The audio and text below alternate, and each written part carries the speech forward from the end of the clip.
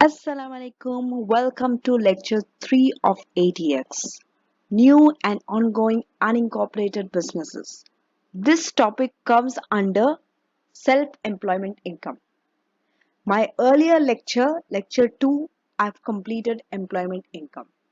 Now we'll be moving on towards self-employment income. So this one, lecture 4 and lecture 5 will be dealing with self-employment income.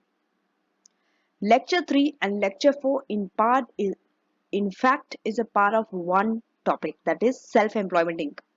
Lecture 3 focuses on new and ongoing businesses, which is unincorporated, because if it's corporated it would come under company. And lecture 4 will be when you are closing down the business, cessation of unincorporated businesses. And lecture 5 will be both the partnership, sole trader and partnership income. So we will be basically ending our self-employment income with lecture 5. So lecture 3, 4 and 5 will be focusing on self-employment income. So let's start, and this is one of the biggest lecture you can say. Okay, so you have to keep patience and you have to watch this lecture till the end, because I'll be doing all the questions, I'll be touching all the important areas, and this topic is one of the area which is tested in ATX. So I'm going to discuss what are the new things in ATX. Of course, we are going to do a quick revision of what you have learned in your taxation level related to this topic. Now, so let's start. Here we are going to focus on revision of basic income tax, tax adjusted trading profit computation, capital allowances, basis of assessment rules, trading losses for new and ongoing businesses, loss relief options. Loss relief is one of the most important topic, okay, which is often tested in tax as well as ATX. Simplification of accounting and taxation for unincorporated. What are the NICs payable? Employee versus partner, VAT, self-assessment, and finally we are going to summarize the whole lecture. So let's go through the overview of this lecture. Okay. Here we are going to focus on two areas. If you are a self-employed. In my lecture 2, I was talking about employment income. It was about compensation, salary, pension, those things. Here we are moving towards self-employment. Okay. If you are a self-employed, how you have to pay the taxes? You are obviously going to pay income tax only, but the way profits are calculated are different. The way you have to pay the tax are different. That's why this is a new topic in itself. So on one side we have business income tax, on the other side we have other taxes. Other taxes means taxes which are not income tax. We are going to touch briefly upon other taxes, not so much in depth. Why? Because other type of taxes like CGT, inheritance, corporation, VAT, we are going to touch them when we study those taxes. We are still under income tax. We haven't finished income tax yet. So our main focus is on income tax. But very briefly, we have to mention other taxes also. Why? Because self-employed people has to worry about, the ones who have businesses has to worry about other taxes also. If they make a capital gain, they have to pay CGT tax. Okay. If they are registered for VAT, they have to pay VAT or receive VAT. Now, to identify whether something is a trade or not, there are some badges, 9 badges of trade. Okay. You have to see whether your transaction falls under any of these badges of trade. If it is, then you are a self-employed. Next, adjustments to profit. Now you are a self-employed. You will not get the salary like how employed people get. You will be taxed on your profit. You have to do some adjustments to the profit. Then capital allowances. You will be entitled to capital allowance for your capital transactions on plant and machinery. Then basis of assessment rule. How your profit will be taxed. the basis of assessment for those profit. Because your tax year and your accounting year are not the same. That's why we have basis of assessment rule. And from this tax year, that is financial at 2023, that means for the ones who are giving exam from June 2024 up to March 2025, there are certain rules which has been changed, certain areas which you will not be tested, which is a good thing. And trading losses. Definitely, if you're having profit, you might have losses, and how to deal with those losses by having option reliefs, right? Now, let me introduce you briefly to this topic from your taxation level, because quickly you can't jump to ATX. You will not know what is new. First, you have to understand what is in the taxation, and one of the good thing is to revise your taxation once you come to ATX. I'm not saying you to go and study the whole textbook. It's not possible. That's why I've included quick revision from taxation which will help you in ATX. Why? Because some of you might come to ATX through exemption. You might not have done taxation. Don't worry. You will still understand this topic from the very basic level, because I've included the very basic things also. The things which are very obvious for ATX students, they might feel why this is repeated. I know this. But for some students who come through exemption, they might struggle. So now you don't have to struggle because I've included in the lecture. Now, so this and the following two lectures deal with the way how a self-employed is taxed. Okay, that is sole trader and partnership. This one and the next lecture, lecture 4, will be focusing on sole trader. Lecture 5 will be focusing on partnership. You first have to study sole trader to understand partnership. Why? Because the rules that you are applying for sole trader are very similar to partnership. Very, very similar. Partnership lecture, in fact, is a very small lecture. But sole trader is big. This one and the next lectures are pretty lengthy. That's because all the rules are here. You just have to replicate in the partnership. The only difference is in partnership, we have more than one sole trader. You have to take it in that way. And you have to just allocate the profit and then tax the individuals in the partnership. Let's not talk about partnership in depth now because our focus is on sole trader. Now, so here only very new knowledge is added. More or less everything is same compared to taxation. Okay. So this is more like a revision of your tax. But in your exam, ATX exam, they will bring all the tax topics together, because they want to know how you can apply the different taxes in a business scenario. So the question is more on bringing different types of taxes together and seeing how you can apply them in this unincorporated business. That means for sole trader.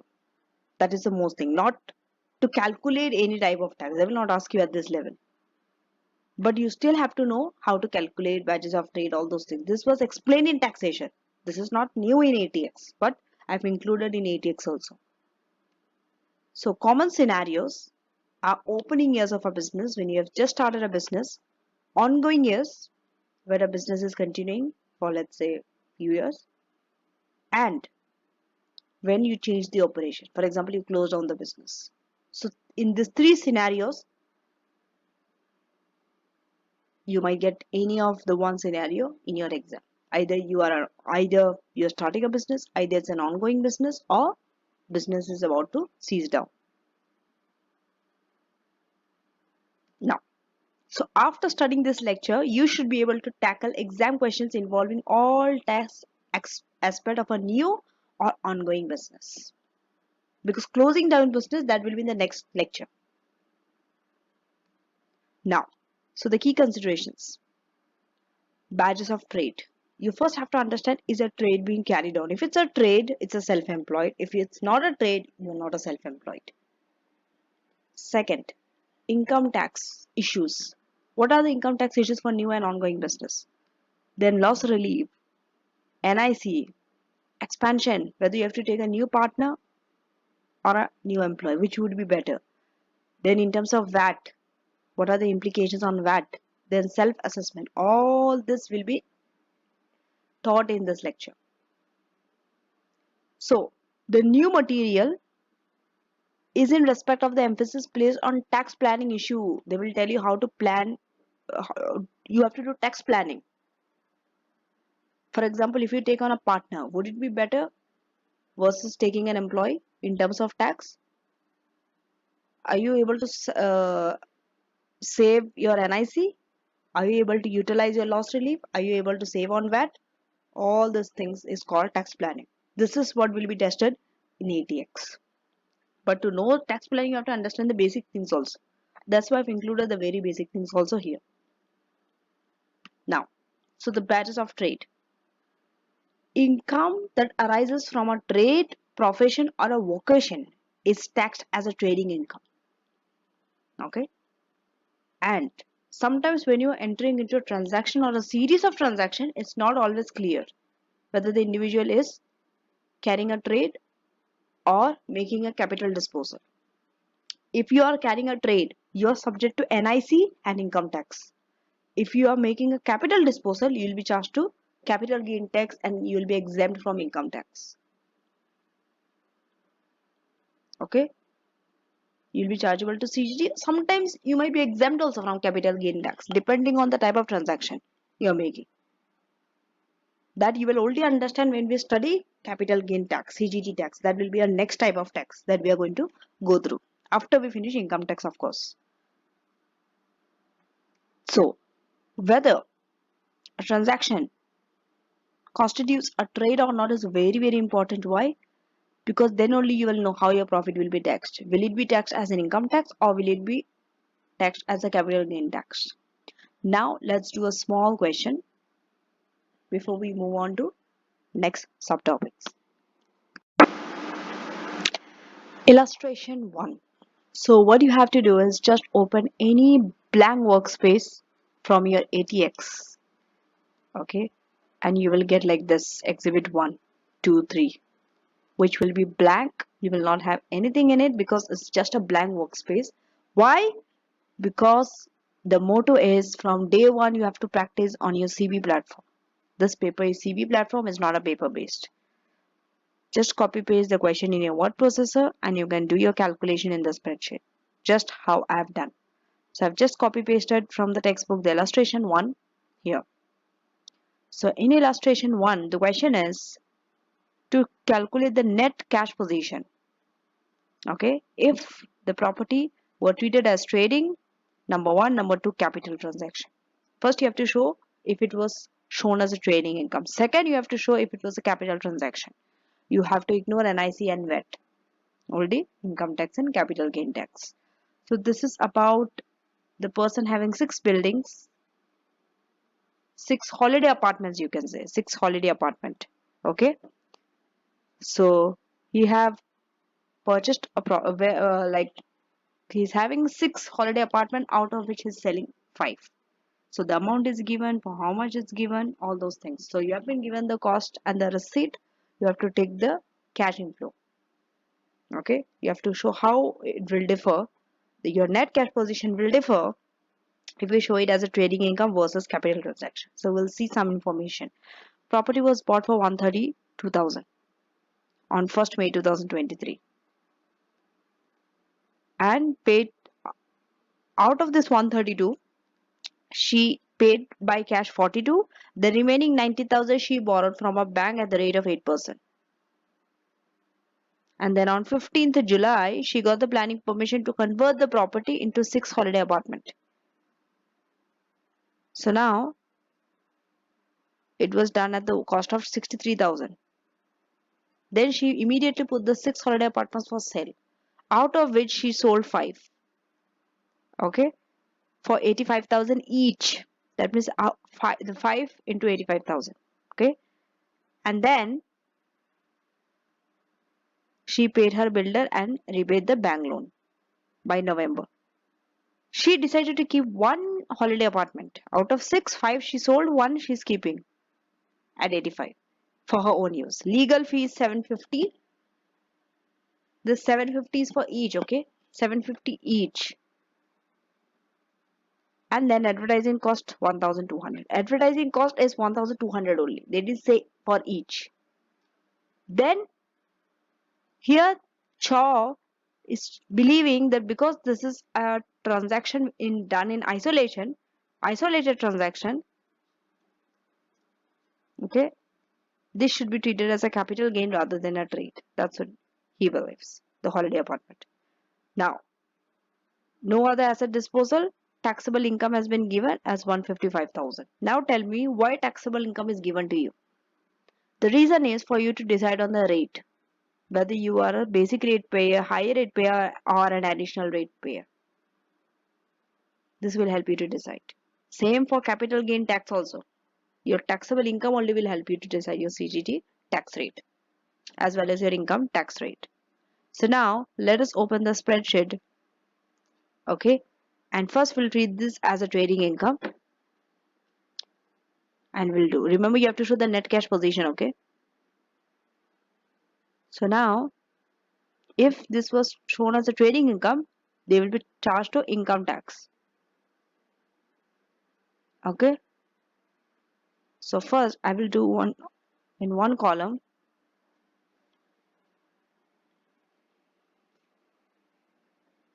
Okay, income tax.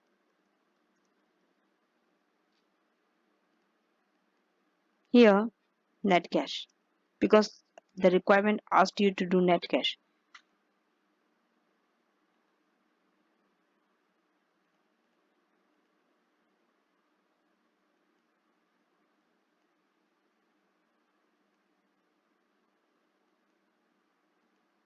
So this is first we'll show it as trading income. If it was trading income.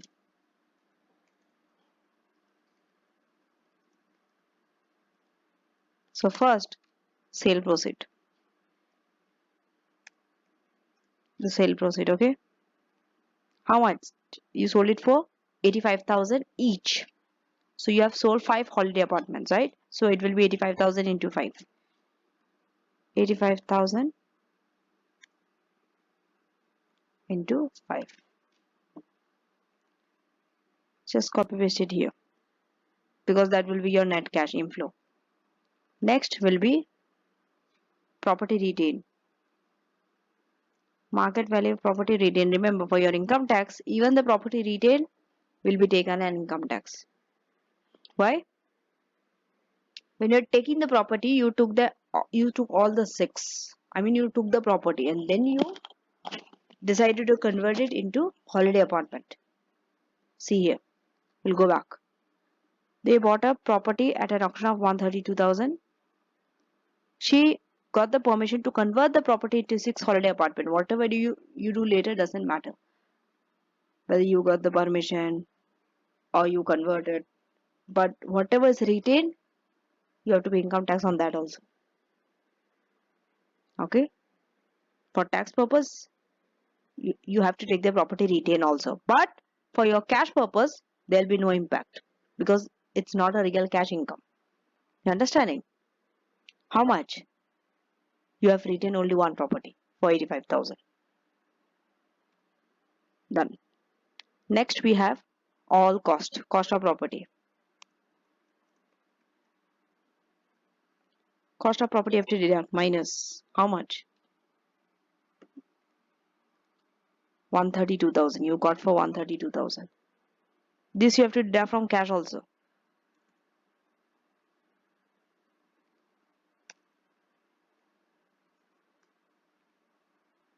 Just take it to the other side. Okay? Because it's a cash outflow.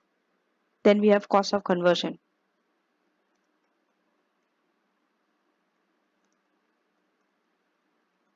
How much? Cost of conversion is 63,000. Minus 63,000.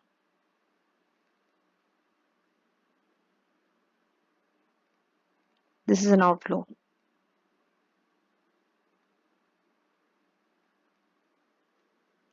Next we have loan interest. Remember, loan interest is tax deductible.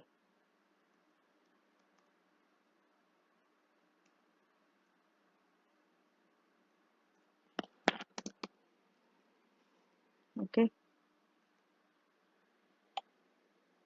So here, what was the amount? You took the loan 90,000 and 8% interest, but you took it on 1st May and you sold the property November. So how many months? 7 months only, from May to November. So when you're taking, you have to take 90,000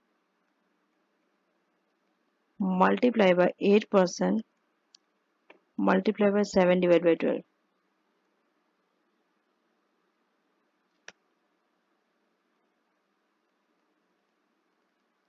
Just put a minus because it's a loan, it's a payment, outflow. Copy it, it's an outflow. Then we have legal fees.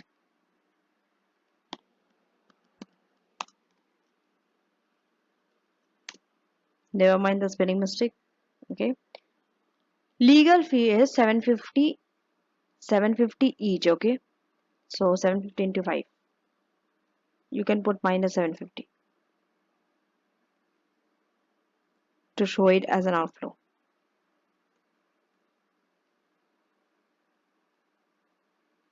Take it. Then we have advertising. Advertising is simply 1200.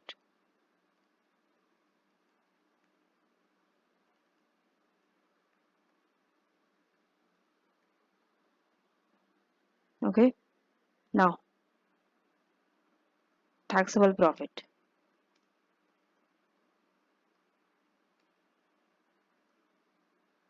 Just do the sum function. This much. And then income tax.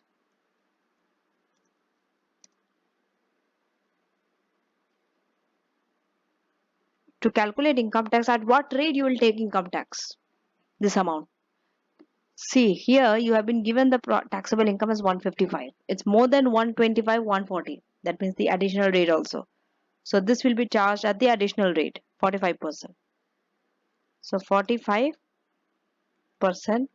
multiplied by this amount, taxable profit. Enter. This will round it down to 1 decimal places. Custom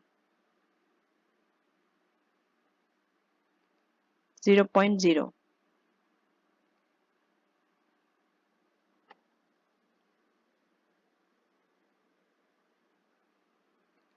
I will round it to whole number.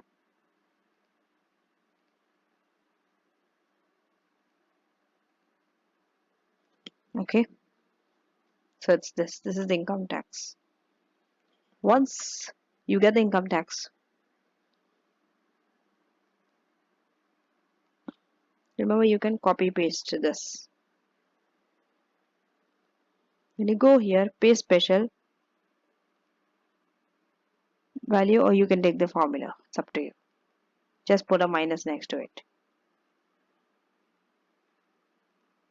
This also needs to be rounded.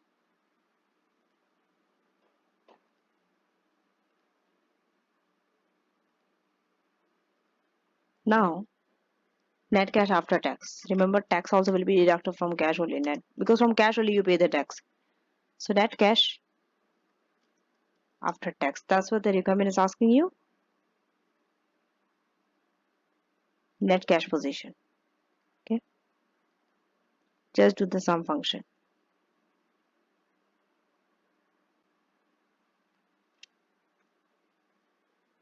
83,217. We'll round this.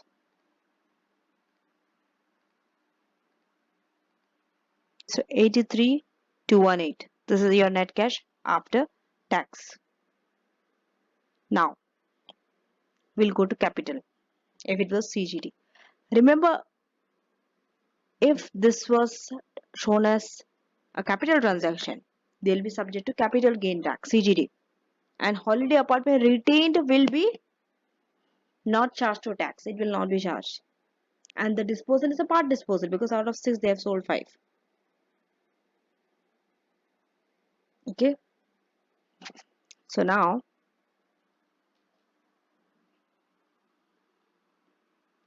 we'll show here only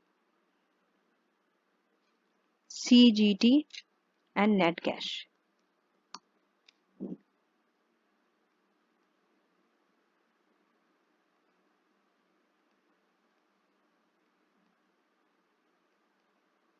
So here the net cash will be same as this.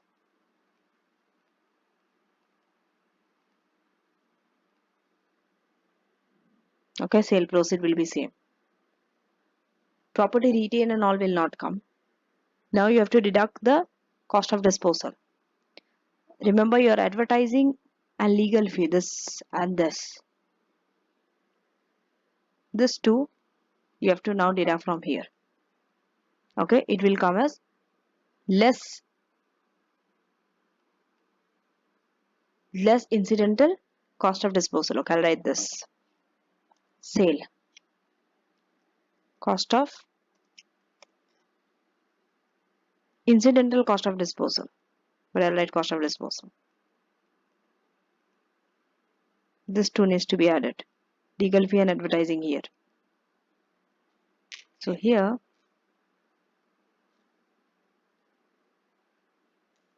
minus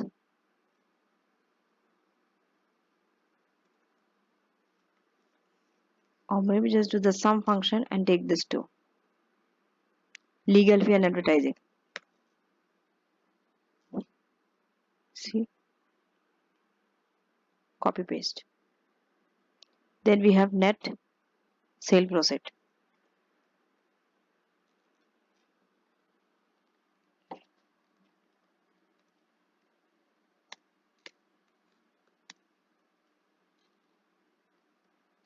Do the sum function.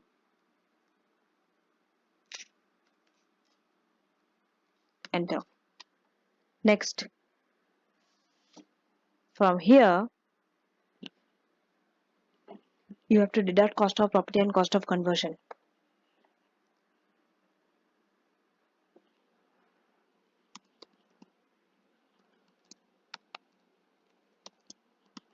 I'm writing short form in order to save time.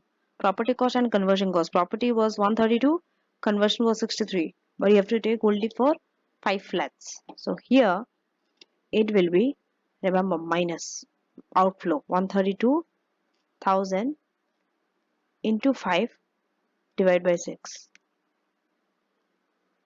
Okay. For capital gain tax it will be 110, but when it comes to net cash you have to deduct entire 132,000. Then conversion cost minus 63,000 into 5, because for 5 and divide by 6. This is part disposal. Whenever it's part disposal you have to apportion like that. Into 5, because you have sold 5 and divided by the total number of apartment, that is 6. That's why into 5 divide 6. But here you have to deduct the entire amount from net cash. Part disposal is only for CGT. When you are showing CGT, this column. But for net cash is the total amount which will go. Then we have chargeable gain.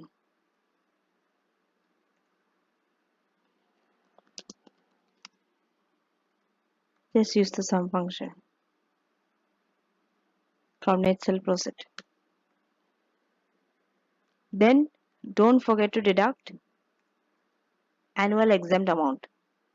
For this year, annual exempt amount, okay, we haven't yet done capital gain tax, but when we go there you will know it, but just know briefly, this year annual exempt amount is 6,000. Then we have taxable gain. Remember how word changes? This is taxable profit, this is taxable gain, it changes. And here you will show like this: property retain, cost of property, cost of conversion, loan interest, legal fee, everything you're deducting like this from profit. But when it is CGT, cost of disposal, that is advertising and legal fee, you add and you deduct. Then you deduct conversion cost, property cost, and AEA. Okay, so taxable gain would be again sum function. This one. Remember, Now it is CGD. Which rate you will charge CGD? It is 155 additional rate, right? And this is a residential property. You will be charged at 28%.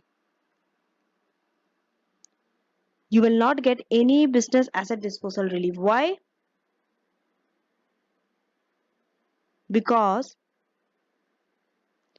this business is not a trading business. That's why for this capital disposal, you will not get any business asset disposal relief. And even the property you didn't own for more than 2 years. There are some rules for BADR. We have covered it. The rule is you have to own the property for 2 years. And the business has to be a trading business. So neither the business is a trading business nor you own the property for 2 years. You just got it. You got the property for in May. You see on May and then you sold in November. Only for 7 months. And also you don't have any basic rate band remaining. Therefore,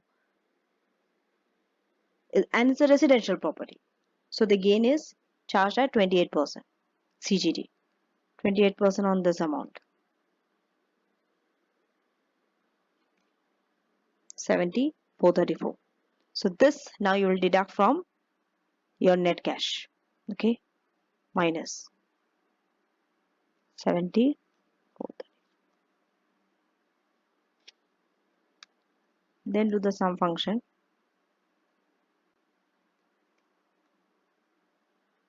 This is net cash after tax.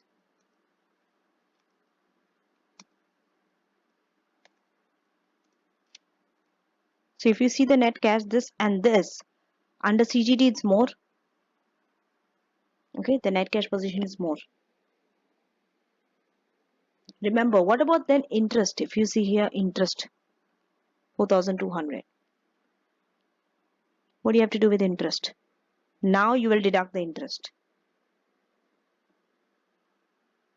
Remember, before this also, you deduct the interest from here, less, no, interest. Interest is 4,200. We have already calculated it.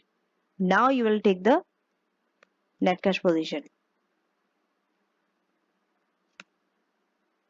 It's 150,416. Why? Why didn't we deduct interest here and later after calculating CGD? The reason is interest is not an allowable deduction for CGD purpose. Obviously, when we go to CGD, you will understand that better. But for now, just know interest is not a deductible. It's not an allowable deduction for CGD purpose. That's why you pay interest after tax proceed to calculate your net cash position. Then, now what about future position? What would happen in future? See, in future, if it was a trading, the sixth apartment would be for 85,000. That means it would be show that they have 85,000 apartment. They've acquired the property. They have acquired the sixth apartment for 85,000. And if it was capital,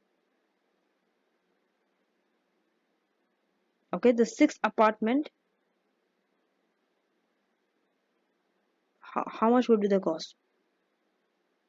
Conversion cost is 63,000, right?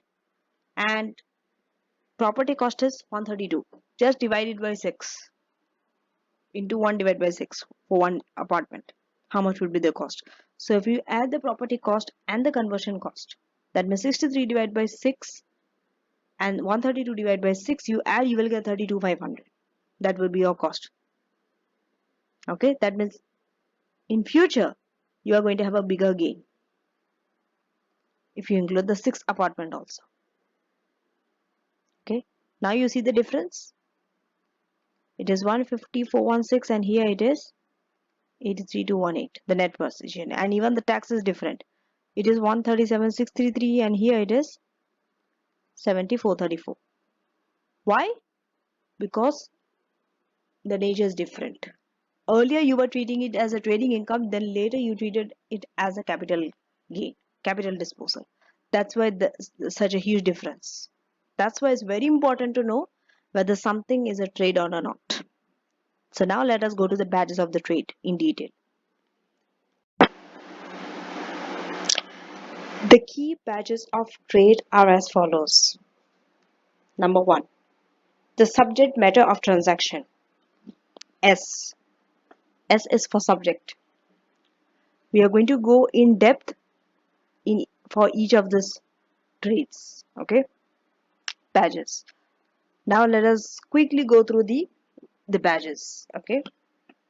Then O. O stands for ownership, length of period of ownership. Then we have F. Frequency of similar transactions by the same person. I. I is for improvement, supplementary, and marketing. R. R is realization. Circumstances responsible for realization. M stands for motive.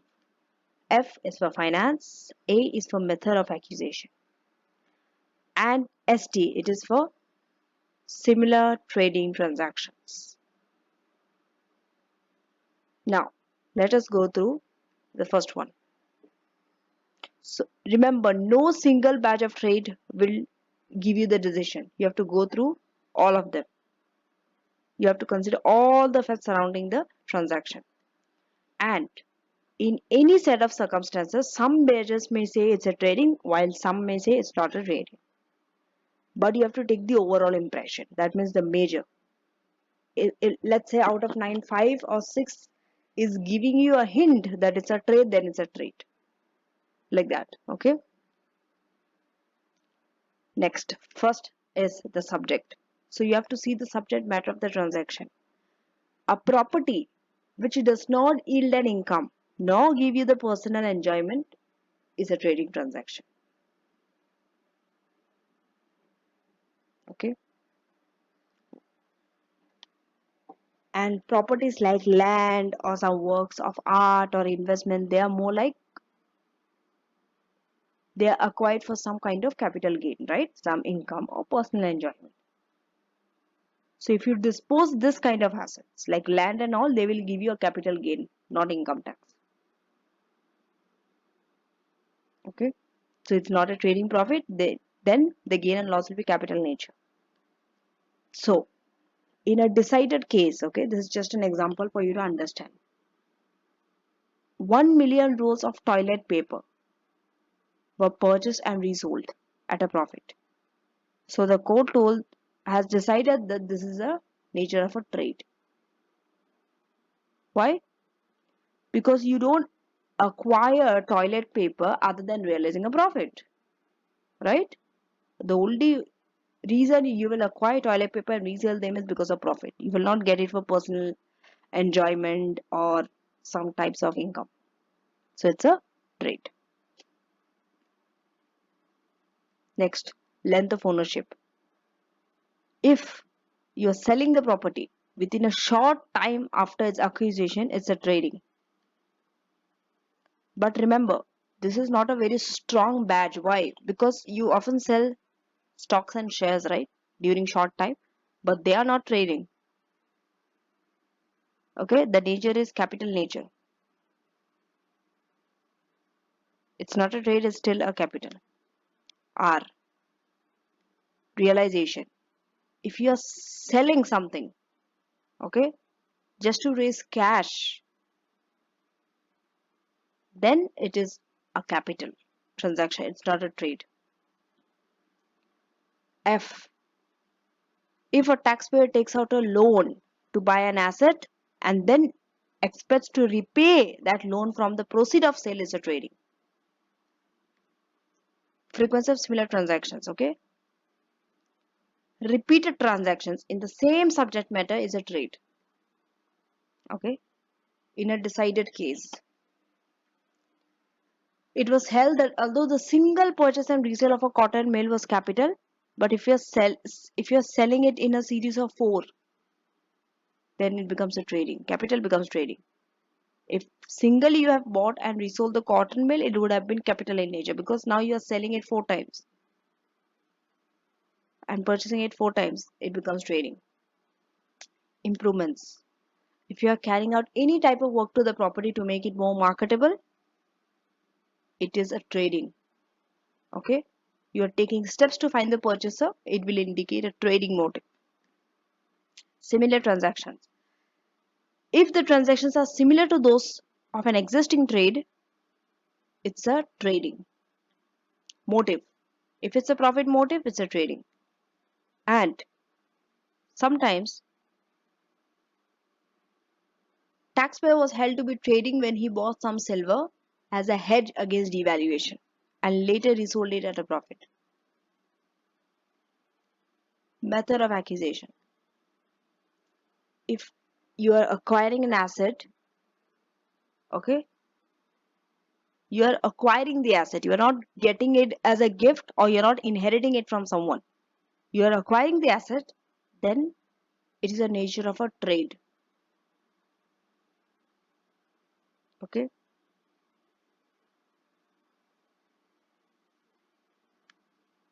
Now, an overview of the trading income. So to calculate trading income for self-employed, this procedure you have to use. First, calculate tax adjusted trading profit, then deduct capital allowance, then apply the basis of assessment rule. Remember, after you deduct capital allowance from your tax adjusted trading profit only, basis of assessment rule you have to apply. You have to remember this procedure. So this is a pro forma for it, tax adjusted trading profit. Okay, there are 4 types of adjustments that you can make to the accounting profit, from which you can get tax adjusted trading profit. Number 1, net profit per accounts. In your net profit, this will be given in the question. You add back all the non-trading expenses, expenses which are not allowed, which you have deducted before and got net profit, now add back. Trading income not credited in accounts, add. Trading income that should have been there, you didn't include it, now add. Now deduct any non-trading income. Earlier you took it as income while calculating net profit, now deduct because it was not non-trading. Any trading expense that has not been charged in the accounts, now charge it, deduct. Then you get tax adjusted before capital allowance, deduct capital allowance. 2 types of capital allowances we are going to study. One is for plant and machinery, other structures and buildings allowance, SBA. Deduct both and get your tax adjusted trading profit after capital allowance. Now, remember, tax adjusted trading profit are always dealt on accrual basis unless the question says the basis is something else. And all the detailed rules for adjusting your tax adjusted trading profit was done in your taxation. So it's very unlikely that they will test it in ATX. Okay. In your ATX, only few selected adjustments will come, not large adjustments. Okay. Even large capital allowance computation will not come in your taxation. Sorry, ATX. It was tested in taxation. Now coming to basis of assessment rule. So this determines that tax year in which your adjusted trading profit will be taxed. In the past, normal basis of assessment was what? Was to tax the 12-month accounting period ending in the current tax year, known as current year basis. But from this year onwards, that means from your tax year 2024-25, this is the tax year which you are going to follow. It's very important. This current year basis will be replaced by tax year basis. This is very much applicable for you. Whoever is going to sit for the exam from uh, June 2024 to March 2025 is going to apply the tax year basis. Do not worry, the rule is very simple, even simpler than before. Now, adjustments to profit. So these are the adjustment. Number 1, allowable expenditure. If it's allowable, you can deduct from profit. Remember, for expenditure to be allowable, it has to be wholly and exclusively for the purpose of trade. Wholly means entirely for the trade. It has no other purpose and exclusively for trade. Next, additional trading income. You add goods for own use. Add sales value if not recorded at all. If you are taking the goods for own use, you have to add the sales if it was not recorded. And you have to add profit if recorded at cost. Additional expenditure, these are the additional expenditure. Lease premium on short lease, deduct. Business expense borne privately and capital allowance. Then we have non-trading expense you have to exclude. Profit on disposal of non-current asset, rental income, dividend, savings, interest on tax repayment. All this you have to exclude. Now, these are some common disallowables. The font is very small. The reason is because I'm not able to put everything in one screen. The beauty of this is if I'm able to put everything in one screen, it's very easy for you to remember what are the common disallowables rather than putting this into 3 separate pages. Even in your textbook, if you see, it's very small, it's in one page. So these are the common disallowables. Just we'll quickly go through the list. We have already done it in taxation. I'm not going to waste so much of your time repeating it in ATX. That means common disallowable means you can't deduct it from your profit. So when you are adjusting your net profit, you have to add back all the disallowables to the net profit. So any drawings are a portion of profit, okay? Like owner's salary, IT, that is income tax, NIC, you can't deduct. Private use of owner, motor expense, telephone, add back. Excess salary to family member, add back. Interest on overdue tax, not allowable. Capital related expenditure, like depreciation, loss on disposal, amortization of lease, initial repairs, part of rental of high emission car. Subscriptions for non-trade, like golf club, you have subscribed. You can't. They are disallowable. Duration, like charity. But if it's local, it's allowed. Political. Entertainment. But if it's staff, it's okay. Otherwise, any kind of entertainment is not allowed. Gift to customers is not allowed unless the value is 50 or less and a conspicuous advert is carried. And it's not a food, drink, or a tobacco.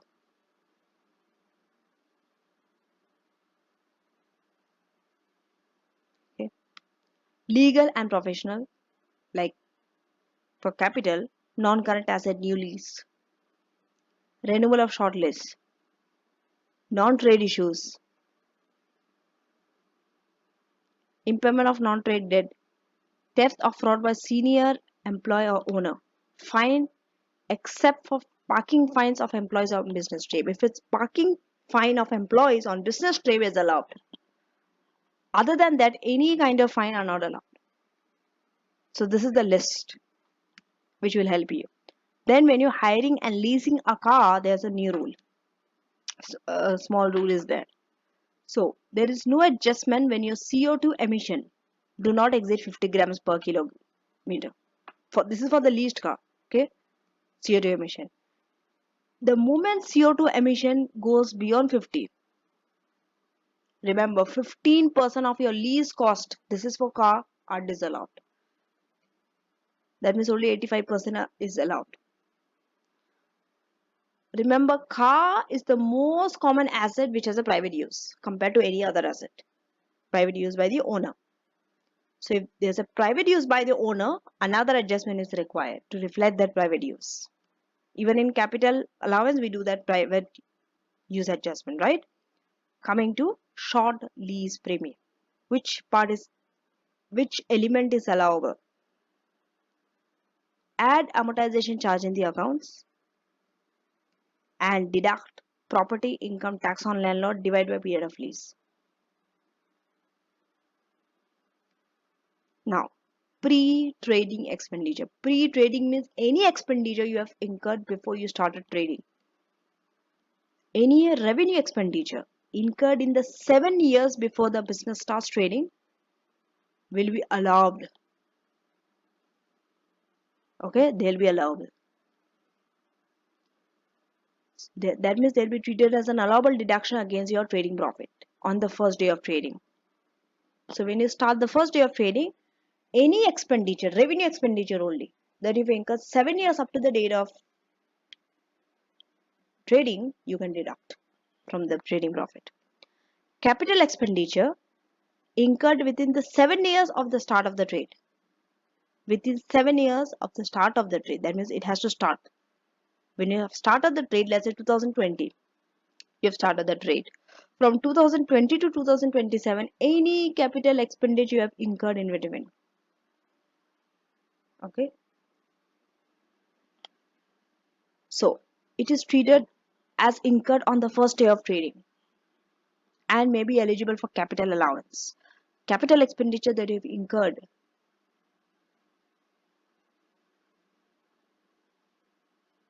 okay, you can claim capital allowance and it will be treated as that you have incurred the capital expenditure on the first day of trading. And actual date of accusation you need. Why? Because actual date of acquisition will determine the rate of FYA and AIA, that is first year allowance and annual investment allowance. This is for capital expenditure only. Okay. Now, before moving to capital allowances, let us do a small question. Test your understanding one. So in test your understanding one, you have been given the statement of profit and loss with some expenses and gross profit. And net profit has been calculated. You have been given 7 notes, as you can scroll down and see some other income and other information. What you are supposed to do: A, calculate their tax adjusted trading profit. Using other information, you can adjust your net profit. Calculate income tax and capital gain tax. Then their balancing payment for the tax year and the payment on accounts for the tax year 2024-25, stating the relevant dates, due date. You can ignore an IC. Advise OT for the consequences of not making the balancing payment for the tax year until 30th April 2025. So we have a lot of requirements to handle. We'll first quickly adjust our tax trading profit. So starting with the net profit. Always, whenever you have to calculate a tax adjusted trading profit, where you have been given the net profit, your starting point is from net profit. Start adjusting with net profit. So we'll quickly do in the spreadsheet. Okay, we'll do the net profit. Double click net profit. Okay, so net profit is 28,500. Now we'll go one by one. Okay, so how do you can start in the notes given, or you can start in the list of the expenses given to you. It's better to start with the list of the expenses in the order given to you. So let's start with the depreciation first. This is often the easiest to deal with. Depreciation, you have to, here it was an expense, you have deducted, then you got this net profit. Now this is not relevant, this is not allowable. It's a non-cash item. So you have to add back that depreciation with 28,500. So we are going to add back the depreciation. Okay, depreciation to 350. Next, it's from note 1. Okay, light and heat. So light and heat, if you see, note 1 is private accommodation. In private accommodation, we have to add a lot of things. Okay, why? Because we have rent and rates also, and we have light and heat also for the private accommodation.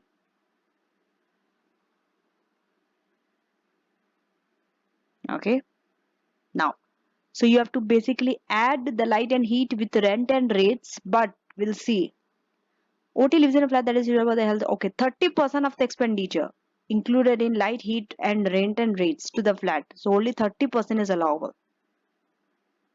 Okay, you can only take 30%.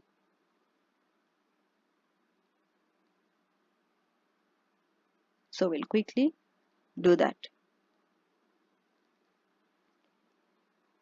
Private accommodation.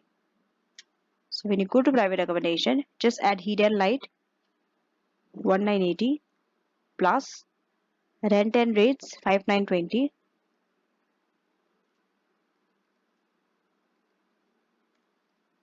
and just take 30% of it because only 30% is for the flat. Just put a bracket,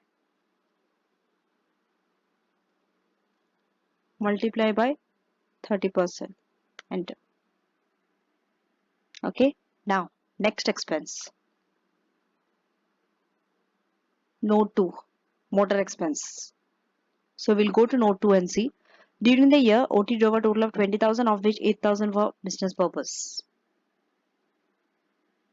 So 8,000 is for business purpose, means private. The ones which are not allowed. See, the ones which are not allowed only you have to add back. That means 12,000 is not allowed out of 8. If out of 28 is allowed, means because it's for business purpose, it will be an allowable expense. 12,000 is not allowed.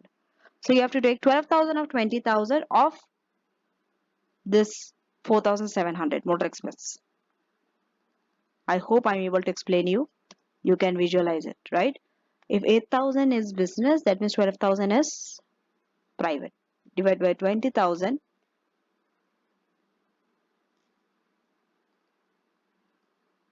Okay. Multiply this with the motor expense. What is it? 4,700. Okay. Next expense. Sundry expense. Okay. Note 3. In sundry expense, we have lots of things. So the figure 223 includes 220 of a fine, 180 for theft, 100 donation to political, and 140 for trade subscription. Now tell me which of this is allowed and which is not allowed. See this 220. The separation, the breakdown of this has been shown to you of sundry expenses. 220 fine, 180 theft, 100 donation to political party, and 140 trade subscription. Let me tell you, 220 fine is not allowable. Okay, it's not allowable. But if it was a parking fine that is incurred by an employee, then it is allowed. So 220 you have to add back. Okay, fine. You will show it separately, not together in under sundry expenses. 220. Next we have 180 theft. What about 180 theft? This theft is allowable provided it is by an employee rather than the business owner. See, this 180 is by an employee. That's why it's allowable. If it was by owner, it would not have been be allowable. So 180 you don't add back. It's allowable. Next, donation half 100. Donation to political party is not allowed. 100. If it was a local donation, look, then it's okay. So 100 you have to add back, not allowable. Donation, political. Next,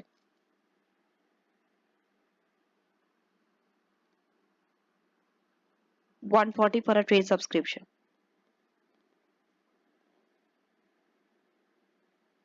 Tell me, is allowable or not?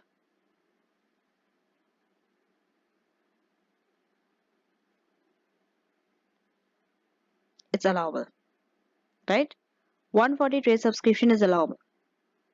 That's why we don't add it back. Next is last expenses, wages and salaries. Note 4. So this figure is made of 14,000 paid to the daughter, and if you see this 14,000, it's more than the annual salary that is paid to someone else for the same job. Remember, excess salary is not allowed. Okay, so the difference 14,000 and 10,500, the difference only have to add back. It's not allowed.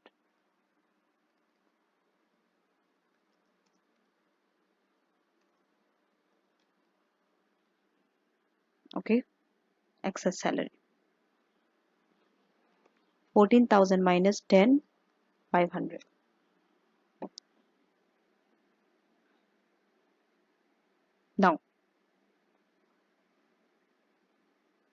What's next?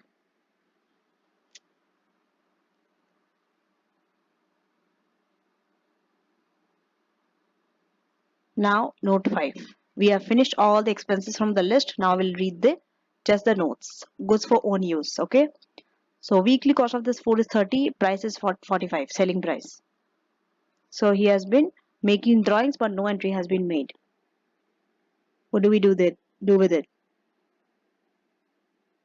You have to value the goods for own consumption as selling price because no entries has been made.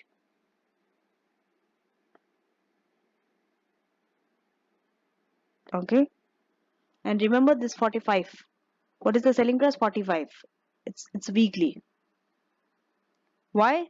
The cost of the food has been given weekly. This is the weekly cost of the food. Even the selling price they have given weekly because they told each week they take a health food from the shop for the personal use without paying for it.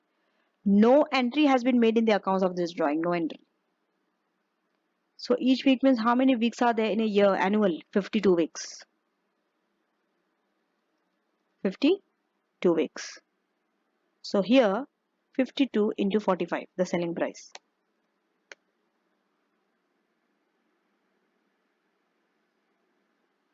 Then note 6 plant and machinery.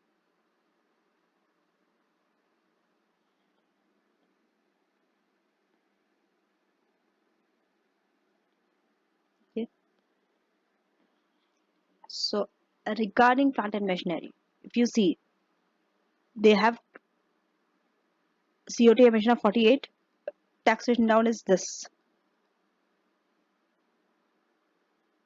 Okay.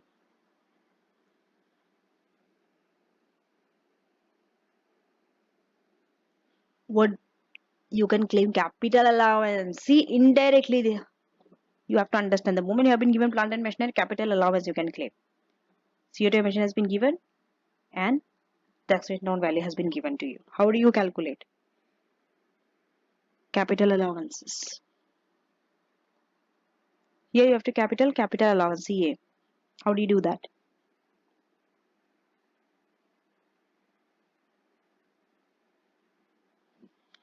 See,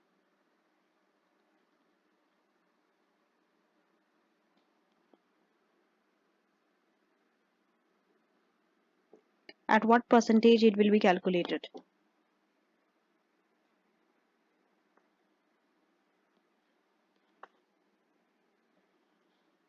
This will be done at 18%, right? This will be at 18%.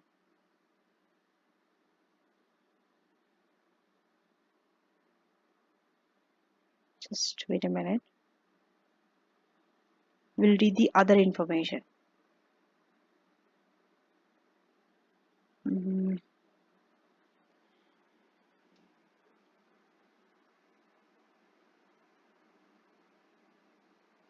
See, if you see here, earlier remember they have told that motor expenses.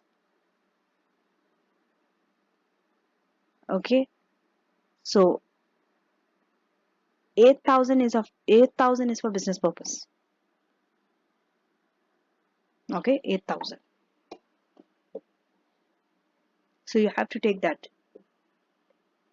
Why? Because this is car. Only item of plant and machinery is car. You have to take the business proportion because only on the business proportion you can get capital allowance. See how note 2 and note 6 is linked. That's why you have to read each note very carefully. Sometimes it's linked like this, interlinked. You might need one note for the other note. Information of this note is not given here, but you will get it from here. Motor expenses. This is a very important skill that you need to adapt. Okay, because it's car. If it was some other asset, then you would have not need this information because it's car mileage is given here, out of which it is a business purpose. Only on 8,000 you will get capital allowance. Okay, so we'll quickly do that.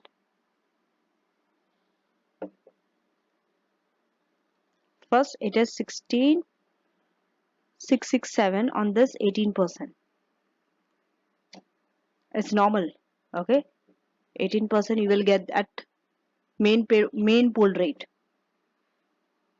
Then you only take the business proportion of it,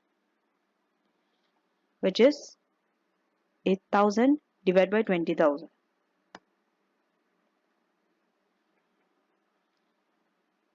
We'll round this to whole number, okay? It's 1,200, isn't it? Remember, capital allowance you have to deduct. It was not there before. So this will be minus. Just write a minus figure here. Done. Now everything is done. Just check. You will get your tax adjusted trading profit. Always write tax adjusted next to your trading profit. Just don't write trading profit because it is adjusted for tax. Just do the sum function and you'll get it. Always round your answer to whole number. It's easier to deal with and looks professionally better and neater. 41,000. Okay. Wait. Let me undo. It has been rounded to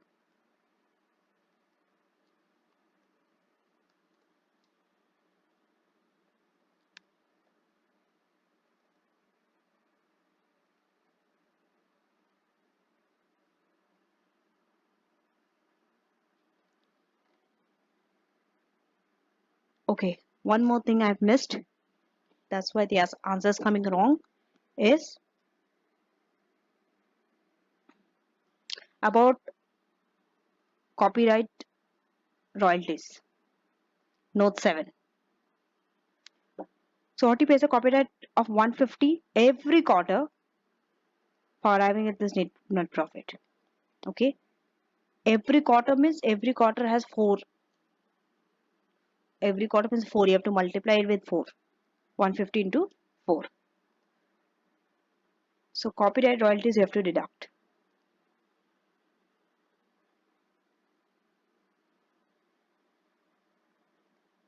Copyright royalties would have been income.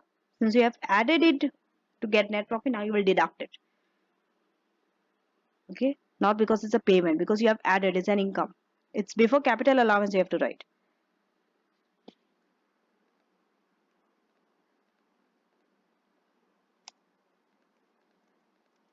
So capital allowance, I'll write here 1,200 again. Since you have got the idea, the logic behind it, I will just write 1,200. And copyright royalties equal to 150 into 4. Just write minus figure to it. And now let's do the sum function. This is the tax adjusted trading profit. TATP. Don't write TATP in your exam. Write the whole thing. Tax adjusted trading profit. 4,400. Okay. And remember, copyright royalties. Okay. Why it has been taken? Because it is wholly and exclusively for the purpose of trade. That's why you can deduct it from your trading profit.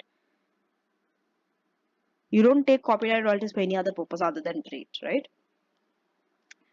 So that's the reason. Now, what's next?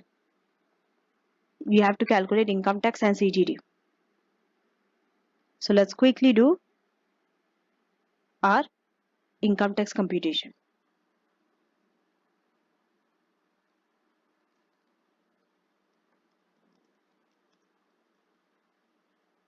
Okay. From our first lecture, what could you recall? We divided in 3 categories: non-saving, savings, dividend, and total. Never mind if the spelling is wrong, as long as you get the logic. First is trading income. Okay, trading income, how much? Trading income comes under non-savings. Okay, get this very clear. 4,400. Just now we have got this one. Next, so the total. Total will be the sum function. Always write the sum function, adding all the 3 columns. So when you drag it down, it's easier rather than every time writing separately. Employment income. Employment income will also come under non-savings. We'll see. We'll see the other income. So part-time employment salary is 10,000. Income tax 2,000 has been deducted under payee. Building society interest is 5,800. Dividend is 800. Okay, already they have given you, so just we'll put it in the correct table.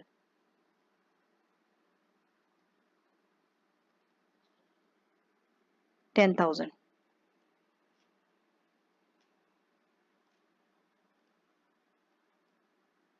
Next, interest dividend. Interest under savings 5800 and dividend under dividend 800. Just carry forward the function, done. Total income.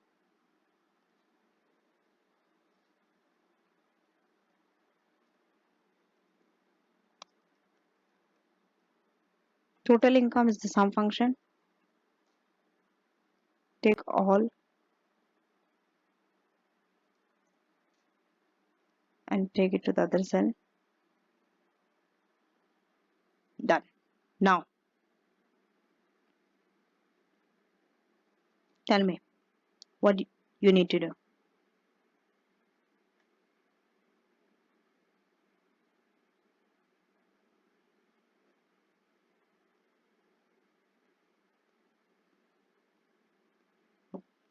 I'm giving you some time to think.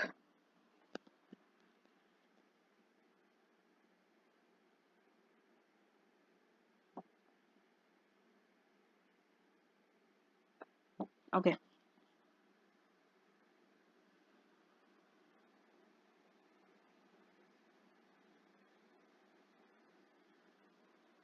Personal allowance, right? You might think of personal allowance, but remember, before personal allowance, you have to deduct one more thing.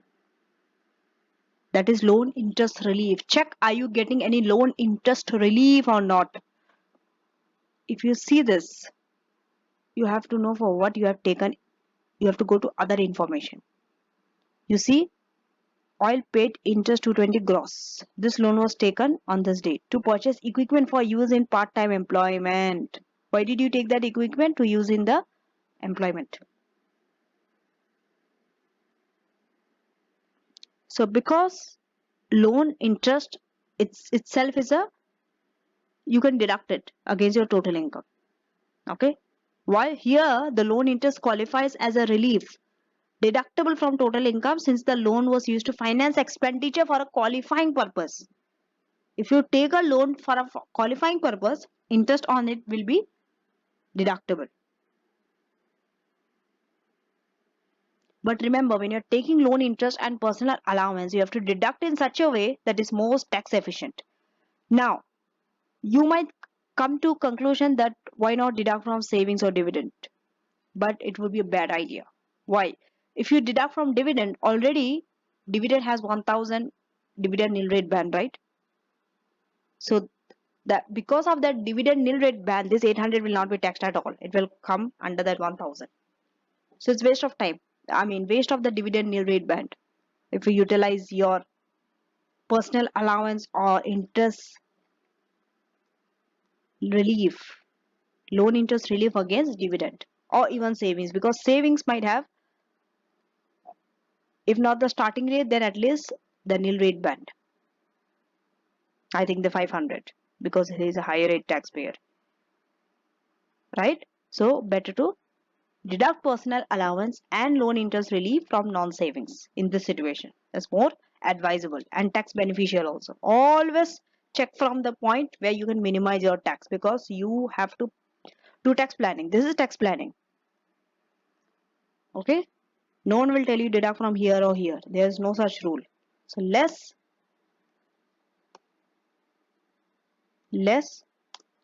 loan interest relief. How much? 220. You will deduct it from here.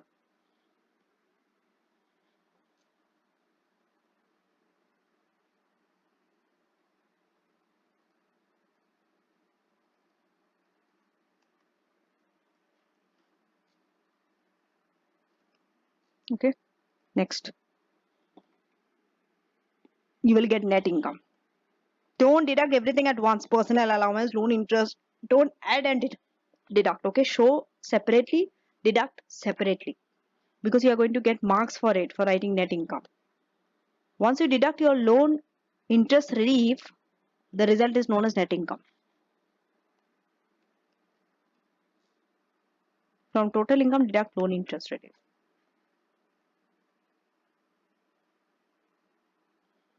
Okay. Now, personal allowance. Next is personal allowance. How much? 12,570 from here.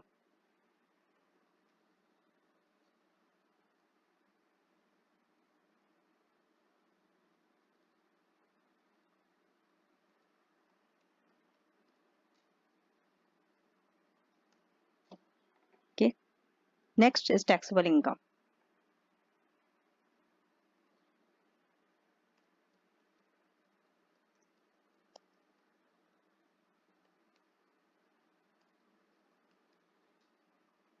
From net income, deduct personal allowance.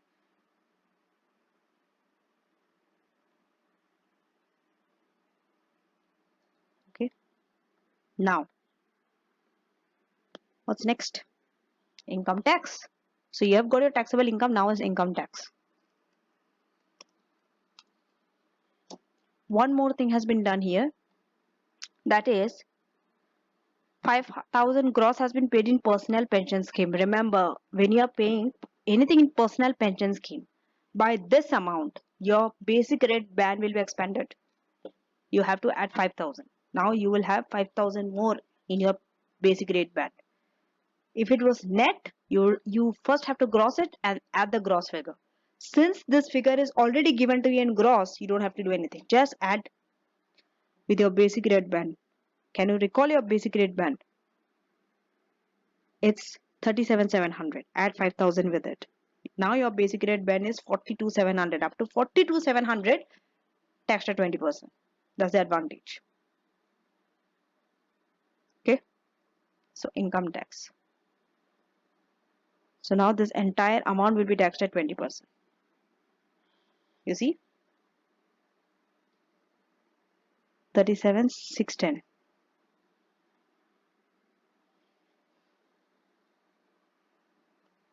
This, sorry. This multiply by this and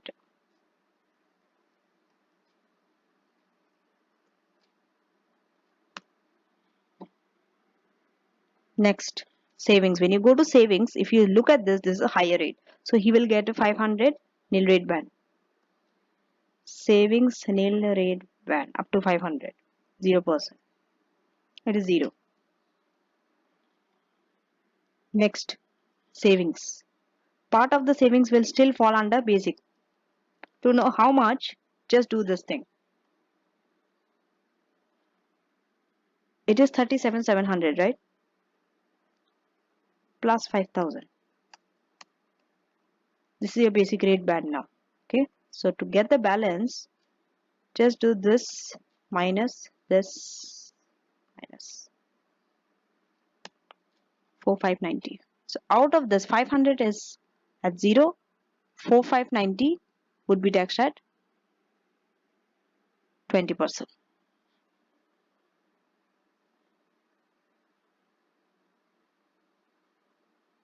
Okay.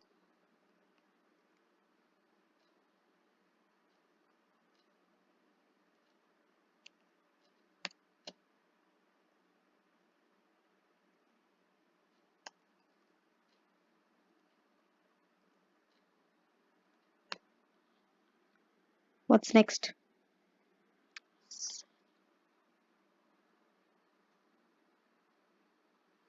If you do this and this, still some portion of saving is left, which will be taxed at now 40% higher rate because basic rate band we have entirely utilized. Okay. So savings. To know the savings, okay, it is this minus this minus this. 710 would be taxed at 40%.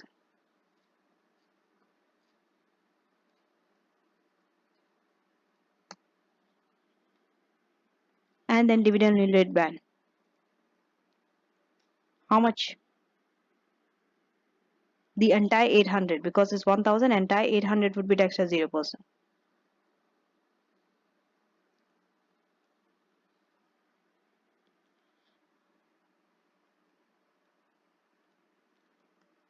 income tax liability.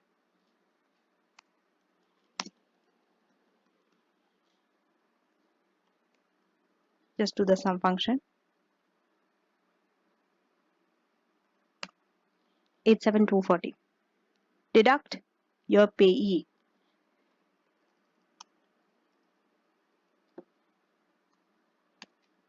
How much?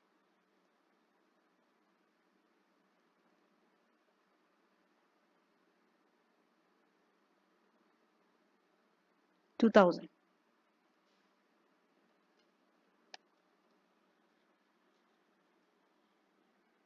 Now income tax payable. For this is income tax liability. After you deduct payee, income tax payable. You have to know these terms, okay?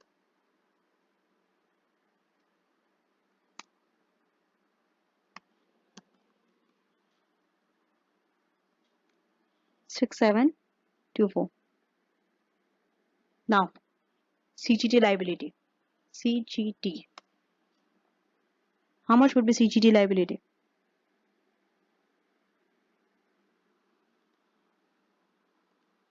See, they have a gain of 6900. Okay, only this is the gain. From here you have to deduct your annual exempt amount of 6000. So here 6900 minus 6000 annual exempt amount, done. Only 900. This would be taxed at what rate? 20% higher rate. 180. Now let us look at the balancing payment.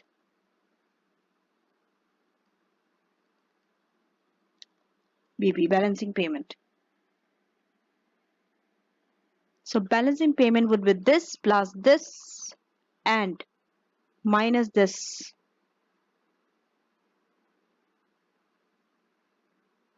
Okay.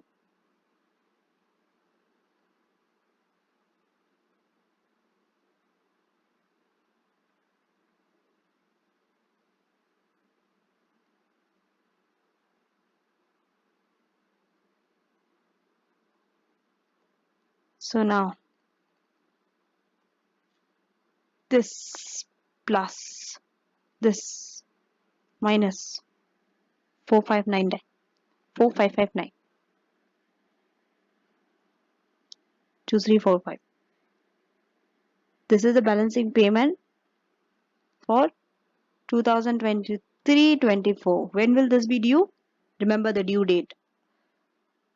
31st Jan after the tax year. This tax year ends April 5th of April 2024. The following year, that is 31st Jan 2025. This is the date. And this is balancing payment. What about payment on account? For 2024-25.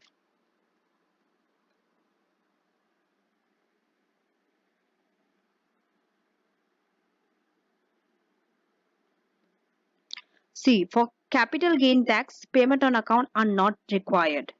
Okay? Unless you are disposing a UK residential property.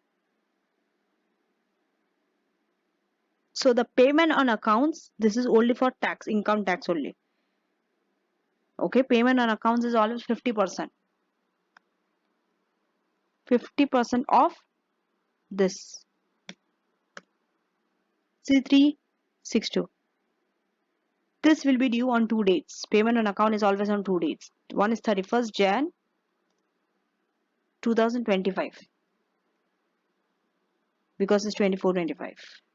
Then the next date is 31st July 2025.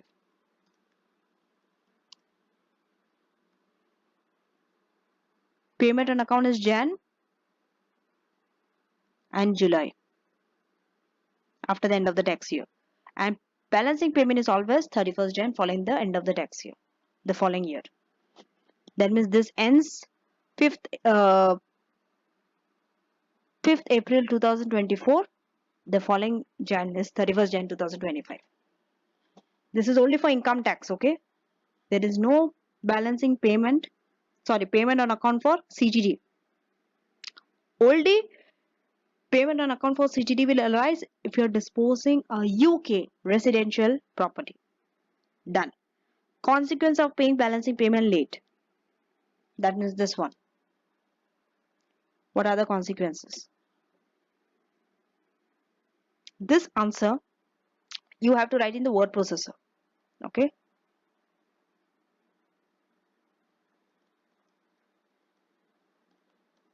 Consequences.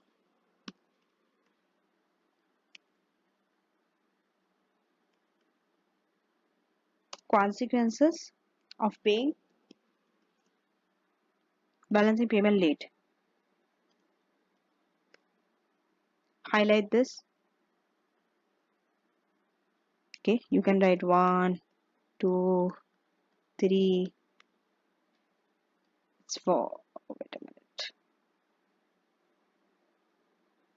Depending on the number of the marks. So let's say, what are the three consequences? What is the first consequence? Interest. You will be charged interest. Whenever you are paying balancing payment late, interest will be charged.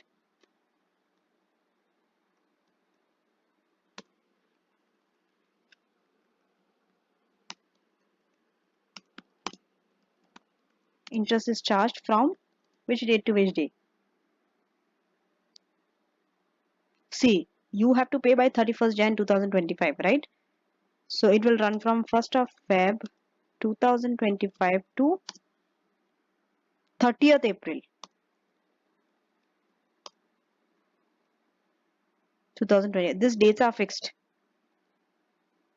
When we study balancing payment, when the interest will run, from which date to which date, you will know these dates. It's there. I haven't explained it yet, but in taxation is there. So you can bring forward the knowledge to ATX. Now, what would be the interest charge?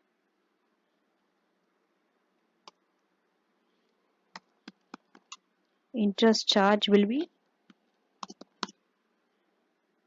you can calculate. Take a calculator. Do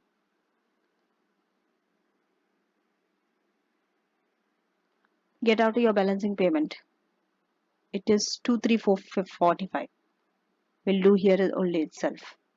Better to use this one since we'll have the working here rather than using calculator.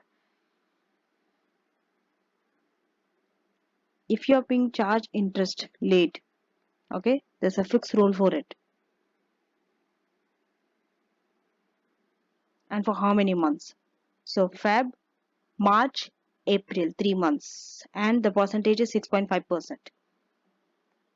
So this into 6.5% into 3 divided by 12, 38. If you round this number, it's 38. Right here, 38. Add a symbol, pound, pound 38. Now, penalty. Any penalty you have to mention. How much? 5% penalty. Additional 5% penalty will arise. Why? Because the balancing payment was not made within 1 month of the due date. It was delayed even after 1 month. It has been delayed for 3 months. Feb, March, April. Because the balancing payment was not made within 1 month of the due date, additional 5% penalty. It will be on 2345 into 5%. Okay, how much? 2345 into 0.055%. 117. This would be a penalty. Next subtopic is capital allowances. Now, when you compare capital allowance knowledge with your taxation, in ATX there is very little new things that came, right? Most of the thing is similar that you have studied in taxation. The old and new area in ATX is tax planning, and splitting the AIA between related businesses. This is only the new area in ATX. So, most capital allowances are available on plant and machinery, but in certain circumstances, you will get SBA, that is Structures and Buildings Allowance, that is available only on non-residential building at 3%. Now, note that in your ATX, you are not going to have any large capital allowance computations that you used to have in taxation. Okay, you will not be having so many additions and disposal. And even your computations will not be so complicated because the focus in ATX is more on advising than on calculation. Next, all the knowledge in this chapter needs to be retained, but computations are likely to focus on only a few aspects, not the major big calculation. And in some questions, it's always quicker and advisable to calculate allowances in single computation or a working rather than constructing a full pro forma. Rather than making a big table under that pro forma, you can do capital allowance in 1 or 2 lines. What is the basis of the calculation for capital allowance? Capital allowances are calculated on an accounting period basis. If the accounting period is not 12 months, if it's less or more than 12 months, remember your AIA, annual investment allowance, and WDA, work written down allowance. They must be time apportioned. Only your FYA, first year allowance, are never time apportioned. Now, let us go through the pro forma of capital allowance table, how it looks like. This is only for your understanding purpose and it's the retention of your taxation knowledge, nothing new in ATX. And you will not be asked also this full-fledged table. Okay, but let's still go through it because that's the basis of capital allowance. You need to know how it looks like. So let's quickly go through the table. So this is how a pro forma for capital allowance computation for the unincorporated businesses looks like. You will be having columns. One is for notes, one is for description like this, then notes, then inside working column, then main pool. I'm not taking so much time to explain all this because it was explained in taxation, but small portion of it is there in this lecture. What is main pool, what is special rate pool and all. Very briefly, I've mentioned. For those students who might have forgotten what is main pool or special rate pool because they might have studied taxation very earlier on their studies or they might have come through exemption. So for them, I've included brief definition. So don't worry. Main pool, special rate pool, short life asset. If you have a short life asset, then if you have a private use of any asset, separate column for it. Mostly it's for cars. And then allowance, where we calculate the total of it. So starting with, you always start with the tax written down value brought forward. They often give you the value in the question. It can come under any section depending on the type of asset. We'll see how you will decide whether it falls under main pool, special rate pool or short life asset. Okay. Then the additions. First addition is anything that does not qualify for AIA or FYA. Okay. Here I've mentioned a note 1. So let's quickly go to note 1 and see here. Remember cars. Okay. Because I've mentioned here second hand cars up to 50 grams that goes in main pool. Okay. So cars from 1 to 50 grams of CO2 goes to main pool, over 50 goes to special rate and car with private use will go to private use asset. This is easy. So we'll read note 1. Now, remember cars are pulled according to their CO2 emission. Okay. And if you are having a new electric power car with zero emission, you will receive 100% FYA. And second hand zero emission car will always go in the main pool and receive a WDA at 18%. Now, so this part I'm sure you have understood. Now next category is qualifying for AIA. Okay. Remember, when we have special rate pool expenditure and main rate pool expenditure, always allocate AIA to special rate pool first before going to main pool. The reason is because special rate pool only has 6%. Okay. The WD is only 6%, whereas for main pool it's 18%. So utilize it because that's most tax efficient. So special rate pool expenditure you will write in the inside column. This is why we need this inside column. Then for this year, your AIA is 1 million. Earlier it was 2 million, now it has been reduced to 1 million for this tax year. So we'll reduce here. Okay. Go to note 3 and read what it is. Here. So here they told that allocate AIA to special rate pool before the main rate pool. Why? Because WDA for special rate is 6%, whereas for main pool it is 18%. Next. Then whatever is balance, if you have anything remaining after deducting 1 million, that balance will go to special rate pool. And remember, in the allowance column, okay, you will here not qualify for AIA or FYA, nothing will go in the allowance column because there's no allowance. The moment you go here, qualifying for AIA, whatever is there here, okay, this one, this is your AIA, this is your capital allowance, this AIA, this amount you will write here. See, max is 1 million. Here it could be 500 also, 500,000. Maybe this expenditure is 500,000. So then your EI is 500,000. The balance will go to main rate pool. Okay. Sometimes your entire 1 million is spent on special rate only. Nothing to go for main rate pool. It happens like that also. Right. Next, plant and machinery. This will go in the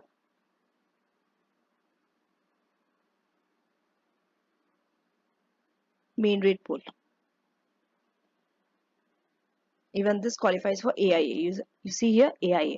So the second AIA will also go in the capital allowance column. So now we have two allowances. In the allowance column, we have two. One AIA from your special rate pool. The other one is AIA from your main rate pool. Whatever you write here is your allowance here. Now, then you transfer the balance to the main pool. Note 4. We'll go to note 4 and see. Expenditure qualify for AIA in the main pool, but exceeding the level of AIA is eligible for WD at 18%. If you have any balance, it will go to WD. Now, disposal, if you have any. Disposal, you record lower of original cost and sell proceed, whichever is lower. Okay, you deduct. So you can deduct either from main pool or short life asset, depending on the nature of the asset. And once you deduct, see here, BA and BC, balancing allowance or balancing charge. You might have a balancing allowance or a balancing charge. It's good to have balancing allowance, not a charge. Okay, we might want to avoid balancing charge. So here, this one. If it's a balancing allowance, it's without bracket. If it's a balancing charge, it's with bracket. Okay. Accordingly, this also is an allowance. It will go in the allowance column. Now, if we have any small pool WDA, we'll read what it is. Note 5. Here. Small pool WDA means where the balance on the main pool or in the special rate pool before calculating WDA is less or equal to 1000. if the balance is 1000 or less than 1000, of all of the balance can be claimed as small pool WDA. Okay, like here. So now after that we have WDA, writing down allowance. At 18%, this is for main rate. Okay, this you will charge in the main rate. WDA is 6%, this you will charge at the special rate. And this is for private use asset. Okay, private use asset also will be eligible for WDA. Whether it is at 6 or 18%, it depends on emission, CO2 emission. Okay, so only the business use percentage only, remember, not the private portion. Business use percentage only will be eligible for WDA. So all these three are allowance. This one, and this one. You will write in the allowance column. Next category, third category, addition qualifying for the FYA. Any new car which has zero emission. In the inside column, you will write and deduct FYA. First year allowance is always 100% of the cost. So it is always zero. Okay, so this is an allowance. You will write here. I forgot to mention it. Okay, and after that, you will close down the balance. It is known as tax written down value carried forward. This will be the tax written down value brought forward next year. Okay, and then in your allowance column, all this you add, and it will be your total allowance. This is the amount which we are working for. We need this amount to adjust, deduct from our tax adjusted trading profit. Trading profit. We deduct total allowance from trading profit and get our tax adjusted trading profit. Okay. Now one more thing I want to tell you. If it's a balancing allowance, it will be added with allowance. If it's a charge, it will be deducted from the allowance column. Okay. Now inside this I have mentioned the notes. So till 5 I've explained you. Note 2. Okay. For private use, even this car with private use are depooled. See, cars with private use are never together with the cars which does not have a private use. They're always taken separately. Okay. And it depends on the whether it has a CO2 emission, high CO2 emission or low CO2 emission or zero CO2 emission does not matter. The moment you have a private use of a car, it goes under the separate column like this. And only the business proportion will be eligible for allowance. But remember, CO2 emissions are still important for private use also. Why? Because based on that, you will decide how much WDA, 6 or 18%. That's why. And now the note 6. Taxpayer may or may not claim all of AIA or WDA. They might choose not to claim. It's still okay, it's optional. Or they might claim all. Right? So this table, this whole pro forma I have included in your slides also.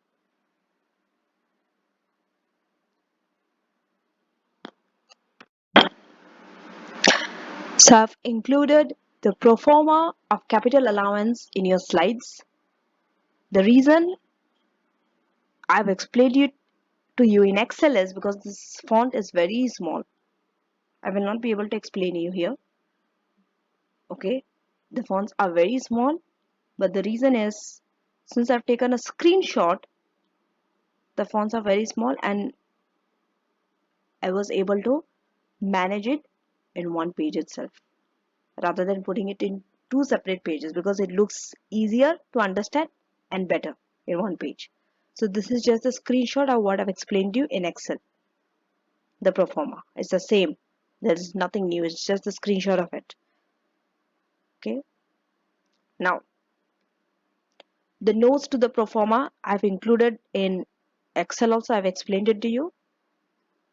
For better understanding, I've included it in your slides also. You can go through it, the 6 notes. Now, moving on to the procedure for calculating capital allowance. If you follow this step-by-step approach in calculating capital allowance, you will never go wrong. Step number 1. Read information in question and decide how many columns you need. 2. Draft the layout and insert tax written down value brought forward. Remember, if it's a new trade, you will not have any brought forward balance. Right? It's common sense. 3. And brought forward balance is often given to you in the question. 3. Insert additions that are not eligible for AIA or FYA. That's the first addition. Okay. And when it's car, be very careful in which column you are putting based on the CO2 emission. 4th, anything eligible for AIA. Okay. First, allocate AIA to special rate pool over the main rate pool. Now, remember to time apportion AIA if it's not 12 months. And that's what I've told. Allocate against SRP over the main rate pool.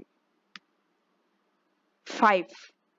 Any special rate pool addition more than the AIA will go to the special rate pool and will attract WDA at 6%. Next, and any main pool expenditure after deducting AIA if you have will go to the main pool and attract WDA at 18%. 6. If you are having any disposal, deduct it at the lower of cost or sale process. 7. Work out the balancing allowance or a balancing charge. Remember to adjust for any private use. 8. If you are having a small pool WDA that is less or equal to 1000, you can write it separately. Okay, as a small pool WDA. Small pool WDA could be for the main pool or special rate pool. You have to decide whether it's for main pool or SRP. 9. Calculate WDA on each of the pool at 18 or 6%. Remember time apportion. Even WDA you have to time apportion, if not 12 months. And any private use you have to adjust it. But it is not relevant for companies, remember. It is only for unincorporated business. For companies, rules are different. Next, step number 10. Any additions that are eligible for first year allowance, that's the third addition you include. And under this addition, you will only have a new electric powered car with zero emission.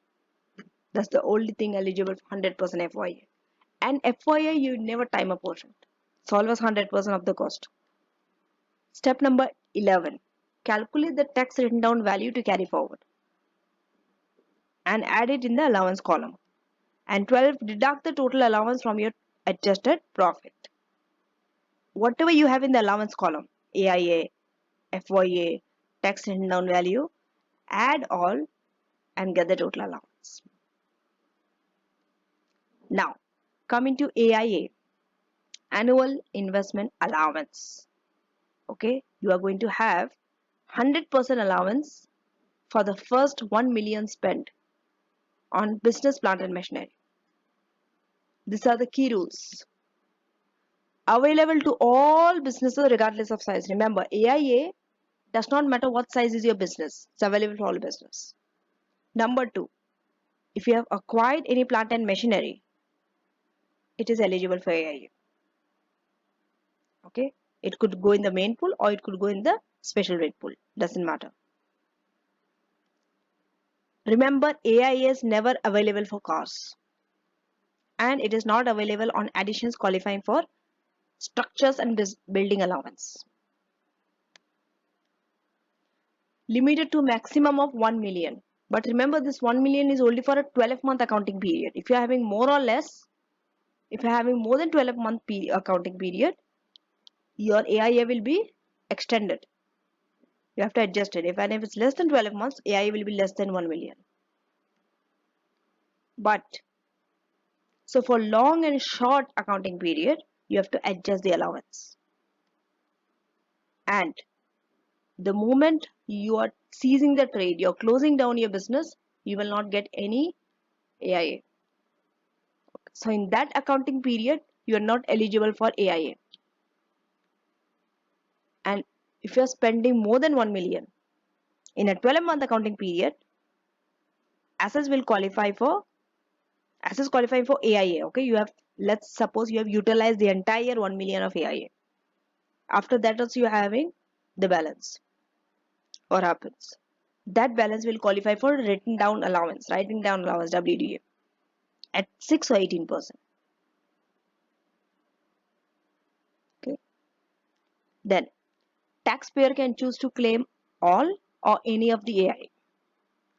Remember, if you have not claimed AIA, you can't carry it forward or carry it back, so benefit is lost.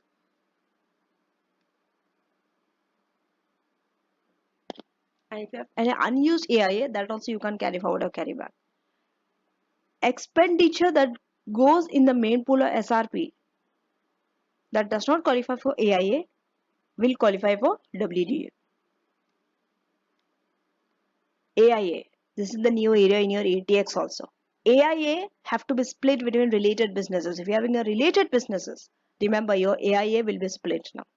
You will not have 5-6 separate AIAs for separate businesses. One AIA only, but it will be divided. Businesses owned by the same individual are regarded as related, where they engage in the same activity, same premises, and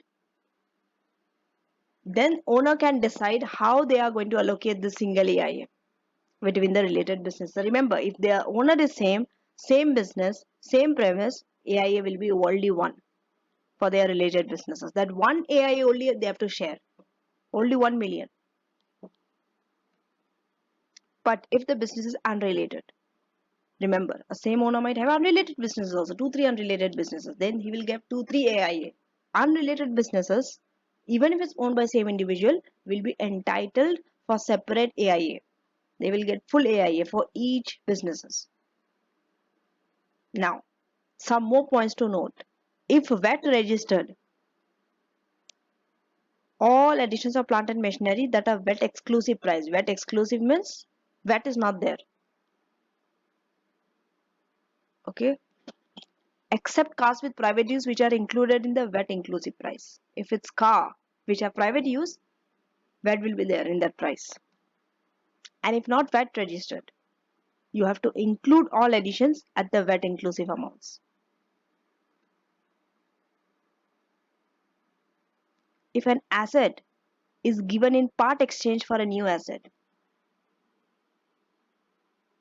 then that part exchange allowance will be treated as proceed. That means you are exchanging, right? Partly you are exchanging for a new asset. Then that exchange is treated as a disposal, as if you are disposing the asset.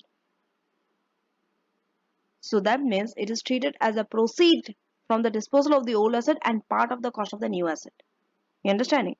You are disposing one asset and you are getting a new asset. Treated like that when you are exchanging an old asset for a new asset. Pre-trading capital purchases. Pre-trading means before trading. That is 7 years. The time limit is 7 years. Anything that you have incurred 7 years before you are trading, you can claim allowance for it. It will be treated as if you have incurred the expenses today when the trade started. So treated as acquired on the first day of trade at its market value on that date. Isn't it great? Okay. Now, so summary of the capital allowances that is available for cars. If it's a zero emission electric power, you will get FYA at 100%. And if it's second hand, remember it can have zero emission, but the car, if it's new and new zero emission, FYA 100%. But if it's a second hand car and having zero emission, it will be as for standard emission. Then you will not get FYA. Next category of car, standard emission. Emission from 1 to 50 in the main pool, WD at 18% for 12-month period. Emission more than 50, that is known as high emission, goes in the special rate pool and WD at 6%. And private use car, keep separate, could be 18 or 6% WDA depending on emission. Only the business use you can claim Okay, so claim business use percentage of WDA, and a balancing allowance or balancing charge will arise on disposal. If disposal does not happen, this will not come. Mostly they will give you a question with disposal. So be prepared for balancing allowance or either balancing charge. If it's a balancing allowance, is good because you can deduct from your profit. But if it's a balancing charge, you have to pay tax on it, remember. So balancing charge, BC, is not good. You will always try to reduce your BA. Don't try to crystallize your balancing charge. So whether you will make a election for the small pool WDA also depends whether it will give rise to balancing charge or balancing allowance. Now, cars are never eligible for AIA. Cars are not eligible for FYA also unless it's new and zero emission. Any exam question which has a disposal of car, they will make it very clear to you to which pool the car was when you have originally acquired the car. Okay. So when you have acquired the car, on which pool the car was, exam will make it very clear. Depending on it only, you will treat when you have disposed the car. Now coming to special rate pool. This is a pool of qualifying expenditure that operates in the same way as the main pool, except WDA is at 6%. And AIA against this expenditure, okay, will be available. AIA will be available for this also, except on high emission car. Why? Because cars are not eligible for AIA. And business can choose the expenditure against which AI is allocated. And it's beneficial when you are going for AIA to allocate AIA, when you have to make a decision, beneficial to follow this order. First, SRP. Second, main pool. Third, short life asset. Fourth, private use asset. Short life asset we have not yet touched. We'll cover that. Now, so these are the following type of assets. Expenditure incurred on this following type of assets will go under SRP. Long life asset. Integral features of building or structure. Thermal insulation of a building. High emission car. These are qualifying expenditure, okay? Any expenditure on this will go to special rate pool. Qualifying expenditures, initial costs, replacement expenditure. Now,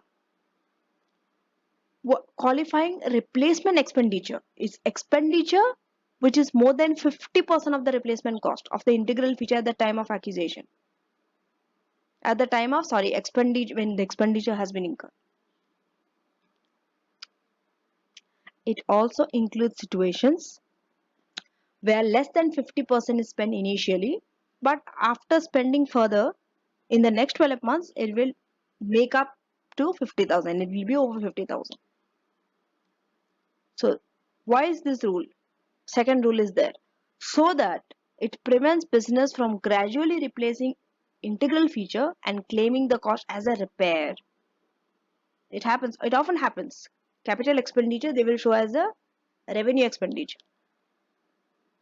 So in order to prevent this from happening, this new rule is there that even if you have spent less than 50% initially, if you have spent further in the next 12 months and the percentage becomes more than 50, it is a capital expenditure. Okay.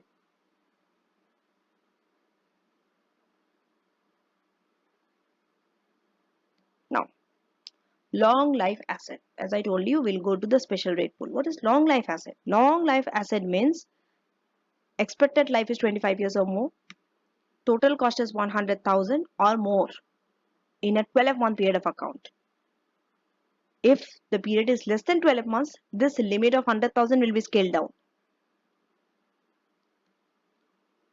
If definition is satisfied, items will be treated as long life. Expected life. How is this expected life taken care? See, expected life you have to calculate from the date first brought into use to the date it ceases to be capable of being used. It is not just the expected life in the hands of the current owner. No, because owners might keep changing. No, 5-3 owners might come, but it is from the date when the asset was first brought to use until the date it is ceased to be used. That time is known as expected life. That has to be 25 years or more for you to decide whether it's a long life asset or not. Examples of long life asset. Number one, aircraft. Usually it's more than 25 years or more. We use a single aircraft with, of course, we have repairing and all those things going on. Agricultural equipment, air conditioning units. Next, cars and plant and machinery that is situated in a building used as a retail shop, showroom, hotel, office. They are never classified as long life asset. Why? Because cars, you can never use one car for 25 years. You will keep replacing the car. Even plant and machinery in a building. Next, integral features of a building. So, any expenditure incurred on this following. Number one, electrical, cold water system, space or water heating system, external solar shading, power system or ventilation, lift, escalator and moving walkways. Any expenditure on this is known as integral features of a building, because you need all this. These are integral features of a building. You need this for a proper functioning of a building. On this you can claim capital allowance. Okay. Thermal insulation. In all businesses in UK and all, you have this thermal insulation in the building itself. It's embedded in the building. When they are making the building, it's there. Unlike the home in Middle East or in other regions, we don't have that, right? So here, thermal insulation in all business buildings only, not residential building. Okay, will be included in the special rate pool. If it's for the residential building, you can't claim capital allowance. Capital allowance is only for the business asset. Any asset used for business purpose, not residential purpose. Where a building is purchased, an exam question does not make it clear whether any fixtures and fittings are included in the purchase price in that building. Remember, marks will be available for identifying that capital allowance. You can claim for the fixtures also. Along with the building, you can claim capital allowance for those fixtures and fittings which comes with the building. Okay. Next, small pool WDA. Before calculating WDA, either in the main rate or the special rate pool, you see the balance is less or equal to 1000. Then you can claim small pool WDA. Okay, and write it off in that year itself. Remember, this 1000 limit is also for a 12-month period of account. So you can increase or decrease this period depending on the period of account. This claim is optional, but normally taxpayers claim this if they have this choice, because it's better to claim and reduce the balance on the pull to nil. Higher purchase asset, right? Sometimes you might get the asset on a higher purchase. So for those asset, individual will be treated as if they have bought the purchase outright. And when the contract was taken out, okay, it will be treated as the moment when the contract was taken out, you have purchased the asset. That's how it will be treated. Does not matter whether you legally own the asset or not. So even though the individual does not legally own the asset until the final payment is met, does not matter. The moment the contract is taken out, you have purchased the asset. And if the higher purchase interest is treated as an allowable trading expense of the period of account in which it acquires. Okay, it's an allowable trading expense. Capital allowances, remember, are based on cash price. So any interest, if it has an interest also, that interest is not there. It excludes that interest. Remember this always. Capital allowances are always based on cash price. This is for higher purchase asset we are talking about. It excludes interest, regardless of the actual installments paid in the period of account. Now let's do a question. Illustration 2. Here you have to capital allowance for Ashley. Okay. So here on this date, 1st of June, purchased new for 40,000. 3rd June, purchased a new car with a CO2 emission of 0 for 17,000. 15 July, purchased another car with CO2 emission of 53 for 18,000. And in addition, have sold an old machine for 10,000. Original cost is 15,000. Short life asset for 7,000, which has originally cost 15,000. We have a short life asset also. Okay, asset which is expected to be sold within 8 years. That is known as short life asset. We can make an election for short life asset also. We haven't covered short life asset in ATX yet. I'll be covering it shortly in this lecture. Okay, in some time. So short life asset for 7,000. Original cost is 15,000. Now tax written down value brought forward they have given both in the main and the short life asset. So now using that pro forma that I've just showed you in Excel, we'll calculate capital allowance. So quickly we'll make up the pro forma. How many tables, columns we need? Main, special, short life, 3 pools, and 1 of course for allowance. So first, tax written down value brought forward.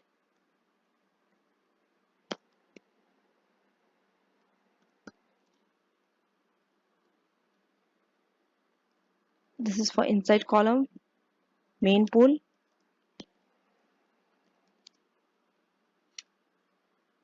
special rate pool,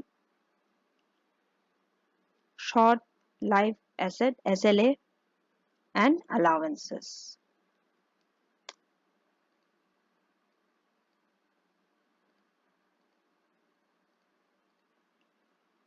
So brought forward balance in main pool is 64,000.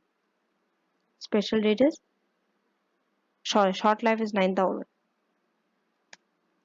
Just use the sum function.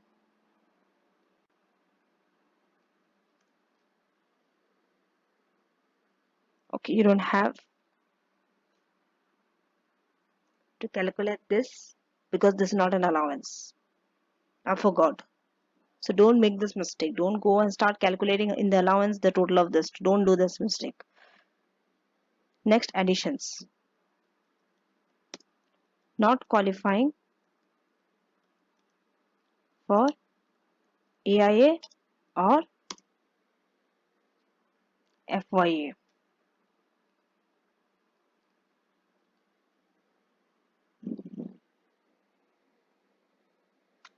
Remember cars. Cars do not qualify. So here you have been given 2 cars. Which one? Machinery will be qualified for AIA. What about car? This one. But this one will qualify for FYA because it's a new car and 0 emission. But this car, which is more than 50, 53, CO2 emission is 53, even if it's a new car, you can't claim FYA or AIA. So this 18,000 will go in the special rate pool because CO2 emission is more than 50. This is why you need CO2 emission to decide the correct column for cars. 18,000. Which car is this? More than 53 gram per kilometer. Next, qualifying for AIA. Two things will qualify. Plant and machinery. Sorry, only plant and machinery will qualify. 40,000. We'll work it in the inside column first. Deduct AIA. It's a 12-month period. No need to adjust. It's 14,000. Remember, this AIA is an allowance. It will go in the allowance column 40,000. You have to simultaneously do this. The moment you adjust in one place, immediately in the allowance column you have to write so that you don't forget later on. You have utilized entire amount, nothing goes here. Okay, 0.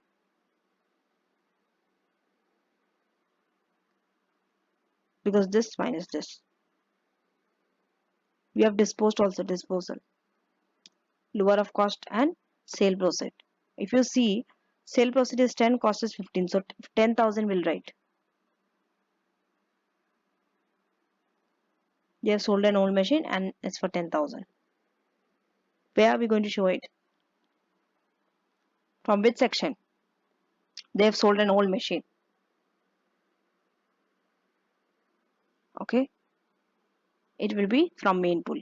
Because they have not mentioned anything selling of a car of more than 50 or any long life asset or any thermal insulation. Nothing like that has been mentioned. No special rate pool qualifying expenditure.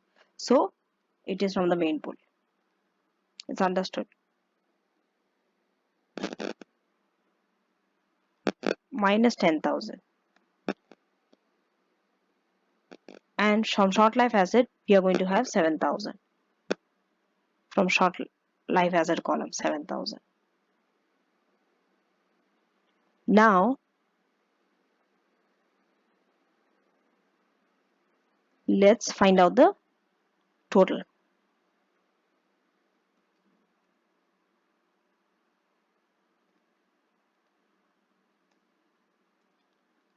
Let's try to underline this.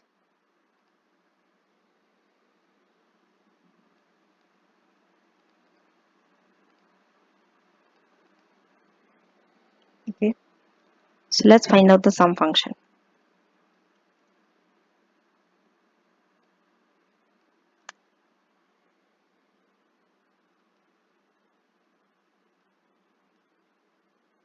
So 54, 18 and 2000. Now balancing allowance will come. Balancing allowance or a charge.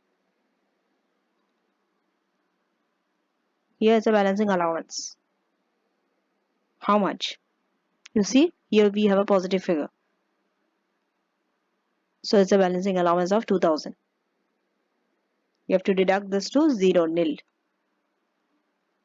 Whatever the amount you have after disposal from that column. If it's a positive figure, it's a balancing allowance. If it's a negative figure, it's a balancing charge. This is a positive figure, so it's a balancing allowance. Balancing allowance will be up to 2000. Understanding? So minus 2000. This 2000 is an allowance. Will go in the allowance column.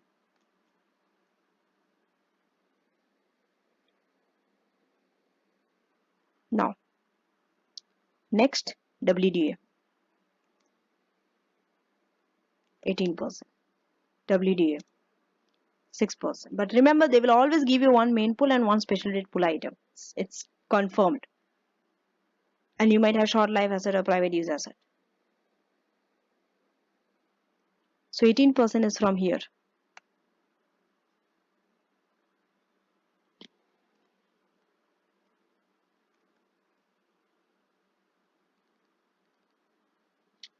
Multiply this with the main pool item. This will be minus. This is an allowance. It will go immediately in the allowance column. And this 6%. Please don't make the mistake of putting it here. Okay? Because then it will be at 18%. 6% you have to write below for special rate pool.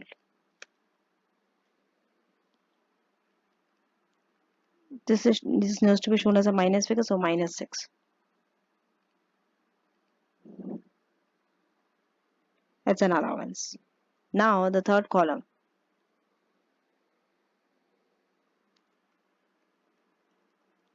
Additions qualifying for FYA.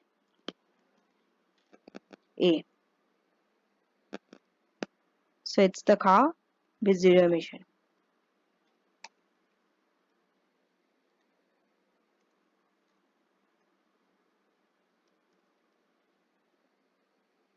FY is 100%.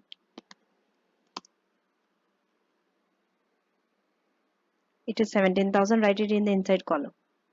And FY is 17,000. So this will go in the allowance column.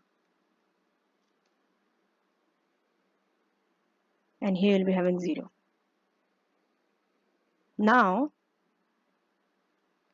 tax written down value carried forward. It is simply the sum function.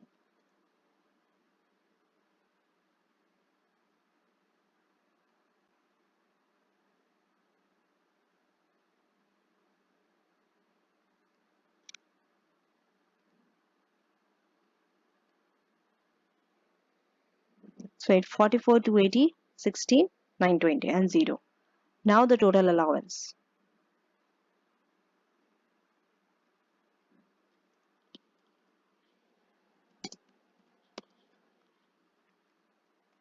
Just add all the allowance.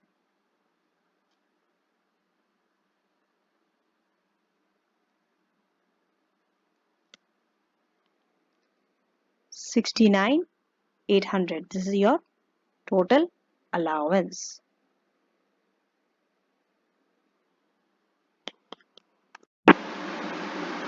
Now, tax planning measures to reduce the tax liabilities.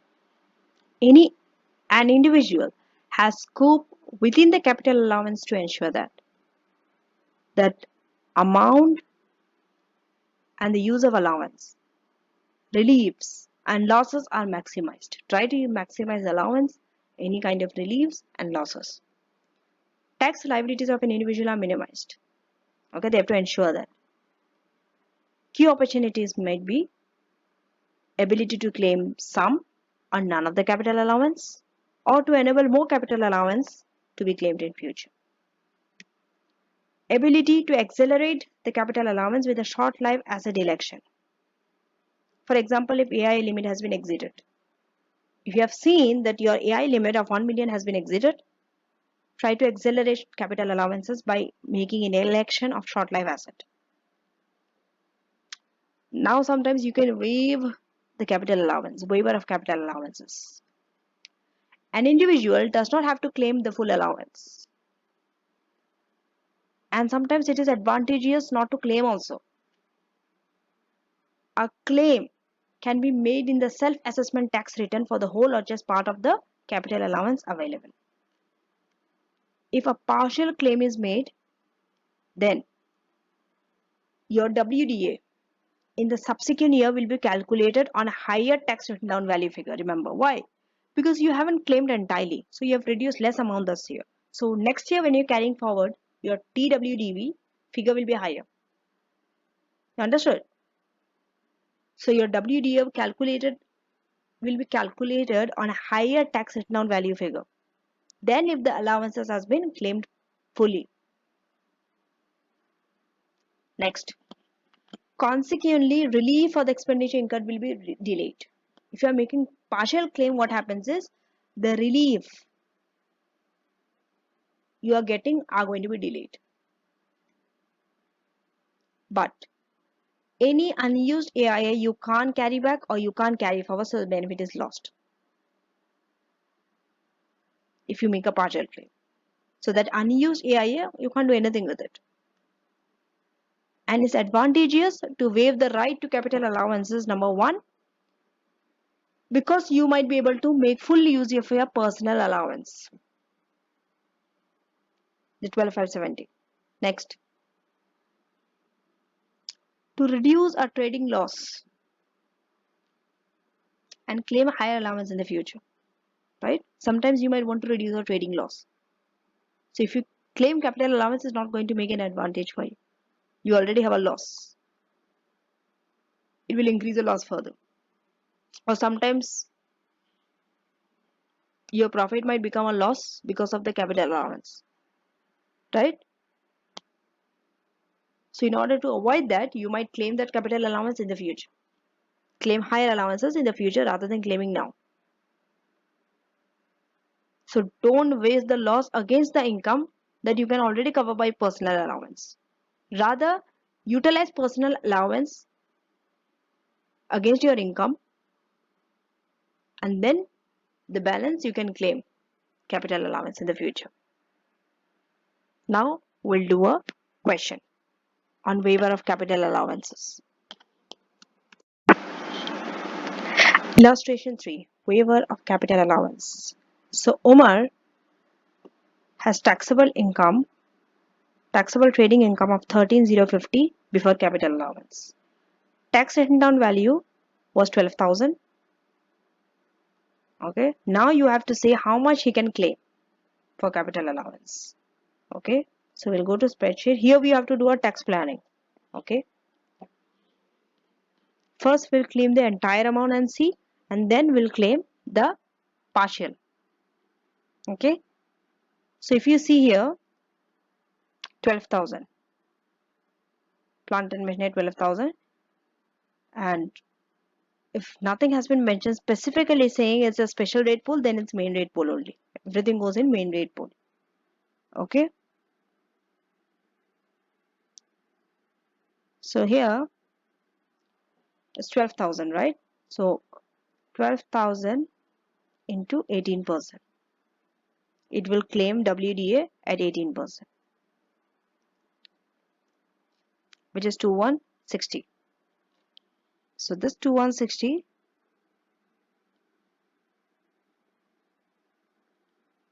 is your WDA. Now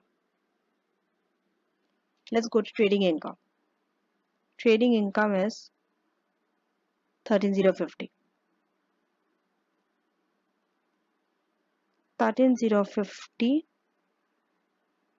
minus 2160 from there.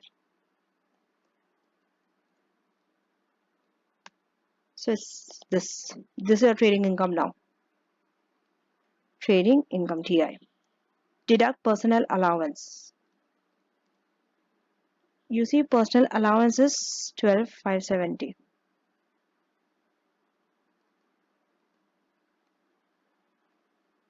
So this trading income is less than personal allowance. Okay, so your personal allowance is lost. If you claim the maximum allowance, this would be the taxable income. Okay, he will have no taxable income, and also he will waste this much, the difference of personal allowance. What is it? 12,570 minus this much of personal allowance he will lose if he claim the entire capital allowance. Rather than claiming the entire capital allowance, he can claim partial and take advantage of the full personal allowance. This is known as tax planning. So in order to prevent the wastage of personal allowance, he can now restrict the claim for capital allowance to 480. Why 480? You have to bring your trading income to 12,570. See, personal allowance is 12,570. This you have to bring to 12,570. Okay, in order to do this to 12,570, change this to 480. You see, in order, if you don't know how to bring this to 480, don't worry. Just do this 12,570. This has to be 12,570. Make your trading income also 12,570. How did you do this? It is very simple. Just the difference between this. Go here, equal to this. Sorry. This minus this. You see 480. You have to reduce it by 480. So only 480 capital allowance you can claim. So your trading income comes 12,570. Also personal allowance now you can Utilize entirely 12,570. That means this is your trading income. Claim capital allowance of 480, bring it into 12,570 and deduct personal allowance. Right? What happened?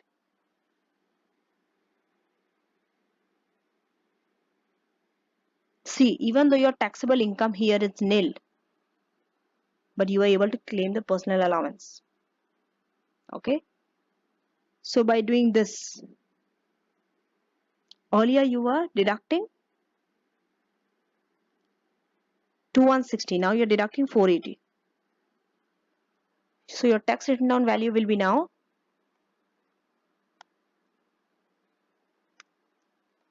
this much, 11,520. You are going to have a higher tax written down value. Earlier you were having a lower tax written down value, right? So because of this, because you are waiving capital allowance now, waiving of capital allowance, you're not claiming entirely. What happens? Next year, you are going to have a higher tax written down value. So on that higher tax written down value, now you can claim higher capital allowance. So this benefit you will get in the future. In the future, on this higher amount, you can claim capital allowance. See, earlier, how much was it? 2160. This was your tax written down value, 9840. Now it's more. So on more, you're going to get a higher capital allowance, right? But the benefit will be realized in the future. This is the advantage of waiving capital allowance now. Even though you are paying less capital allowance now, later in future, you can claim higher capital allowance. So this is the tax planning, okay? Especially in the trading loss situation, you have to do this tax planning, whether to utilize the entire amount of capital allowance now or not. So this is that tax planning tool.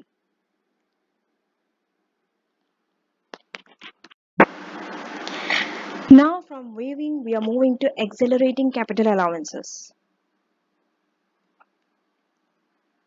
The depooling election to treat an asset as a short life asset can help you to accelerate capital allowance, but only on certain types of short life plant or machinery. For example, computer. However, if it's eligible for AIA, there is no expenditure left to depool, and short life asset election cannot be made. This means that there is no need to even consider the election unless the business has an expenditure more than 1 million in a 12-month period. Note that if there is an expenditure more than 1 million that is eligible for AIA, it is advantageous for AIA to allocate against main pool rather than short life asset and for the depooling election to be made. I'm repeating, any expenditure more than 1 million that is eligible for AIA, better to allocate it against the main pool rather than making the depooling election and putting it on the short life asset. Okay, we'll do questions of course on this to understand this better. Now, depooling election is available on plant and machinery but not cars, where the intention to sell that plant and machinery or scrap is within 8 years of the end of the period of account in which the asset is acquired. So from the date the asset is acquired, calculate 8 years. Within that period, you have to sell the item or either scrap the item. But not cars, only plant and machinery. Next, this depooling election as a short life asset is only beneficial if it gives rise to balancing allowance when you're disposing it, as it accelerates the capital allowance claim, because we don't want to accelerate balancing charge. Okay, and this depooling election must be made within 12 months of 31st January following the end of the tax year in which the trading period of acquisition ends. Understanding what it means? 12 months from 31st January following the end of the tax year in which the trading period of acquisition ends.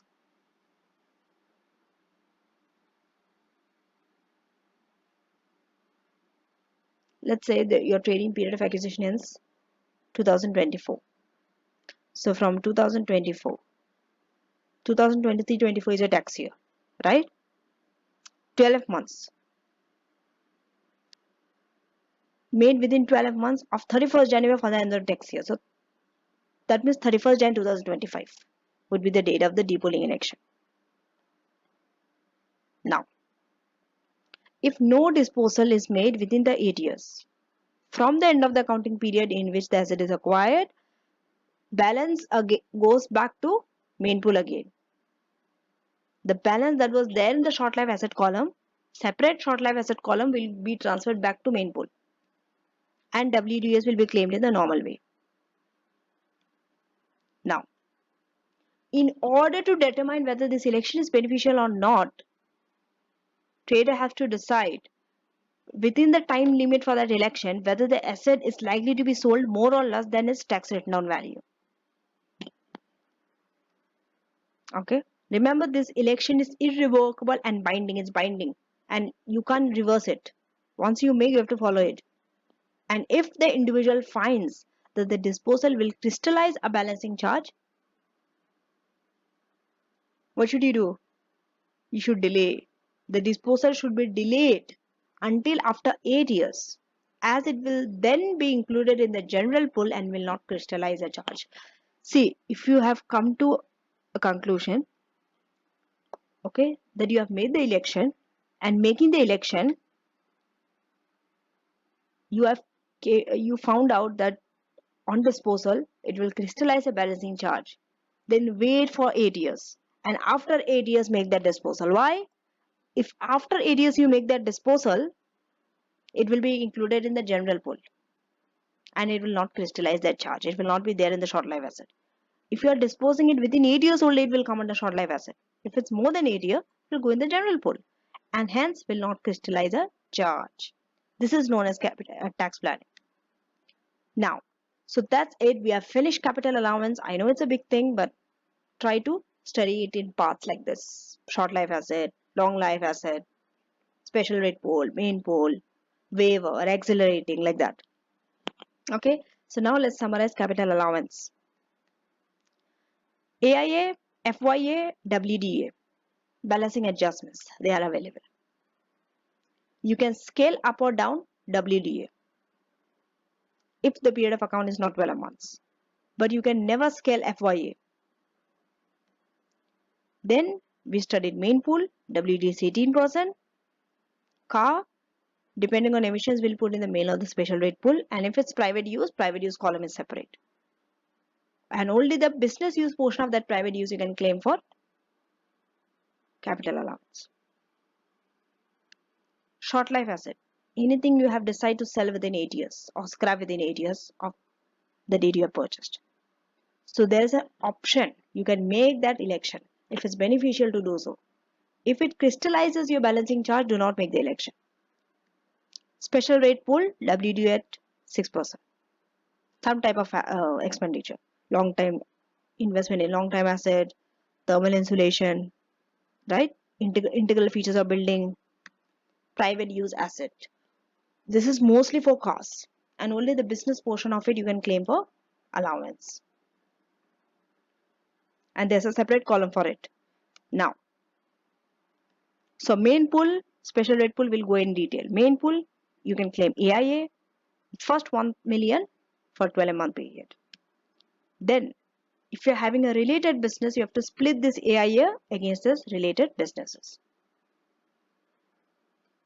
FYA, 100%. For new zero emission car has to be new as well as zero emission. WDA, 18% for 12-month period. If not, adjust, scale up or down. Balancing charge can occur anytime. Balancing allowance, this also can occur only on when you are seizing the trade. Okay. Then cars, zero emission car. If new, 100% FYA. If second hand, 1 to 50 main pool. Other cars, 1 to 50 main pool, 18% WDA. Emission more than 50, special rate pool, 6% WDA. Private use car, separate column. WDA could be 18 or 6% depending on the emission. And balancing allowance or charge will arise on disposal. Short life asset.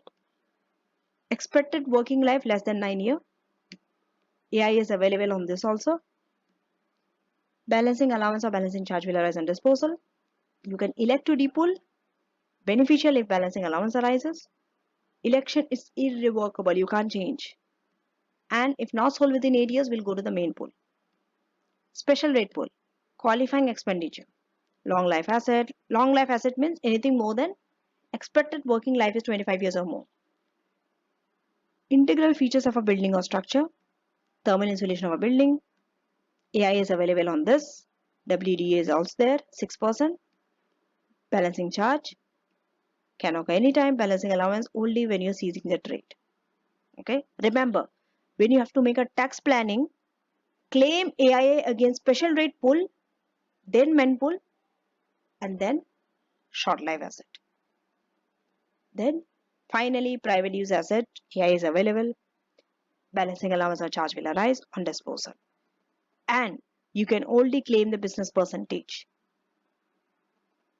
Now let us do questions before we move on to the basis of assessment.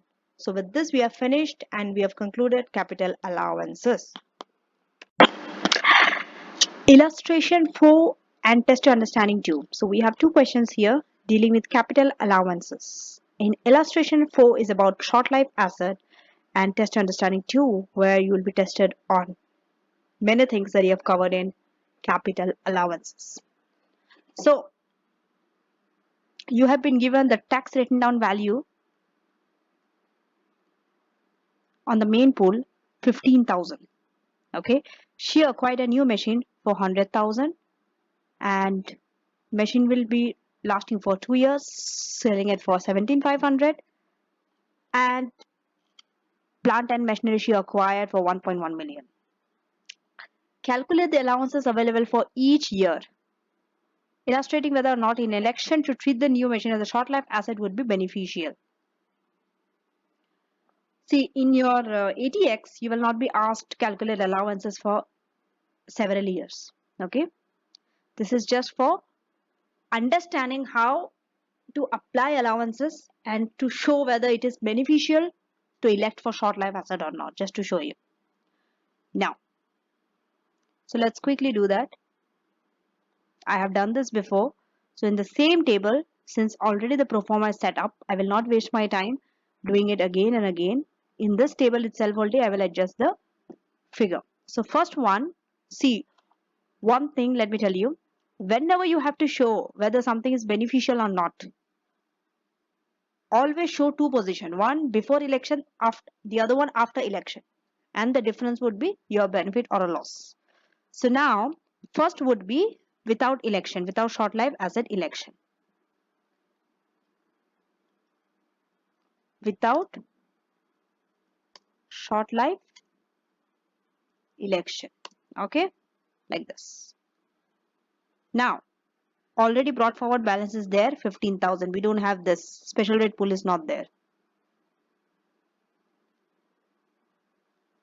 Okay, we don't have anything to delete anyway. So we have we will be only dealing with main pool. Okay, nothing will be here.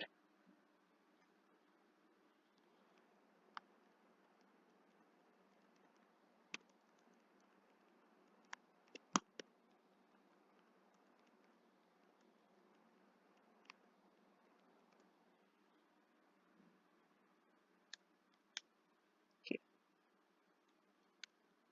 okay. So without election, main pool brought forward balance is 15,000.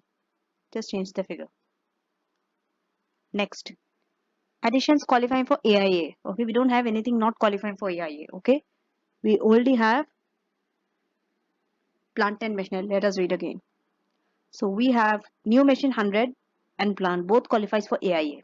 So we don't have a topic called not qualifying for AIA or FYA. That thing is not there because we don't have any cars. So both will qualify for AIA. Okay. So additions qualifying for AIA. Okay.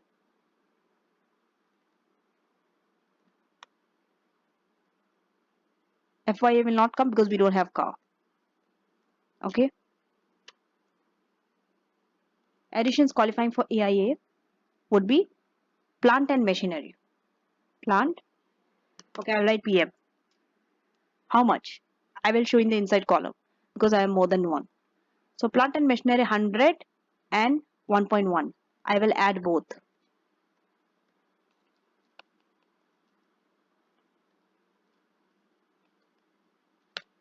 So it's 1.2 million. And what is the amount of AIA? You can deduct for this year 1 million. 6 zeros after a 1. So this is an allowance. I will put in the allowance column. 1 zero is less here. Okay. So the difference is 200,000.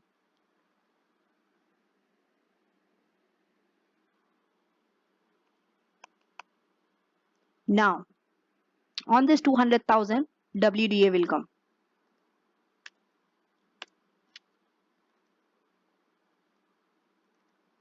WDA at 18%. So here, minus 0. The reason I've put minus is because I'll be deducting it from the main pool.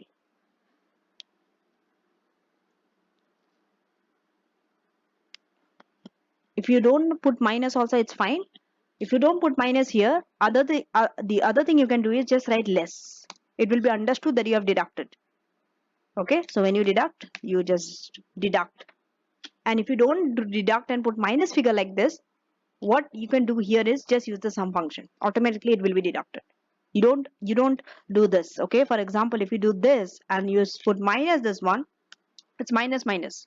Minus minus becomes plus and it will be added instead of deducting because already a minus figure is here. So you have to show the sum function.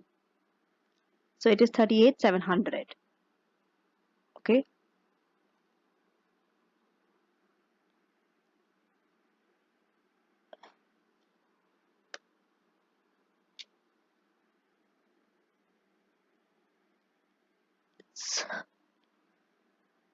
Mm,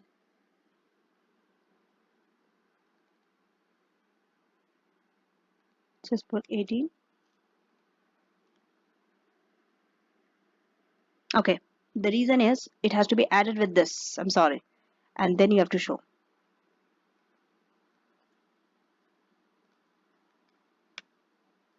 So it will be the addition of this term.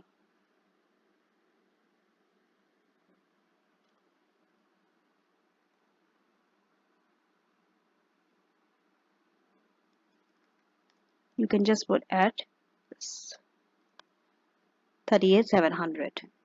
Okay. This 38,700. This is an allowance. Okay. Now, tax written down value carried forward. Just use the sum function.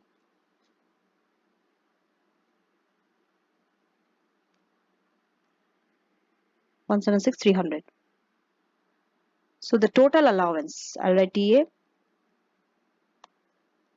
and use the sum function. This is the total allowance. But this is for year ended 31st March 2024. See, they asked for each year.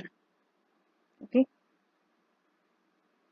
You have sold it for 30th June 2025. This falls in the next tax year, 25-26. So one is 24-25, the other one is 25-26. You understanding? There are two tax years. So this one is for year ended 31st March 2024.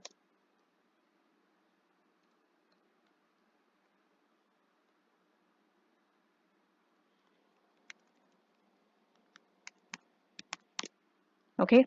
Now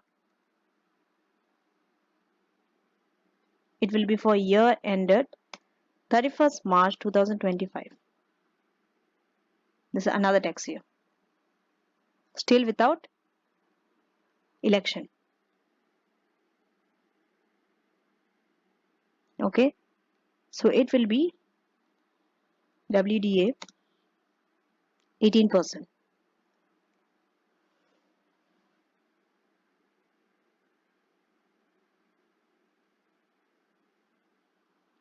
So it will be deducted from here.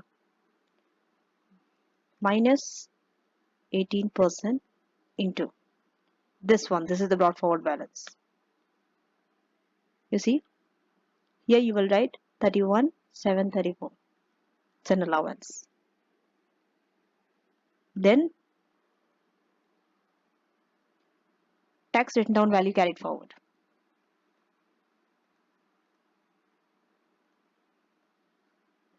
Just use the sum function. From the previous year, deduct this. Done. And total allowance TA for this year would be only this 31,734. This one only, because only this we have. Don't add it with previous year.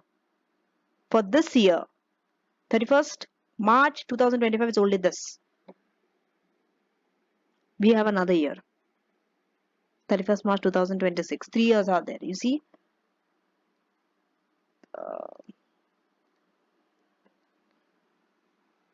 31st March year, each year end, they are making it, okay?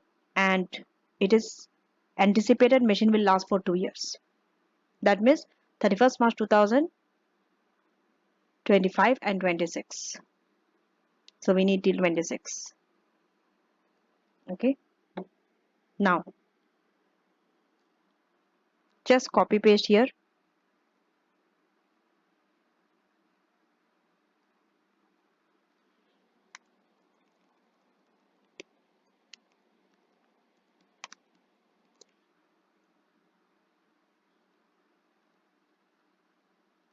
And just change 26. Change it to 26. Change 25 to 26.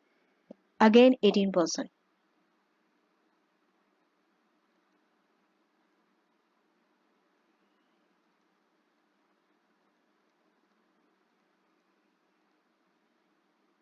No, it's this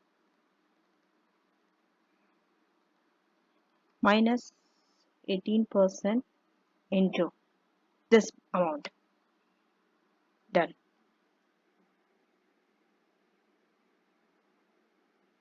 Oh no. Before doing it, we have disposal.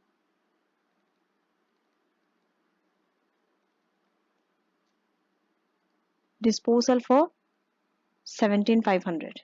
They didn't give any cost or selling price. We don't know whichever is lower. So whatever is given, we'll write our disposal at that amount. That is 17,500. From main pool we'll deduct.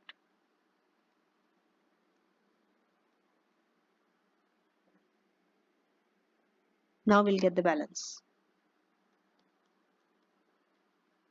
From this we deduct this. And now we'll calculate WDA.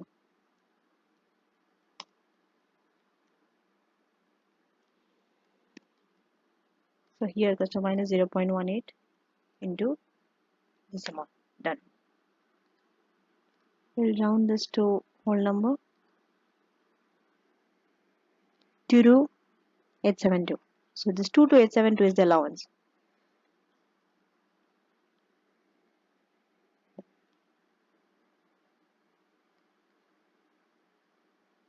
Tax written down value carried forward. Just use the sum function. Deduct 104,194. We'll round this to the whole number. Go here, custom, and done. So the total allowance TA is 22,872 only. Done. Okay, I will just highlight this,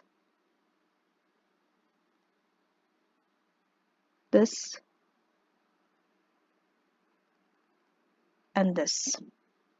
The 3 total allowance without election. Now, what I'm going to do is with election. Okay, with election we'll do. We'll have a short life asset next to it.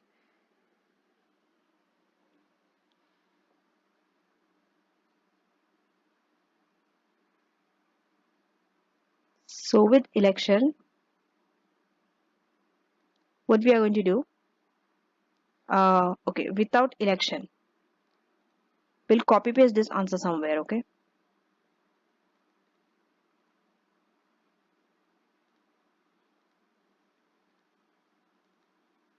Pay special, just the value.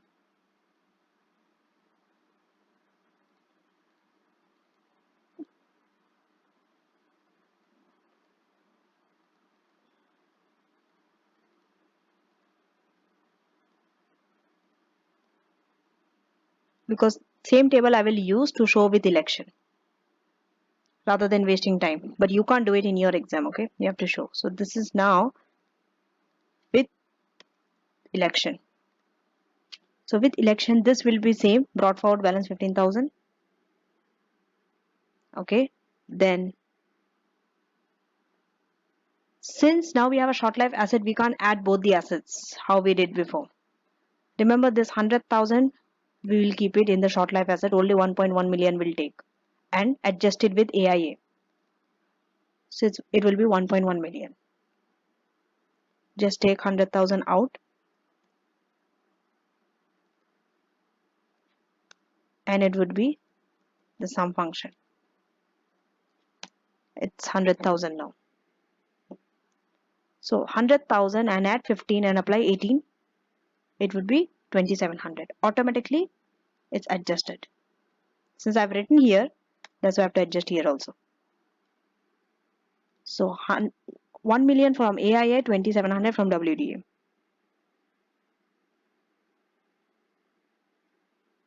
Okay. Now, short life asset. So short life asset 100,000. Remember 100,000? We'll put it in short life asset. This here. So short life asset is 100,000. Where we have put plant and machinery, we'll put 100,000 here separately. We don't have any AIA to deduct, therefore it was 0.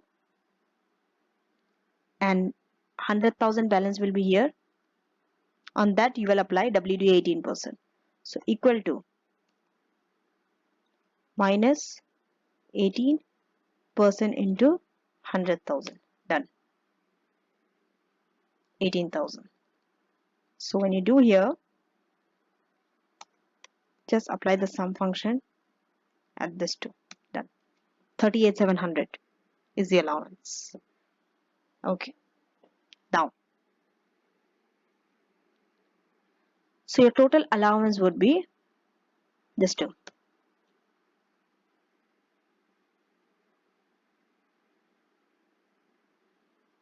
1,000,000 and 38,700. This has to be, just put a minus here, positive. Okay. This is the allowance. We need the tax written down carried forward. So this one is just the sum function. 82. Done. Now going to 31st March 2025. This is automatically calculated correctly because already function was there. 18% of this. Now here also we have to do like that. Minus 18% into this 82,000. We have got. And already it is adjusted. Now tax written down value. This is done. This you have to use the sum function because function was not there before. And the total allowance is this. It is the same as this. So here if you see in the second year allowance is same as before. This is without election, this one is with election. Allowance is same. The only difference is here. Without election it's less. No, it is the same. It looks different but it's same. Both are same and here also both are same. Difference will come in the last year when we are selling. Okay. Now, so when we are disposing, we'll dispose this 17,500 not from main asset, from here. So copy, paste. Okay, just put minus 17,500 from the short life asset, not here. So here we'll have the same tax written down value here. You have to use the sum function.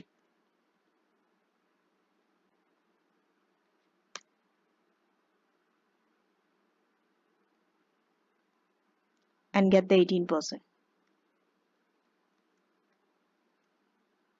on this amount.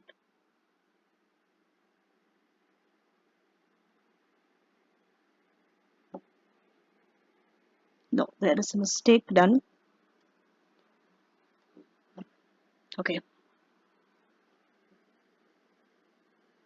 So remember this one.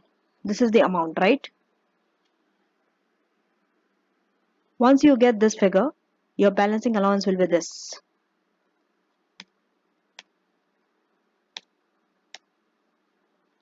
Because this is a positive figure, you will be getting a balancing allowance here. Balancing allowance will be equal to this amount. You have to close down this 49,740. This you will write in the allowance also, 49,740.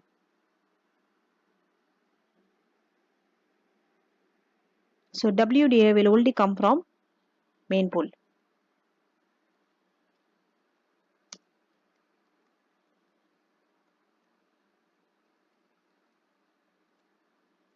This done. This you will write here, 13,919.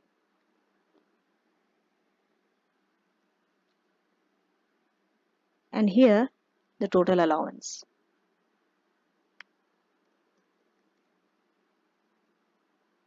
This two. No, it's wrong. Here you have to do the sum function. No.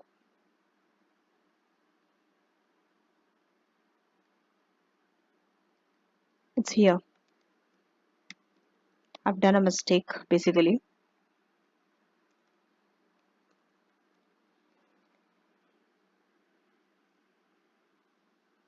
It is this balancing allowance and this WDA.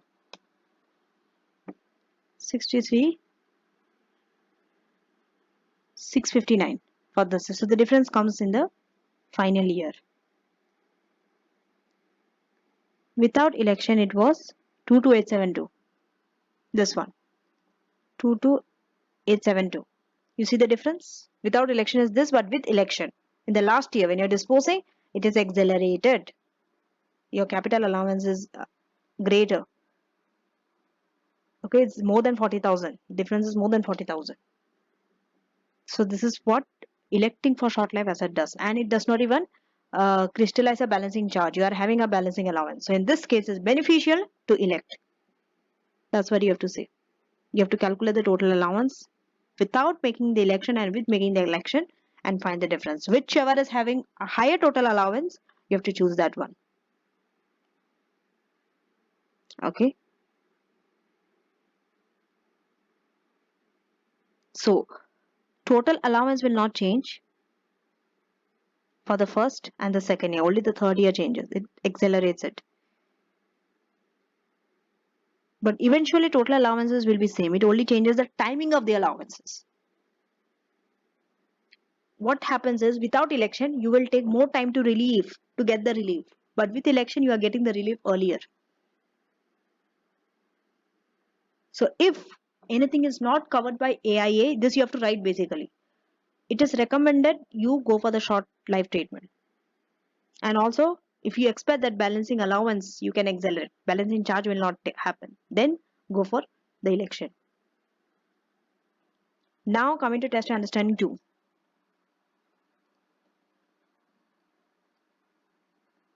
Capital allowance is one of the easiest question if you have done a lot of questions on this, because the pattern of doing it is same. Okay, you will not get any tricky questions in capital allowance. It's one of the easiest, highly scoring. Even I used to tell my tax students that always attempt capital allowance question first. Is always the easiest, even though it has lots of calculations in taxation compared to ATX. Okay, so you have been given 4 transactions, 4 purchases. Okay, and he prepared his first set of accounts for 3 months. He just started his employment on 1st Jan to 31st March, only 3 months. Now, that means you have to adjust your AIA and WDA, not FYA. Tax adjusted trading profit has been given before capital allowance.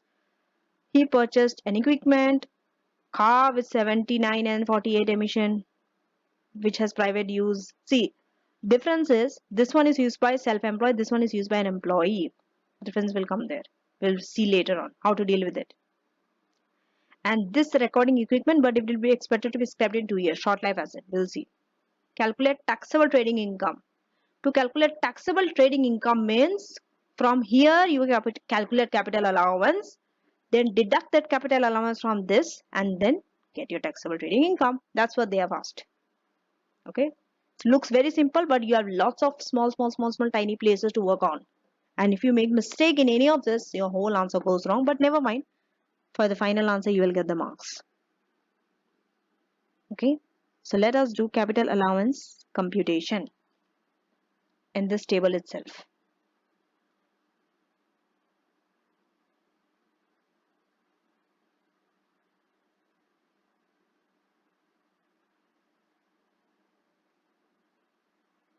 Okay. This table I've used, let me do it here itself. So we have main pool. We don't have anything to go to special rate, right? Do we? Let us see.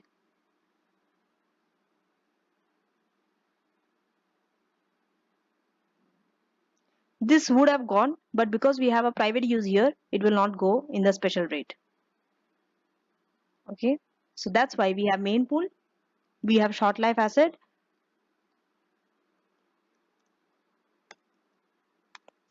I'll write short life so that you don't get confused, private use asset,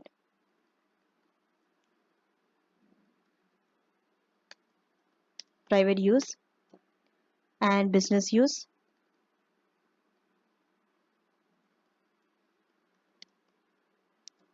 and the total allowance.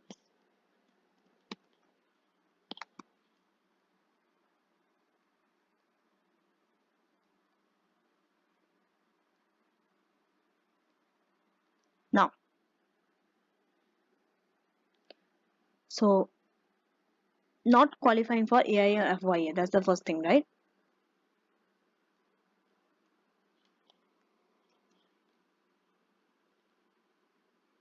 Anisha is not qualifying for AIA or FYA. We don't have any brought forward balance. We can't have because it's an opening balance. We have just started it for 3 months. Now, which one out of this will not qualify? This will qualify for AIA. This will also go. So which one will not go? This one. This one will go for the private use. This one. This will not qualify for AIA or FYA. Even this one will not qualify, this car. Because cars do not qualify for AIA. It would have been qualified for FYA, but we have emission. It's not a zero emission car. Both of them are not zero emission. So it will not even qualify for FYA. So we'll write here car. See, whenever you want to make a note somewhere, just write a note, put reference. Later, after you finish the table, keep some space and then write the note. Okay. Car, I will just write the emission 48. It will go in the main pool 10,400.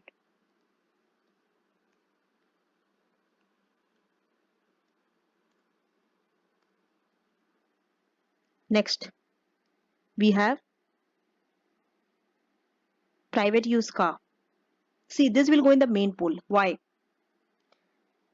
See, this 48, this has been used by the employee. Okay, so private use by an employee, remember, it is not relevant.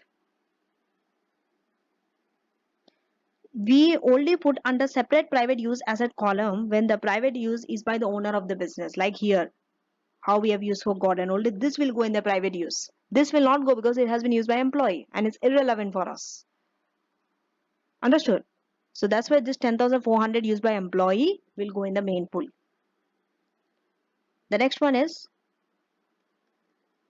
private use car, which is more than 50, 79, right? it will go in the private use because it has been used by Gordon. 15,800.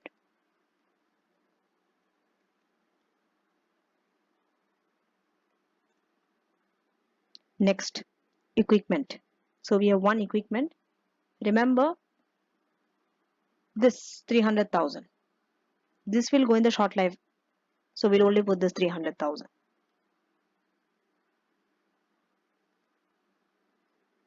Qualifying for AIA. Okay.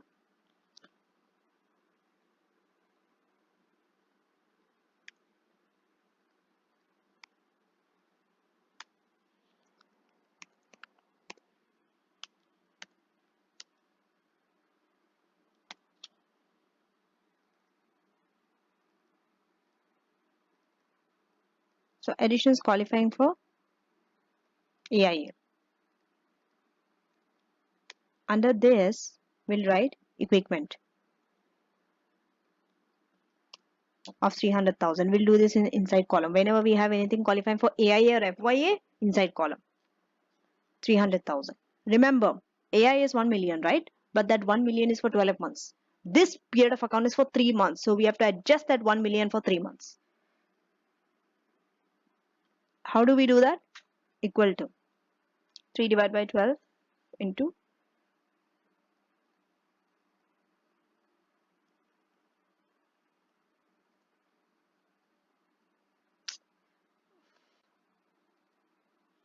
multiplied with 1 million. 250,000. You see? So only up to 250,000 AI you can deduct. Just put a minus so that to show minus.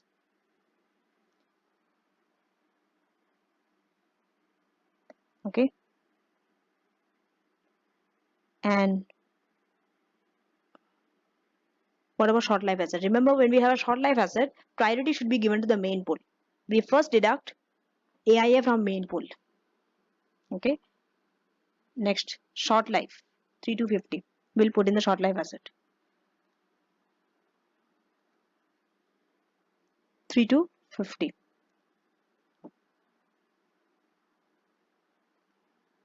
So total AI is 250, and we have claimed everything against main pool, nothing to claim against short life.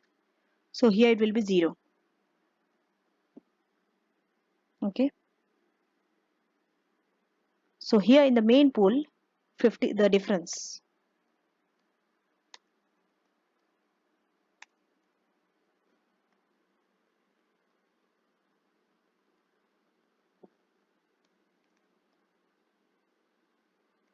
Equal to some function this 50,000, just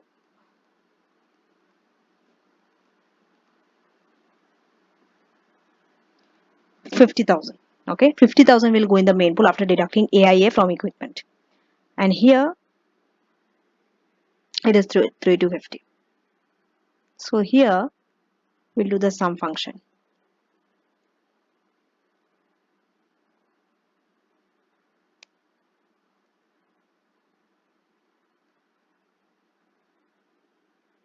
Okay,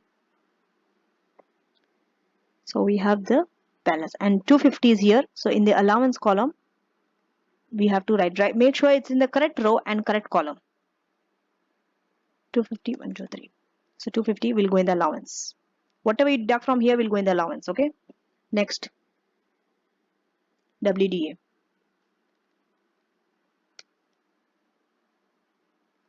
WDA at 18%. So WDA at 18%, you have to deduct. Remember, WDA you have to adjust for 3 months.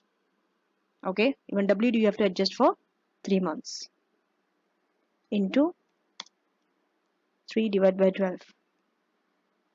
This you have to show. So here, when you do, put minus 18% of this amount. Just put a bracket. Multiplied with 3 divided by 12. Done. Drag it to this. this will custom. Okay. Okay. So WDA will come for this thing. WDA for private use asset, we'll do it now. First, we'll finish with main pool and short pool. Now, this and this will go in the allowance column. Sum function.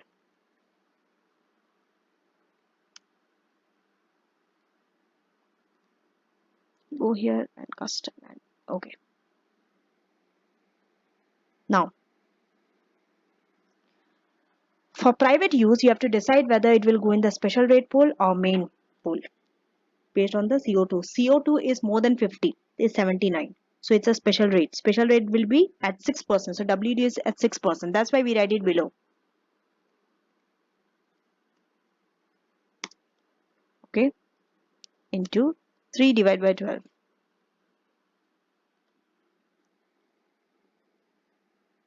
So here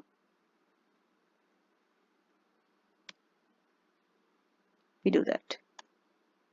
We'll write it here. Equal to, put bracket, minus 6% in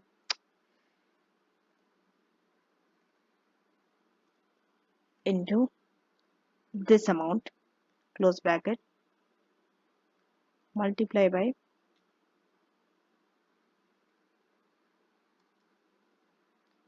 this amount, and then you multiply by 3 divided by 12, 237. Okay, so this is 237. Only business proportion you can take. 60% for business use, so only 60% you can take. Okay, this business use, basically this column is to get that percentage. So you will just write 60%, nothing to do here. So here you will write this multiply by this. Just put a minus figure so the negative becomes positive here. First, okay, 142. So now you can get the allowance.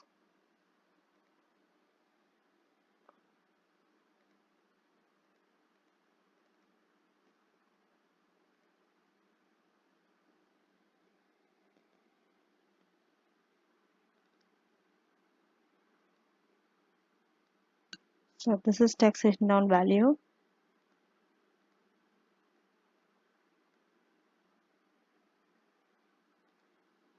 This you have to round. Go to custom, already it's clicked here, so just press OK.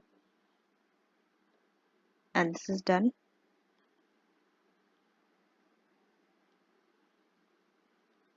And the total allowance. Total allowance right here.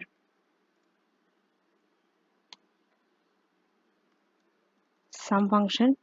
Just take this 3. Wait a minute. This is shown in negative. This has to be shown in positive first. Just put a minus next to it. And put sum function.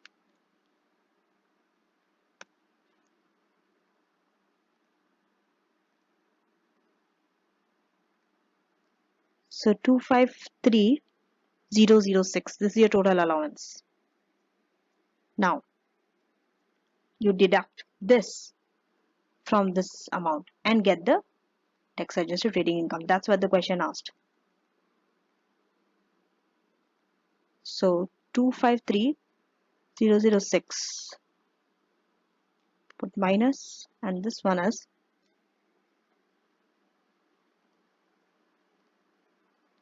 349,340. So just copy,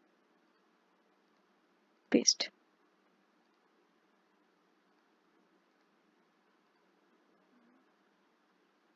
Okay. Okay, just type it since it's not being able to copy. 349,340. 349,340. Sum function. So this is the answer that examiner is asking you. Trading profit 96,334. So after capital allowances, the next subtopic is basis of assessment rule. Basis of assessment rule determines in which tax year the adjusted trading profit will be taxed. So the basis period reform. In the past, profits for the 12-month accounting period was taxed in the current year basis. Okay. The 12-month accounting period ending in that tax year, that is known as current year basis.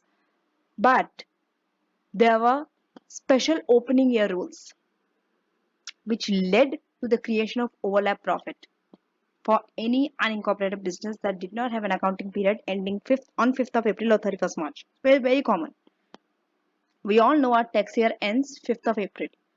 But we don't have an accounting period that always ends on the same date as the tax year, right? We have different year, maybe 31st March, maybe 31st December. So due to that, sometimes a profit, the same accounting period might fall in 2 tax years. So the profit might be taxed twice, right? Profits might be over, that is known as overlap profit. Of course, we'll get relief at the end, but we will be having some overlap profit because there are some for the opening year, there are some special opening year rules. But from the tax year 2024-25, that is the tax year that is applicable for you, okay, onwards, the current year basis the current year basis of assessment will be replaced by a simpler tax year basis. Whereas results will be time apportioned to tax the profits arising in the tax year. Things will be made much easier now. Okay. So the tax year 2023-24, that is the tax year which you are giving the exam. Okay, your tax year is 2023-24. This is a transitional year where special rules apply to unincorporated business that does not have an accounting period on 5th April or 31st March. That's applicable for you. So for this business, any profits not yet taxed will be assessed along with the relevant number of months to take the assessment up to 5th April 2024. If you're not understanding this, don't worry, we have questions. Okay, and all outstanding overlap relief will be given in the tax year 2023-24. Where a business has profits which are higher in 2023-24 due to change in the basis, the additional transitional profits will automatically be spread over 5 years. This rule are fixed. Sometimes it happens that when you in the transitional phase, when you change the basis from the current year basis to the tax year basis, profits might be higher. That higher profit, additional profit will be spread over 5 years. Now, this is very important. The ATX examining team has confirmed the following for the exams from the period 1st of June 2024 to 31st March 2025, which is applicable for you. That is, calculation of transitional profit for the tax year 2023-24 will not be asked. Thank God, right? You'll be like, thank God. Yes, you are very lucky. It will not be asked. Although, you should have an awareness that these profits will be taxed in the future. Second, unincorporated business will always have an accounting period ending on 5th April or 31st March. In questions where you are required to calculate assessable profit for a tax year, they will make it easier for you. Third, some questions may involve accounting period which does not end 5th April or 31st March. So in this case, they will give you the taxable trading profit for the relevant tax year. So don't worry about it. Things are made much easier for you. And another good news is current year basis opening and closing year rules together with overlap profit will not be tested. Again, you are relieved. If a question involves commencement or cessation of an unincorporated business, you will be given the taxable trading profit for the relevant tax year. So don't worry about it. Now we are moving to the next topic. Trading losses for new and ongoing business. We have 3 areas where we are testing the business for. One is new, the other one is ongoing, the other one is when you're closing down the business. New business, ongoing business, and when you're closing the business. How we are dealing with the losses in 3 phases. So starting with new, then we'll go to ongoing. New and ongoing will be covered in this lecture. Closing, when you're closing down the business, and how you deal with the losses will be tackled in the next lecture. Okay. So now, The key difference at ATX is that exam question at this level will usually involve giving tax advice and recommending a particular course of action, how to make the optimum use of the relief options that you are given. Okay, common scenarios are to look at losses in the opening year, ongoing year, and closing year. That's why it is important to have a firm grasp of the basic trading loss, because if you don't have the understanding, you will not know how to do the tax planning, and you will not be able to recognize the advantages and disadvantages. Also, you should be able to recognize the consequences, advantages and disadvantages of taking a certain action. Now, how do you calculate trading loss? First, tax adjusted trading profit before capital allowance. You deduct capital allowance. Capital allowance we have done previously. Then we get a trading loss. Let's say you have got a trading loss. Once you get a trading loss, what happens?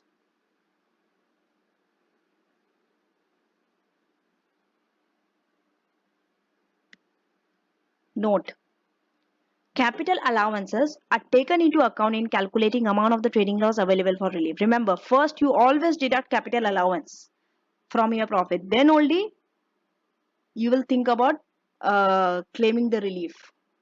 You don't immediately start working on the tax adjusted trading profit or loss on for the relief. No. First you adjust for capital allowance. Then you will decide whether it's a loss or a profit. If it's a loss, then you will look for the options for relieving. Capital allowances can do two things. Either it can increase the tax adjusted trading loss, that means before also you have a trading loss. Now after deducting capital allowance, you are having more tax, more loss. Second, it could turn a profit into loss. Now, this table is very useful. It's like a summary of all the relief options that we are going to cover in depth. So for opening year, ongoing year and closing year. Relief against total income. First option. Mostly we go for this. We see whether we have our other income where we can offset our loss. So for opening years, closing years and ongoing years, we have this option applicable for all. Tick mark means is applicable and cross means is not applicable. Next, relief against chargeable gain. It's there for all the 3 years. Carry forward trading losses is there for opening and ongoing but not for closing. Because of course, if you close down your business, how can you carry forward, right? Doesn't make sense. Opening year loss relief is for opening year, not for ongoing and closing. And terminal loss relief is for closing year only, not for opening and ongoing. And incorporation relief is for closing year only. When you change your unincorporated business to a company, that is known as incorporation. On that you get a relief. That you will only get in the closing year. Now, loss relief options in ongoing years. First we'll start with ongoing years, then we'll go for opening. Okay. So if they make a trading loss in ongoing, initially they can decide whether they want to claim against the total income or carry forward all the loss. Okay. If there is a claim that you want to adjust offset against total income, after adjusting against total income, any remaining loss automatically it is carried forward, unless the individual makes a claim to set the loss against chargeable gain. Okay, and remember, if you want to claim against gain, it can only be made after you claim against the total income. You can't go directly to the gain before adjusting with total income. You can't do that. That option is not there. First against total income, then only gain. And after that, remaining loss will be carried forward. So this is the diagram which will help you to understand what I've just said. There is an option. If you don't go for any relief, you don't automatically it will be carried forward. And you have an option. Option is to claim against total income. After that, remaining loss will be carried forward. Or after claiming against total income, you go for another option. You relieve against chargeable gain. Then after charging against relieving against the chargeable gain also, remaining loss will be carried forward. Okay, now, so loss relief against total income and against chargeable gain. First we'll go through against total income. Remember, this is optional. Okay. And if set against total income, now option is yours. You can set in any order which tax year you want to set against first. Okay. So the tax year of the loss, of course, and or and means you can go both or one of this. So, or the preceding tax year. Preceding tax year means the year before the year of the loss. Tax year of the loss means the year when you are making the loss. Okay, the tax year in which the loss making period ends. So you can set off in either years in isolation. Okay, both years in any order. You might first uh, claim against the tax year of the loss and go back, or first claim from previous year and then come back. Or you do not have to claim also. It's optional. If you don't want, don't claim. For example, let's say loss in year ended 31st March 2024. Tax year is 2023-24 because that is the year when it ends. So you can set up the loss in 2022-23 only, 2023-24 only, first 22-23, then 23-24, or first 23-24, then 22-23. Okay? And you can make no claim and carry forward the loss to 24-25. That you can do. If you claim, you must set up the maximum amount possible. Partial claim is not there. Maximum amount you have to set off.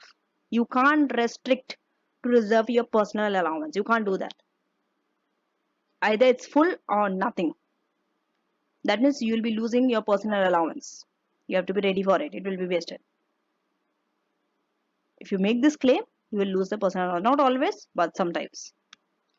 And consecutive year losses. Let's say consecutively you have been making losses. What happens? So in any 1 year, the total income is relieved by loss of that year first, then loss carried back from the following year. Remember, when you are making consecutively losses for 3 years, first time you make the loss, first you will carry adjust against that year, then you will go back and adjust. Okay, so the loss is then carried back from the following year. Relief must be claimed in writing, that you are relieving against total income. This must be in writing, and it must be made by 31st Jan 2026. These dates are very, very important. Okay, that is 12 months from the end of the 31st Jan, end of the tax year. See, for 2023-24, the tax year ends 5th April 2024. So from 5th April 2024, the following 12 months following 31st Jan, after the tax year. After the tax year, 31st Jan is 31st Jan 2025. 12 months from that year. So 31st Jan 2026. That's how it's made up. In case you want to remember how is 31st Jan 2026, but that thing is not so relevant. Just knowing the date is enough. If you are making a loss in 2023-24, you can claim by it. The claim must be made by 31st Jan 2026. That only you have to know. Now carrying forward the trading losses. This is automatic. You can carry forward against first available. It has to be first available, and it has to be trading profit. Not any profit, trading profit. And it has to be the first available. You can't wait that you will, let's say next year you are making a profit, but you decide to go the year after that year. You can't do that. Whenever first available trading profit arises, you have to adjust against it, and it has to be the same trade to carry forward. There is no limit to how many years you can carry forward. You can carry forward indefinitely, and maximum amount has to be set up for each year. If no claim against total income, all the losses are carried forward. If specific claim is made, let's say against income or gain, then only the amount that is unrelieved is carried forward. Okay, and you must make the claim that how much of the loss you are carrying forward. For 2023-24, claim must be made by 5th April 2028. See, this is different from relief against total income. The dates are different. The tax year ends 5th April 2024. So 4 years from that, 5th April 2028, when you're carrying forward. Now, loss relief ongoing years, relief against chargeable gain. This can only be made after you have considered total income. Okay. First, you have to adjust in that tax year itself against total income. Then only this one. This is also optional. If no claim is made, remaining loss is carried forward. Amount of the claim against chargeable gain is lower off. Here there's a restriction. Total gain in year minus all capital loss in the year minus all capital losses brought forward versus the remaining loss after claim against total income. Whichever is lower, you can claim your chargeable against chargeable gain. If claimed, you have to treat the trading loss as a current year capital loss in the capital gain tax computation. Claim must be made in the same tax year as a claim against total income. If I'm making a claim against total income in 2023-24, same tax year only have to make the claim against chargeable gain. If claimed, must set of maximum amount possible. You cannot restrict to preserve your personal allowance, sorry, annual exempt amount. That is 6,000, right? You can't. Therefore, the benefit of annual exempt amount will be wasted same like how you will waste personal allowance. And this relief also must be claimed in writing. And for 2023-24 loss, claim must be made by 31st Jan 2026. Now let's do questions. Illustration 5. Relief against chargeable gains. So in this question, you are supposed to calculate Diana's taxable income and taxable gain for the tax year 2023-24, assuming that she decides to claim the relief for her losses against her total income and then against her gains in the tax year 2023-24 only. So that means you have no option. The requirement itself told you that you can only claim in this tax year. Okay. 23-24, that is for year ended 31st March 2024, you have a tax adjusted trading profit. But in the next year, you have a trading loss of 18,500. Diana also has bank interest of 3,450, dividends of 330 in that tax year, and chargeable gain from asset 1 and 2, and capital losses brought forward of 1,375. So now, let us first understand what we are supposed to do first. We have to first calculate our taxable income. Don't confuse income and gain. Keep them separate. You are asked to calculate two things, taxable income and taxable gain. So first we'll work out on our income tax. Okay. Now,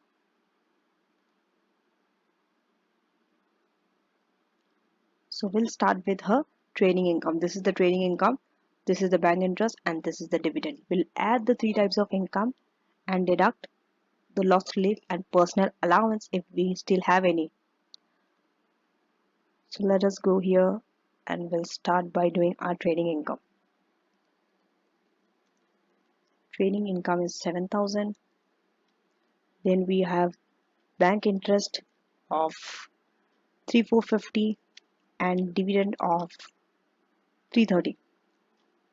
Using the sum function, I will get the total. And now, loss relief. Remember, first you always have to deduct loss relief before any personal allowance. First against your income. Okay. Less loss relief.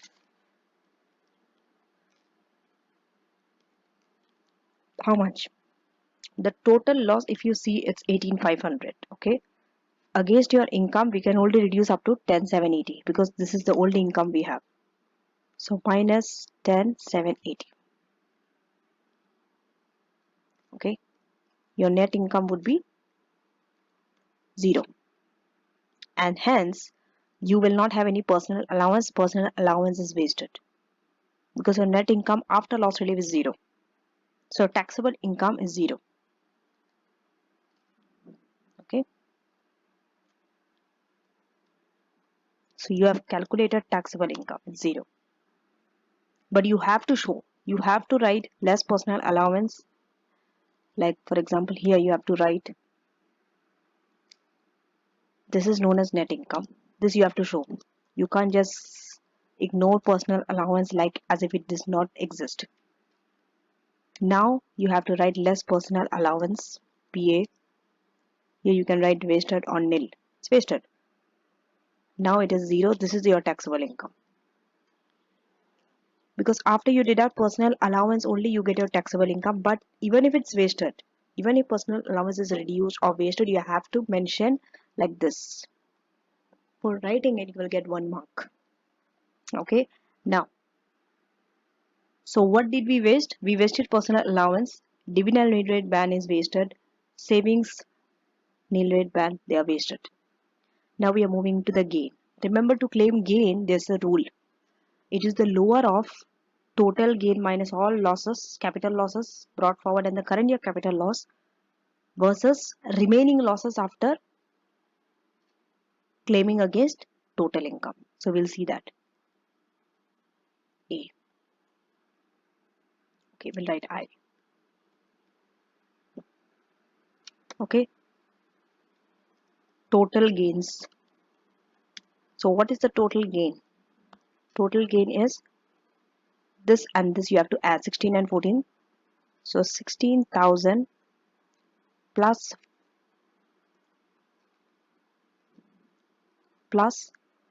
14,360. This is your total gain. Now all capital losses brought forward. Capital loss in the current year first. We don't have any capital losses in the current year versus capital loss brought forward.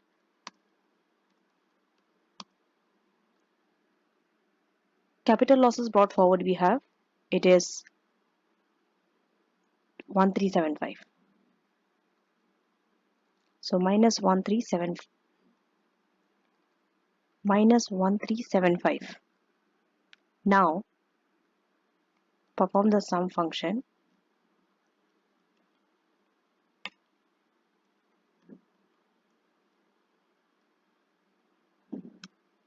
Okay. So this is, you have to compare with capital loss brought forward. I. Remaining loss after claiming against total income. What is the total loss? 18,500. How much did you claim? 10,780. This. So whichever is the lower, this or this one. So this is our gain. This is the claim we can get relief against our chargeable gain. 7720. So now we'll do capital gain. CGT. We have done income tax, now we'll do CGT. Nothing to do for income tax because nothing remain after this one. Now, so we'll add the total gain. It is this. Copy, paste special value. Done. Now, any loss relief. Before we deduct, like for income tax, before deducting personal allowance, we have to deduct loss relief. Same when we calculate capital gain tax, we deduct loss relief before annual exempt amount. So what is it? It is 7720 minus 6,000.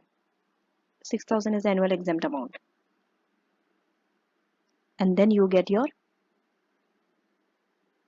net chargeable gains.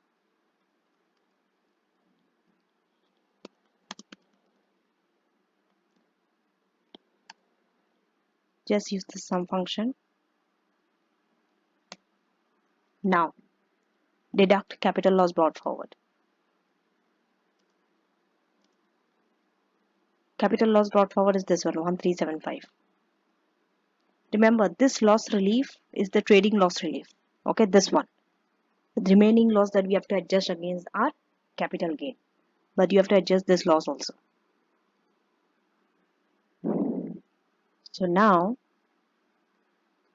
again use the sum function. From net chargeable, deduct the loss brought forward. Now this is your taxable gain. You have to name it as taxable gain because the requirement told you taxable income and taxable gain. Okay. So it's 15,265 taxable gain. Okay. How much CGT can you save? See, now you are having this loss relief, trading loss, which you are adjusting against gain. That means your gain will fall by 7720. That means you have to pay 7720 less tax. Okay, 7720 into 10% because this is at the basic rate. You don't have any taxable income, only taxable gain. If you see this amount, it's less than the basic rate VAT. So it's at 10%. 772. This much of capital gain tax you can save because of this loss relief. Okay.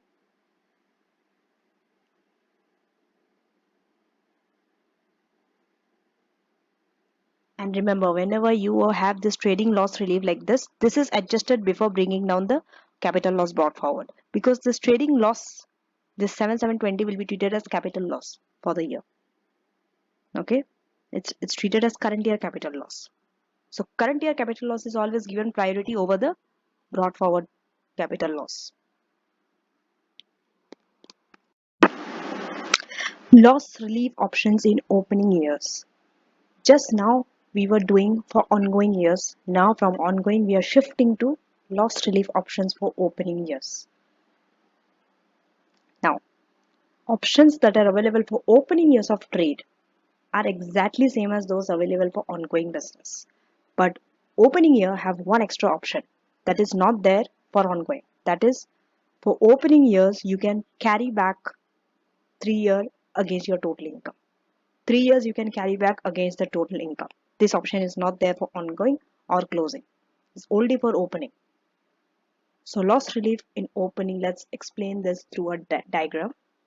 Loss relief in opening years. If you don't make any claim, automatically it will be carried forward. But there is an option you can claim against total income and then it will be carried forward, the balance. Next option is against chargeable gain. After claiming against chargeable gain also balance will be carried forward. Then another option for opening years only, special 3-year carryback relief. Only up to 3 years you can carry back. From the year that you are making the loss, 3 years back you can carry. And the balance will be relief against total income and carried forward. Either it will be relief against total income or it will be carried forward. So the other three features I don't have to explain you, I've explained it to you. Chargeable gain, income tax and carry forward. Our focus is on the 3-year carryback. So how do you calculate loss in opening years? For your exam from 1st of June 2024 to 31st March 2025, current year basis opening year rule will not be tested. So you can be at peace. Next, if a question involves commencement of a business, you will be given the taxable trading profit or allowable loss for the relevant tax year. So you don't have to worry about calculating. You'll be given. Now, special opening year relief against total income. This claim is optional. You can apply to loss arising in any of the first 4 tax years of trading. Okay. If claimed, set the loss against total income in 3 tax years before tax year of loss on a FIFO basis. Remember, it has to be on a FIFO basis. Earliest year first. When you're carrying back 3 years back, for example, you're making a loss in 2024. So 2020, 1, 2, 3. 3 years you can carry back. And when you are adjusting, you start with 21 first, then 22, then 23. So on a FIFO basis. There is no need for the trade to have been carried on in the earlier years. Earlier years, you might not have carried out the trade. Doesn't matter. You still can carry back. One claim covers all the 3 years. For example, if you're having a loss in 2023-24, this will be set off in 2021, 21-22, 22-23. And if claimed, same like the previous claims that we have studied for ongoing, you must set up the maximum amount possible that you can claim. And you cannot restrict to reserve the personal allowance like your other, like against total income or against chargeable gain. Same rule. Therefore, the benefit of personal allowance will be lost. And for 2023-24, the claim must be made by 31st Jan 2026. This is the same as for ongoing years when we claim against total income. The claim date is the same. Moving on to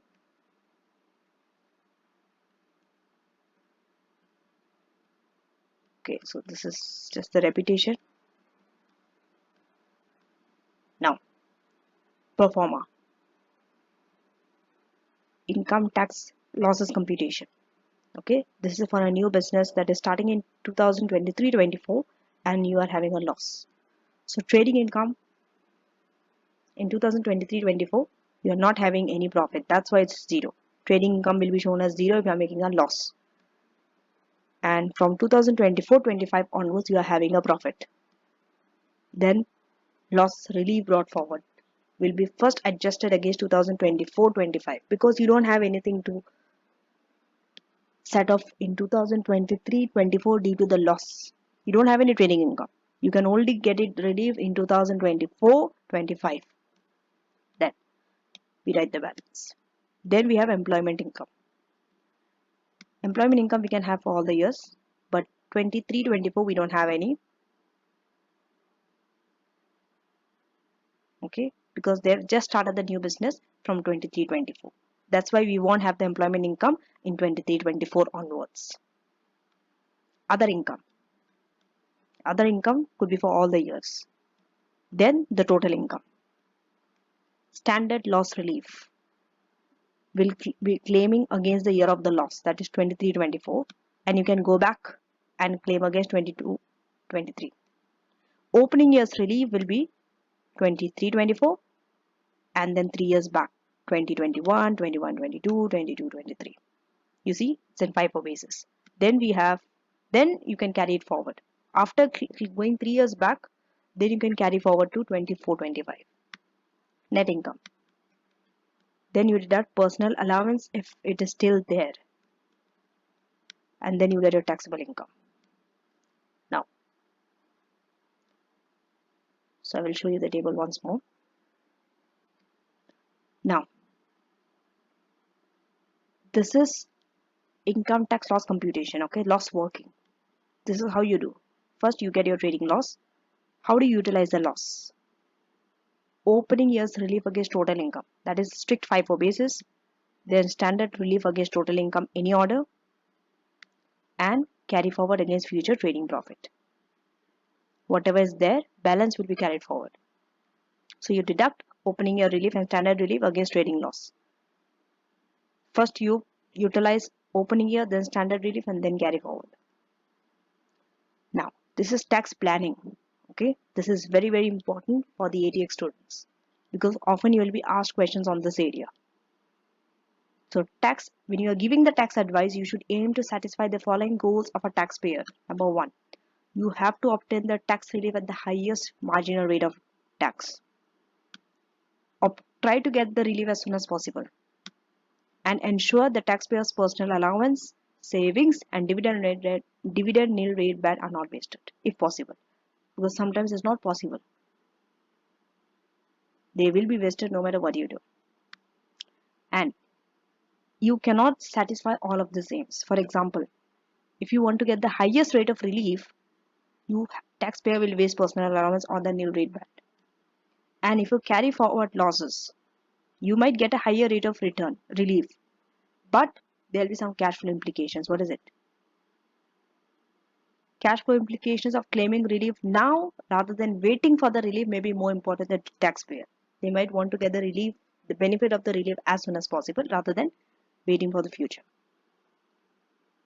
Now, so in your exam questions, you will be given a scenario and the tax advice must address the specific facts of the situation.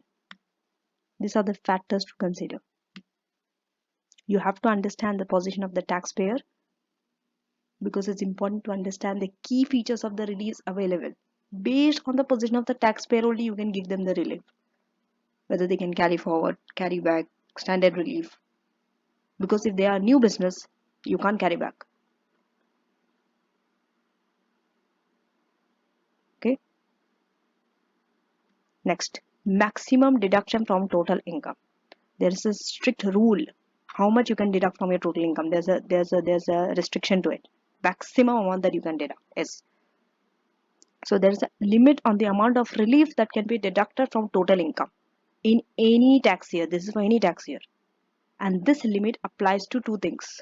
One is trading losses, the other one is qualifying loan interest. And if you have both, limit will apply for both. If you have one of them, for one of them.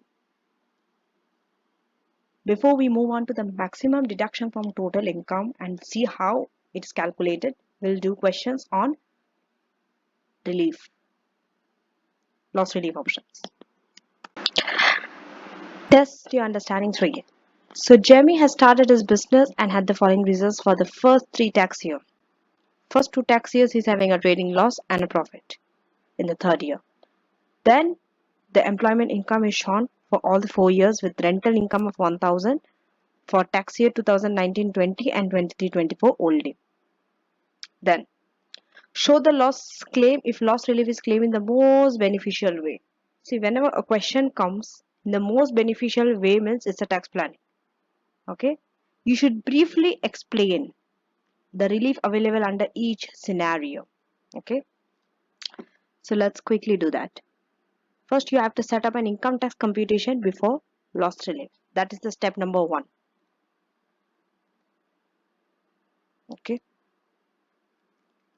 step 1 is income tax computation. Income tax computation before loss relief. Before loss relief, what is the computation?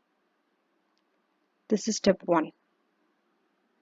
So you have to write all the years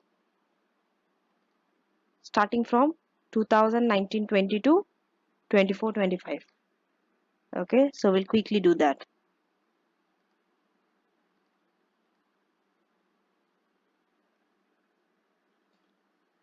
Two thousand nineteen 20,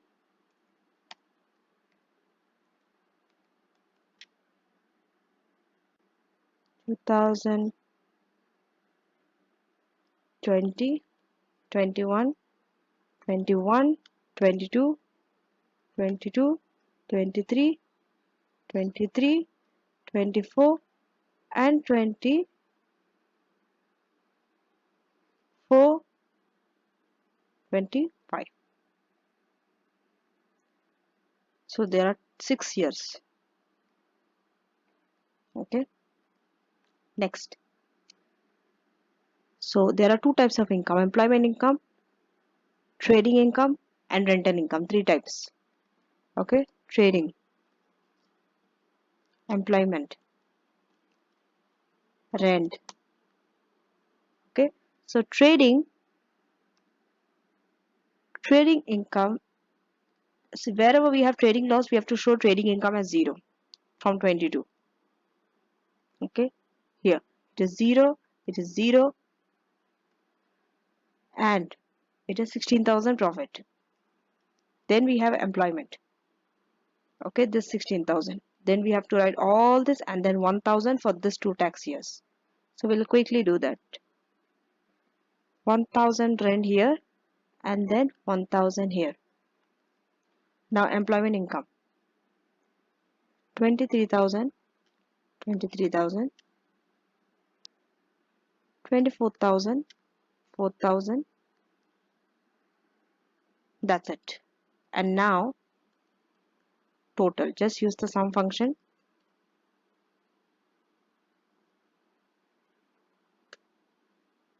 Done. And copy paste. Now step number 2.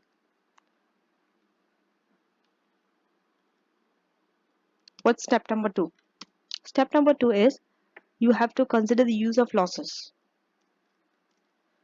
What are the losses?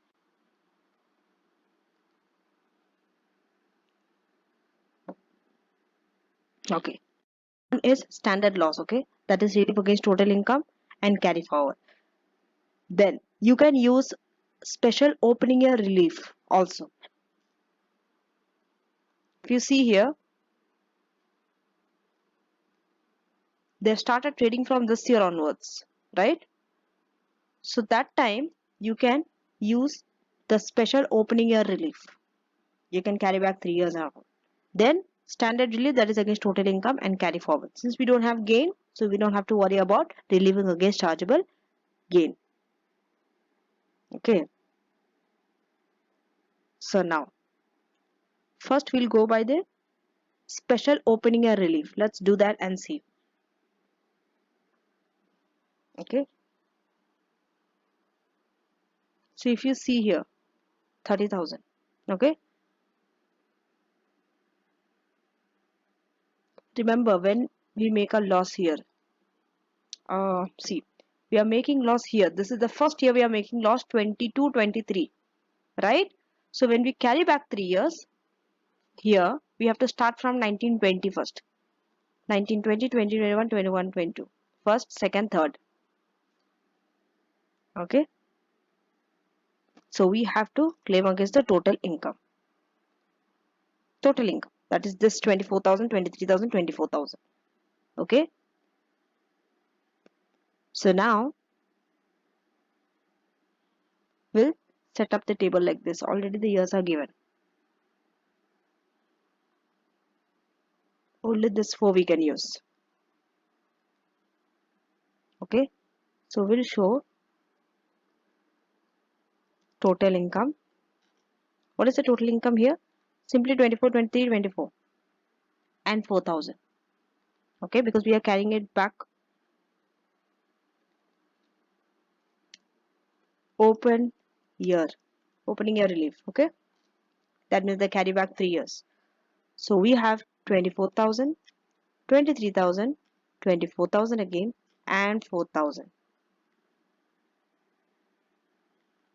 So first we have a loss here of 30,000, right? But out of 30, only after 24,000 we can settle off. So it's for 2022, 23 loss. We are setting it off against 2019, 21st up to 24,000 minus 24,000. And the next loss we have is 23, 24. Net income.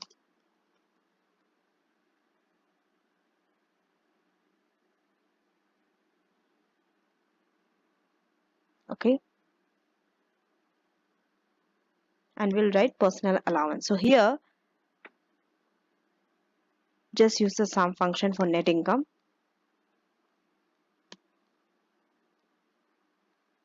Here if you see, personal allowance is wasted. Okay. Now here we have 23. So out of 30, 24,000 is set off in 1920. Now the balance 6,000 will set off. So 23 minus 6. And then remember we have some more. From 23 if you take 6,000, we have completely wiped out this 24,000 in 1920, 2021 we have set off the 6,000. Now we have another 10,000 that we can easily set off against this year. So minus 10,000. That is to 23, 24 loss. So now use the sum function. You still have 7,000 left. So now personal allowance is partly wasted, not entirely. And then we have 4,000. Okay, here we'll be having net income as 24,000 and 4,000 only.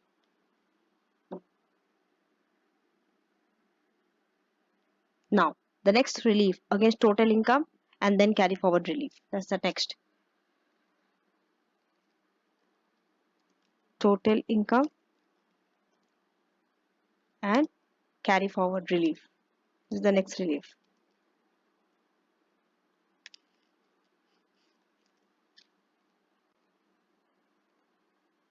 Okay, you have to explain also that this loss will be set up against this first, then this, then this. Okay.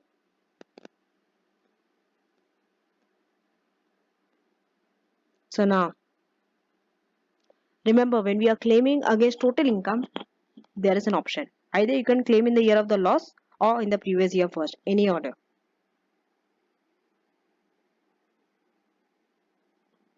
So now because they told you the most beneficial, okay, so 22 23 loss, this loss, okay, the 30,000 loss, this 30,000 loss, okay, you can relieve it against 22 23 itself, against this, or you can go against this or 1 year back. I'll show you here. You can set off against this or against this. You can go back 1 year back. Okay. But remember, there is no point making a claim in 2020-23 as the total income is covered by personal allowance. So rather than making the claim here, you see, it's not advisable to make a claim in 2023. Why? Because this total income, if you see, this will be covered by personal allowance, right? Yes, this is more than 11,750, 12,570. Therefore, you can reduce it. You can make a claim and reduce. It's better to set off against this rather than this one, the current year when you are making the loss. Why? Because this 4,000, if you see, it will be covered by personal allowance. So don't make the claim. Otherwise, you're going to lose personal allowance. Okay. So what are you going to do? This 30,000 when you're setting, okay, first set against this rather than this. We are making the loss this year. Set off against this 24,000 and the balance 6,000 you carry forward here. You see, you have to carry here and also here.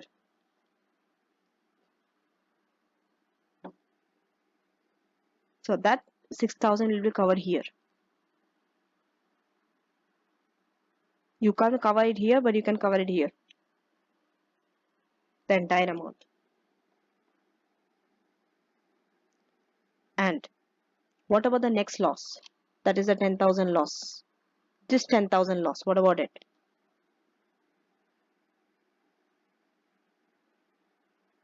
You can claim it in that year itself or previous year, 2022-23.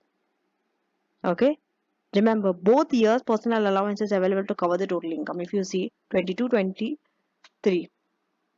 you see this and this.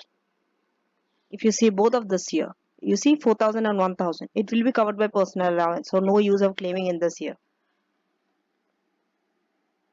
Okay.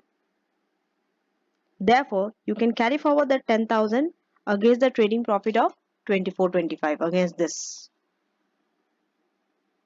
So this will, however, result in the wastage of personal allowance. Even if you do from here also, personal allowance will be lost. But still, it is better than this too. This you have to write in sentences. I'm not writing it for you, but you can write it. You can always check the answers there in the textbook. In Test Your Understanding 3, read it. I have explained you the process. You have to explain it. Okay. Now, so let's do that.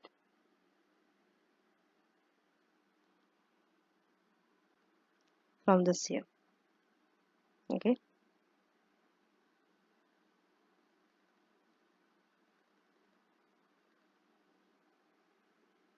Two thousand 21, 22.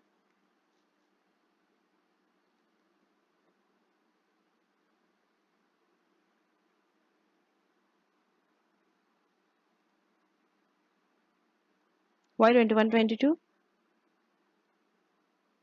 See, we are not touching this 2 year, okay? We can't claim anything because this 4,000 and 1,000 will be covered by personal allowance, but we can adjust it here.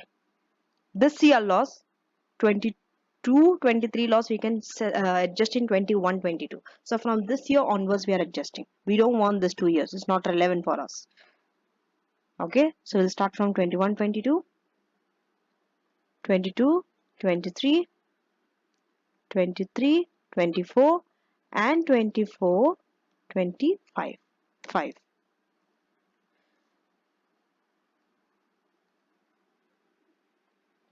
So first, employment. Employment income in this one is 24,000. 4,000, and they have not given this. NA, not applicable, not applicable. Then we have trading.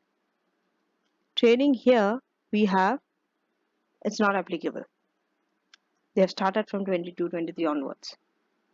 So here you are making a loss, here you are making a loss, and here you are making a profit of 16,000.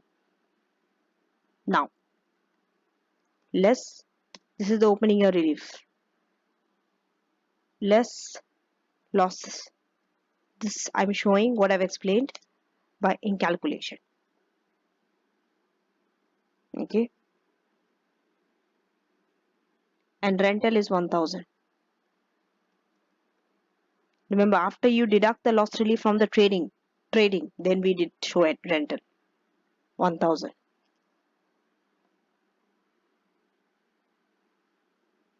Okay.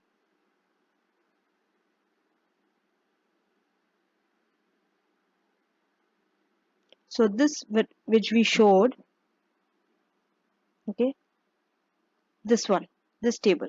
This is the opening year relief. Now we'll show the standard loss relief. Okay. So we'll carry it forward. So here we'll carry it forward in 24, 25. That 10,000, this 10,000. This 30,000 was shown. Now this 10,000.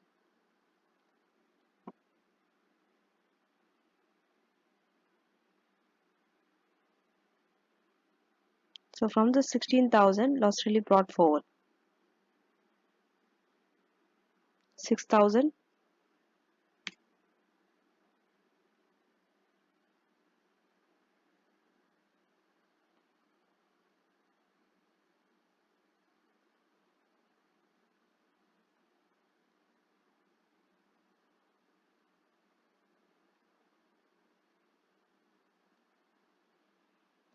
See, it is this 6,000 we are talking about. Okay. This 6,000 will not adjust here. We'll carry it forward.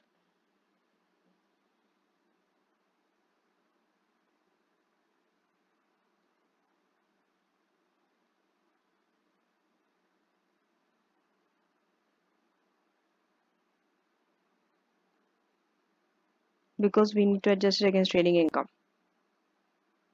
Okay, it's total income and carry forward relief.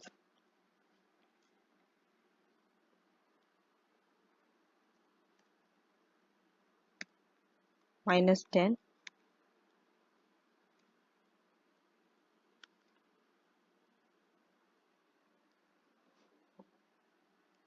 and 1,000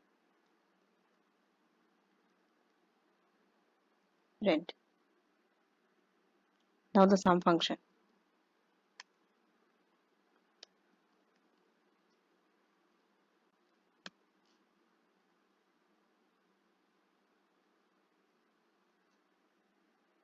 Now loss relief.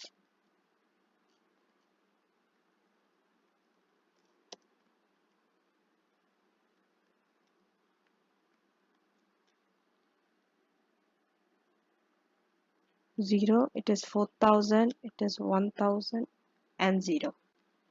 Here what happened? Personal allowance is wasted. Here partly wasted, here it's partly wasted, and here personal allowance is wasted. Okay. See, out of this 30,000, once again I will show you. Out of this 30,000, what happened was it's 22, 23 a loss. This. So they are carrying it back and adjusting 24, and the balance 6,000 they are adjusting against 24, 25. That is this 6,000 because they don't have any income here, trading income. That's what they have done. And this 10,000 is this 10,000 which they have carried forward because nothing to take from back. So after that, this is the situation. Now,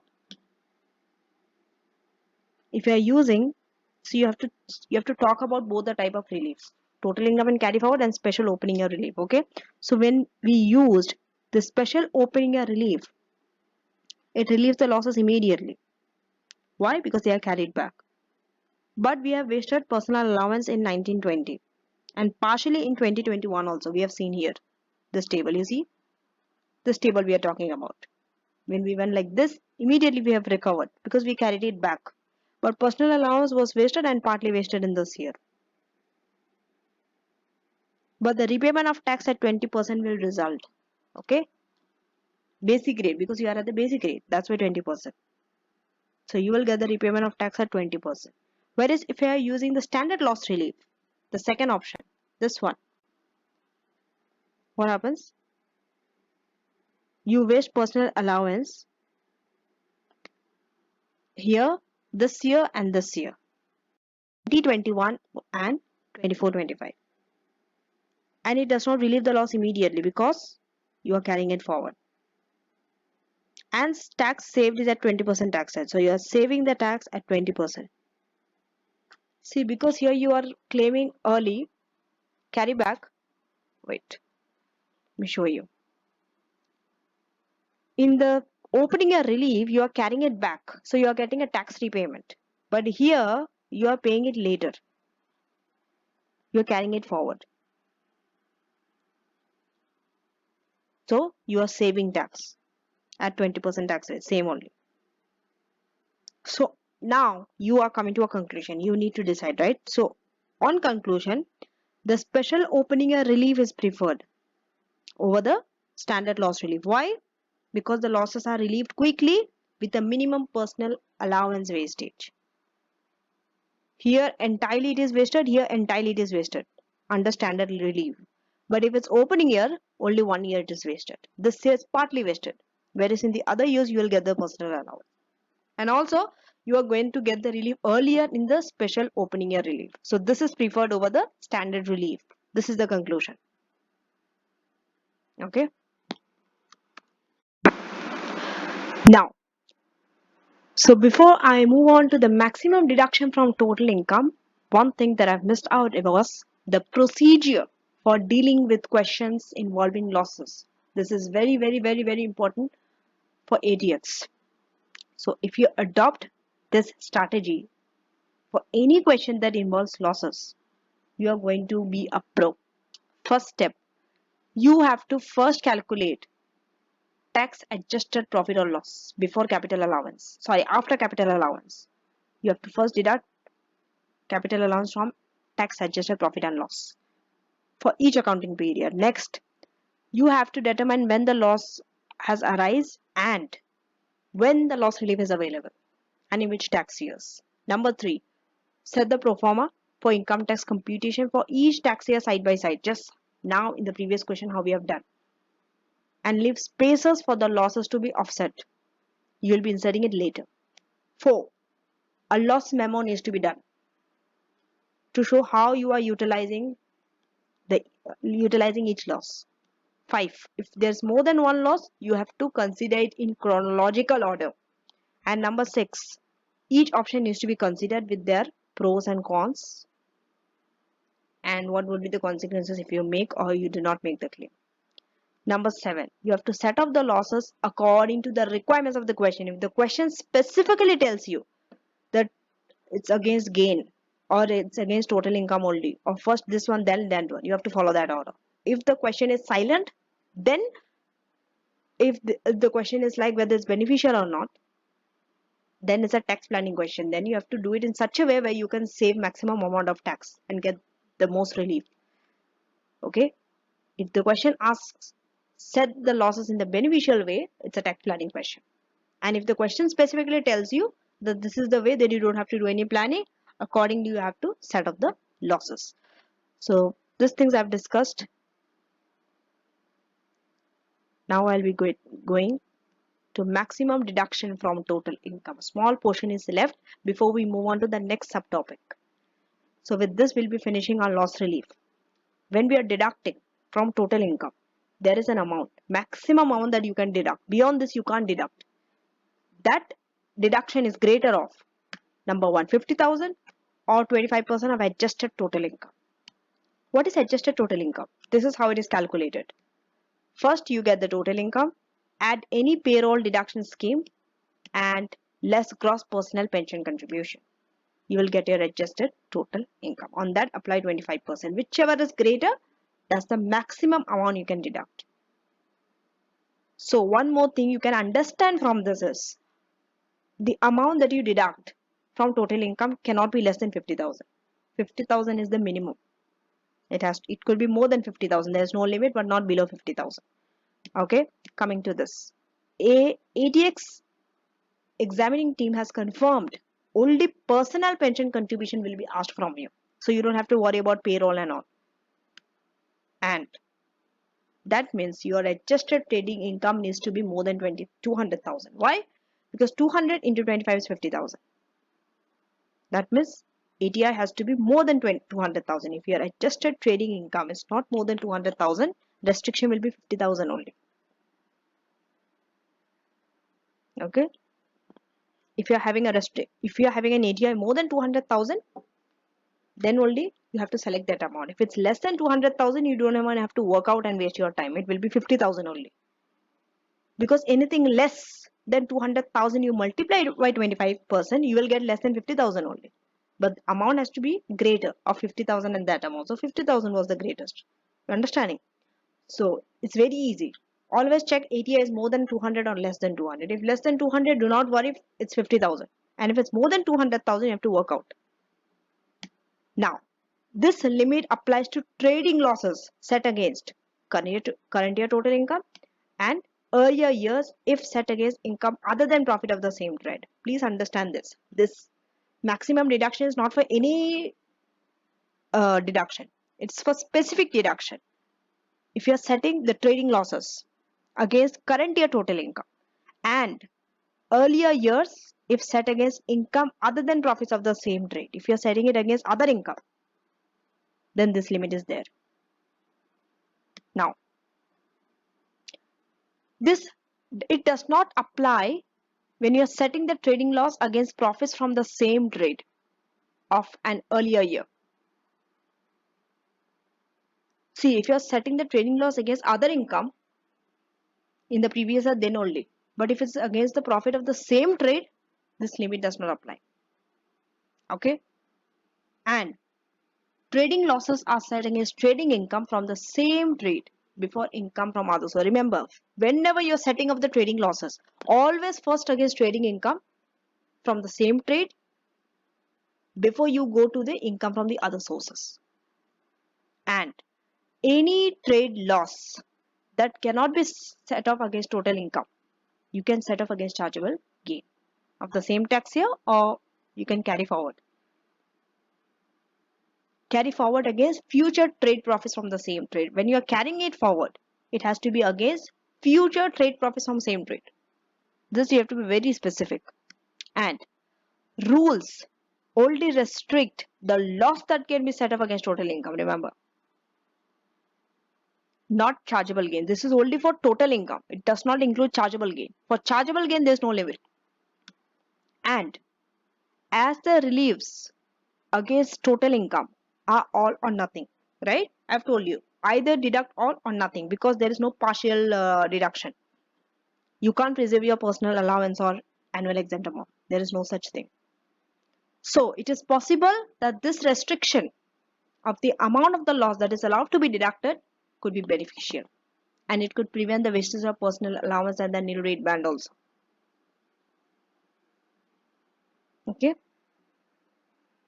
Now, restriction is also relevant for the special opening year loss relief, because when you're carrying it back to the earlier years, this restriction is relevant then also.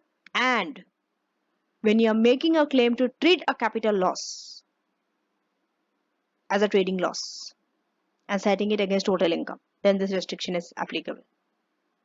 Remember, capital loss on qualifying unquoted trading company shares. It is treated as if it's a trading loss and is set against total income. Then this restriction is relevant. Excess qualifying loan interest. See, remember I told you this deduction is for against total income or for loan interest, qualifying loan interest. Yes, but if you are having an excess qualifying loan interest, you cannot set it off Okay, this cannot be set off in any other year. So if a taxpayer has both losses and qualifying loan interest, I told you this maximum deduction is for two things. One is losses, one is qualifying loan interest. If they have both, if a taxpayer has both losses and qualifying loan interest, taxpayer can choose to deduct the loan interest first. So you deduct the loan interest first. Okay, before deducting the losses. Because you can't set off the excess qualifying loan interest in any other year. See, losses you can carry back and can carry forward, right? But qualifying loan interest, that option is not there. You have to adjust in this year only. So better to deduct that first before deducting losses. Because if you're not able to deduct losses entirely also, at least you can carry it back or forward. But what about excess qualifying loan interest? You can't adjust it in any other year. Now, let's do question on maximum deduction before we move on to our next subtopic. Test your understanding 4. In test your understanding 4, in 22-23 tax year, you have 72,000 profit, and the next year 142,000 loss, and property income 80,000 each year, and makes 5,000 cash to a personal pension contribution, and they want to set off against the total income from this tax year first, and then they want to carry it back. Okay, now, so let's quickly do that.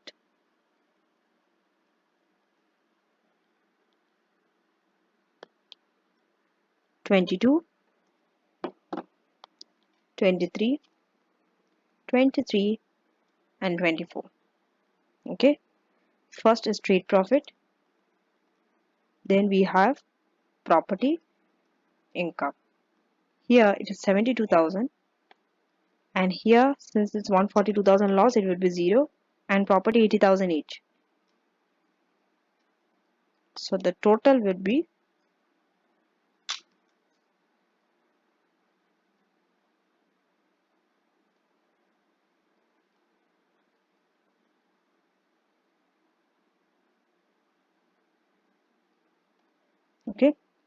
152 and 80,000. So now remember, we have a maximum deduction, right? When we have total income, when we are setting, it has to be greater of 50,000 or 25% of adjusted trading income. Now adjusted trading income we have to find out. ATI. Sorry, adjusted total income. How do we find out? It is total income. This is total.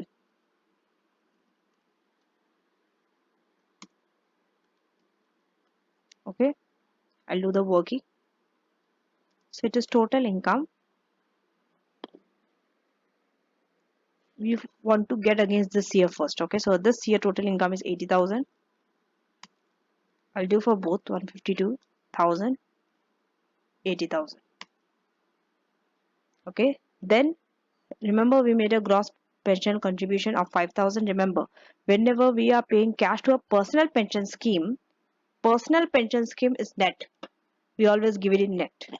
This I've explained it to you, I guess, when I was explaining in lecture 2, that some things are paid gross and some things are paid net. So one of it is personal pension scheme. If I have not mentioned it there, in taxation I've mentioned it. And don't worry, pension itself is a lecture. So I have another lecture which just discusses pension. Anyway, coming back to the topic, 5,000 cash. So this is at the net amount. That means with tax. Now you have to find out the gross amount. Only the gross amount you can deduct from your total income. So how do you gross it up? It is simply equal to 5,000 into 100 divided by 80. This is the gross amount. Okay.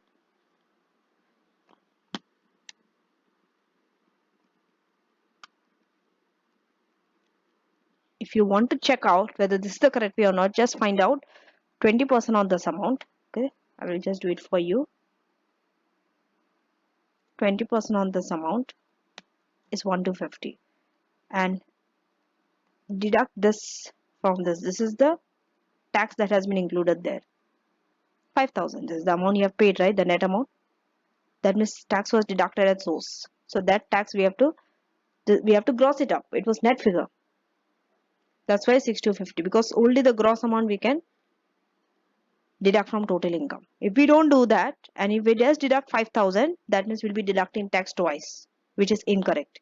So always when you are paying contribution in the personal pension scheme, amount is net figure, even if they don't mention. You have to gross it up like this first. How do you gross it up?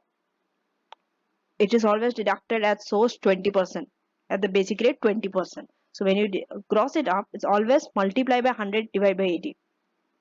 Okay, into 100 divided by 80 with that figure, whatever the net figure is given to you. This is how you gross it up. Okay, and you got this figure. And you need to minus this from this. This is your ATI. And you can either find the 25% of this, okay,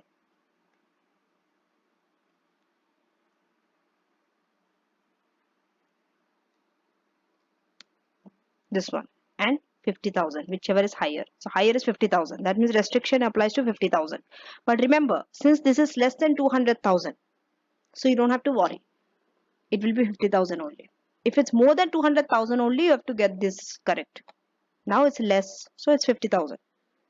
Restriction is 50,000. That means in the current year, up to 50,000 we can deduct. So I'll go back here and do it. So here, how much I can deduct? Up to 50,000 in the current year against total income. And hence, I'll be left with 30,000.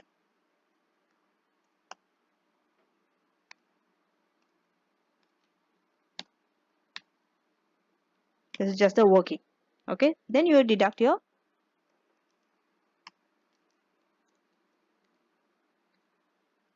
personal allowance, which is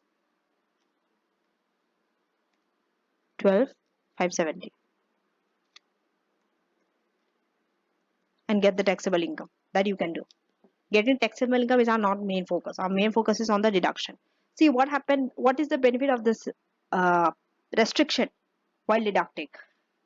See your total loss. If you see, it's 142,000, right?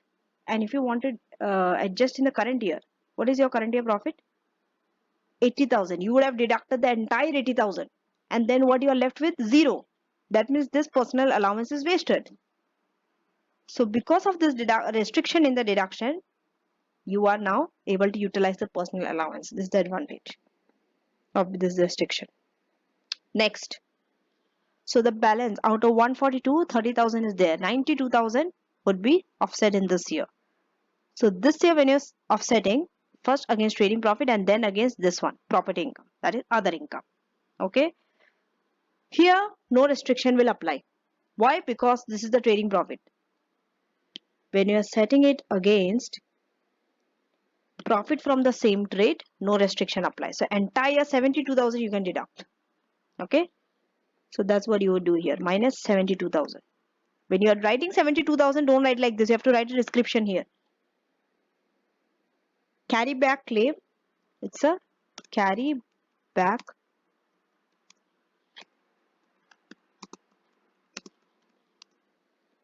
with no restriction. Why? Against profits from the same trade. Because it is against profits from same trade. Okay, you can write, see the here. Okay, so entire 7. Now 50,000 is deducted, 72,000 is deducted. You have 142. See 142. If you have, that's the total loss. You can always check here. Minus. No need to show minus. It is okay. Minus 50,000. Minus 72,000. You'll be left with 20,000. That 20,000 you have to deduct from here. property income. Here, no restriction applies. Why? It's less than 50,000. When it's less than 50,000, you don't have to worry. When the balance is more than 50,000, then only restriction comes. So this also you can deduct 20,000.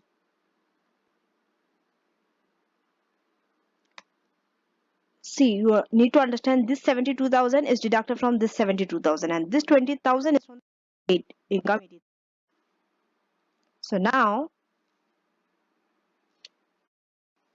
you will get some function. Here you can utilize the full personal allowance. Why? From 152, if you deduct 72 and 20, you will be still having some amount. You will be having a net income of 60,000. So from that 60, you can easily deduct personal allowance and get your taxable income. You understanding? Now, you can always carry out a loss memorandum or loss memo, you can say. It's easy for you to find the balance of loss. What is the loss? 142,000. How much are you deducting? 2023. So you have to show the year.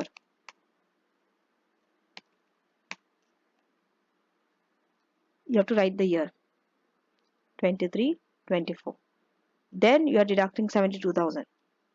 This is 22, 23 profits from same trade. Then 20,000. Always write the description against other income. But it's within 50,000 limit. So the balance would be 0. There is no loss to carry forward. Okay. One more thing, it's not there, it's not relevant, but I will show you one thing just to show you the impact. If this loss would have been 175,000, how things would have changed, I'll show you.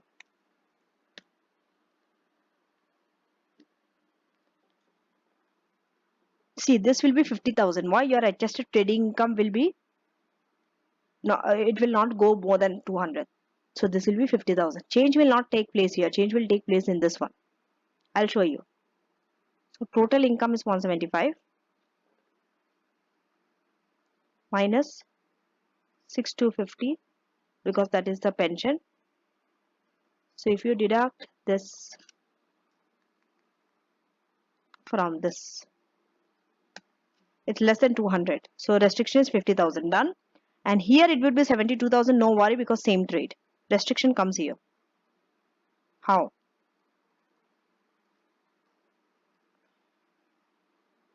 Minus 52 minus 72. Done. This is just a loss memorandum I'm showing you. Just changing the loss, okay?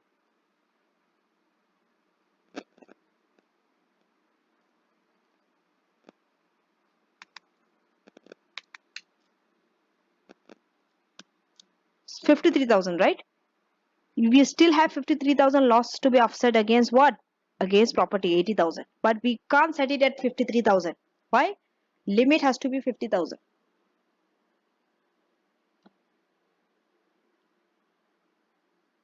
So if you go by ATI, ATI will be less than 50,000 there. So restriction is what? 50,000.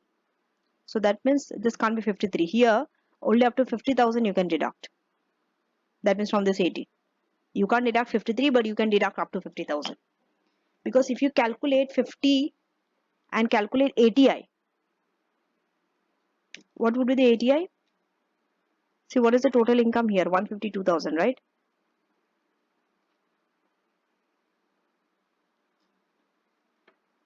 Minus 6250, that is the gross pension.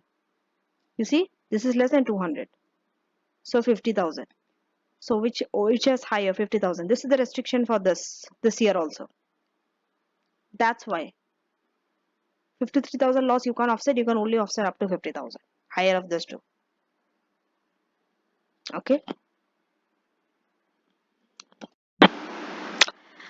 So the new subtopic is simplification of accounting and taxation. If you're a small business, you can use a cash basis option rather than accrual basis. Okay. It is applicable for both sole trader and partnership because both are unincorporated businesses. Okay. So you can choose to calculate profit and loss on cash basis. That means when you are receiving cash and when you are paying the cash in the period of account rather than accrual basis. Provided you have a turnover of 150,000 or less. If you are having a turnover of 150,000 or more, you don't have an option. You have to go by accrual basis. Okay. And cash basis is not available for companies and limited liability partnerships. Now, if you have a turnover of more than 300,000, what do? You can't go for cash basis until you don't exceed 300,000. Your annual turnover does not exceed 300,000. You can continue to choose cash basis. Okay. Note, cash basis is optional and detailed rules are very complex. Therefore, ATX has confirmed only the level of detail in this lecture will be asked. Beyond this lecture, they will not ask anything. And it should be assumed cash basis is used for sole trade and partnership unless the question tells you it's accrual basis. Okay, all sole trade and partnerships will go for cash basis.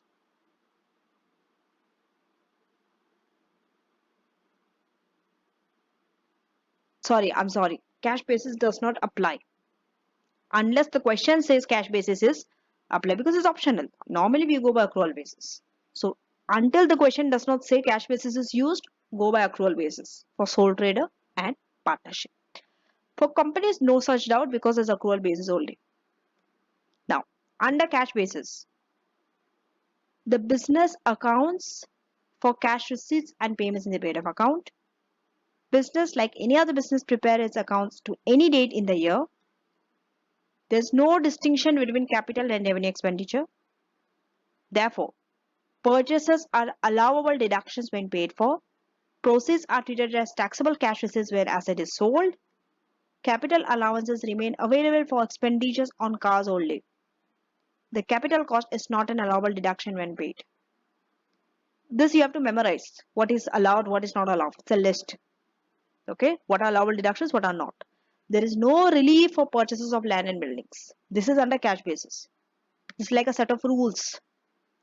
And in the ATX exam, the flat rate expense deduction for car expense is claimed instead of capital allowances. Remember, there is another thing known as flat rate expense deduction. They deduct the expense on a flat rate. And this is for car expenses. So in ATX exam, we always go by the flat rate expense deduction for car rather than capital allowances for car. This is when we are using cash basis.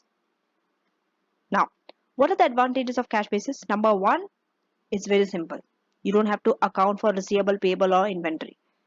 Second, profit is not accounted for and taxed until you realize the cash.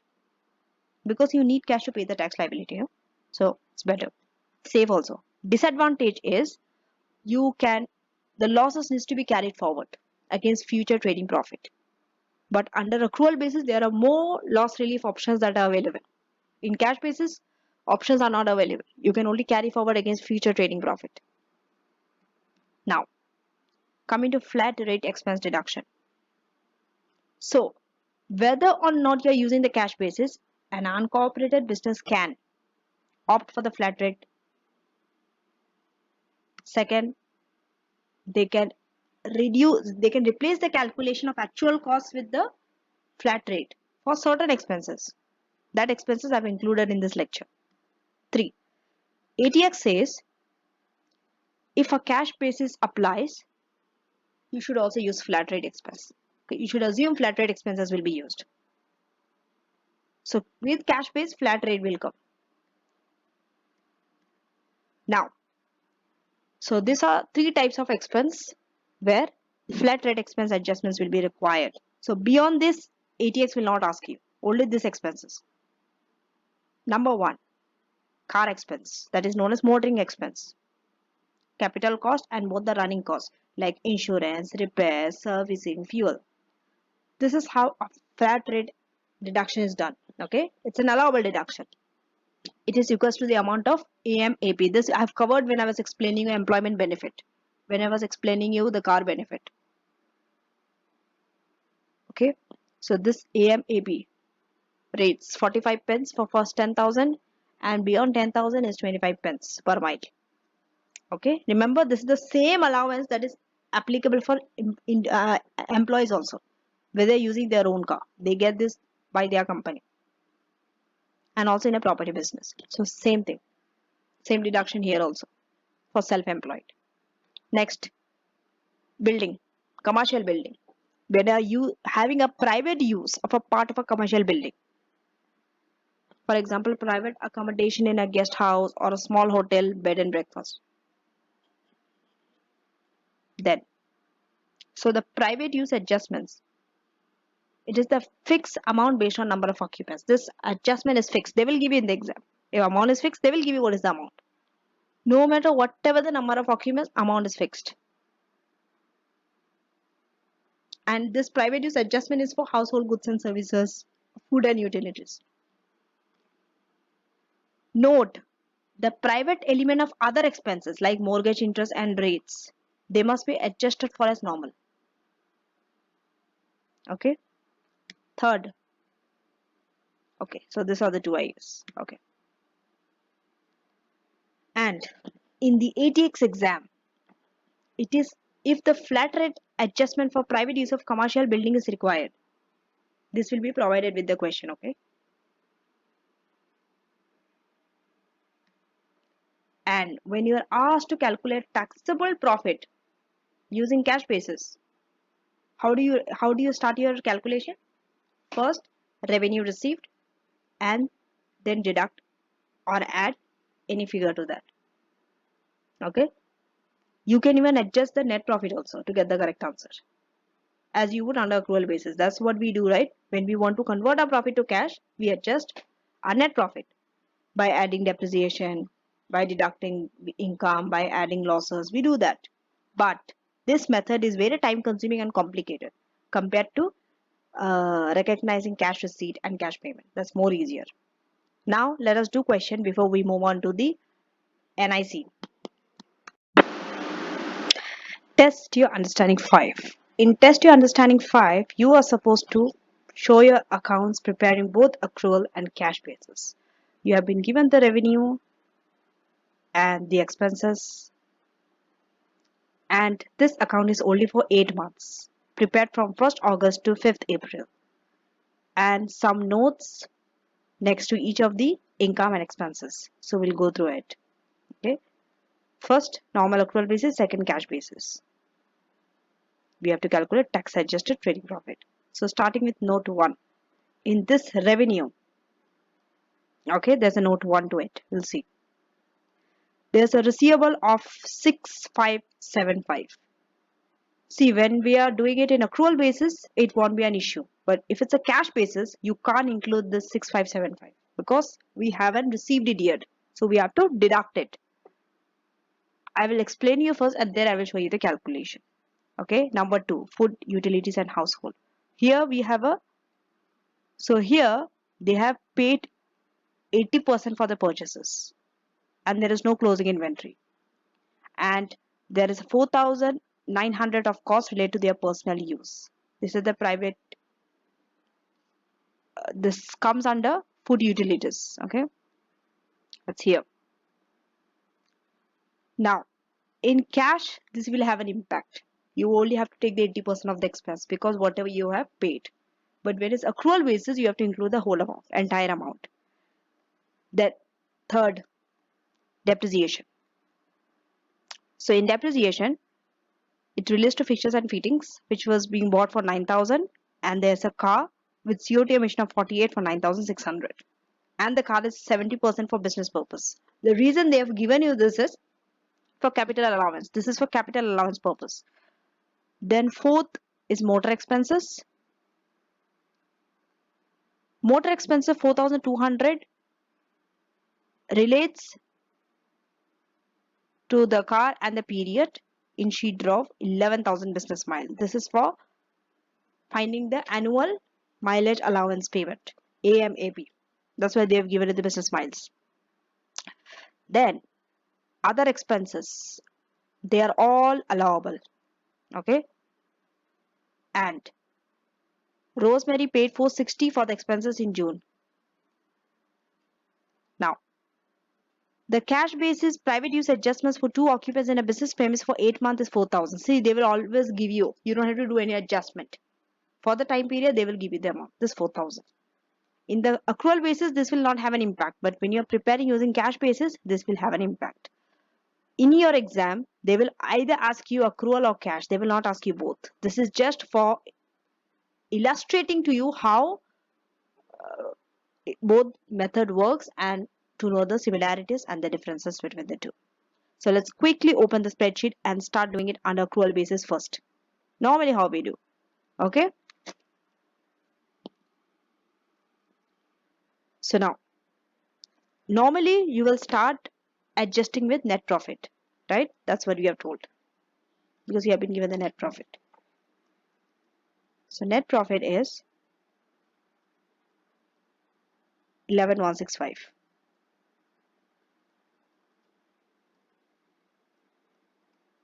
Okay. Then we have food and utilities.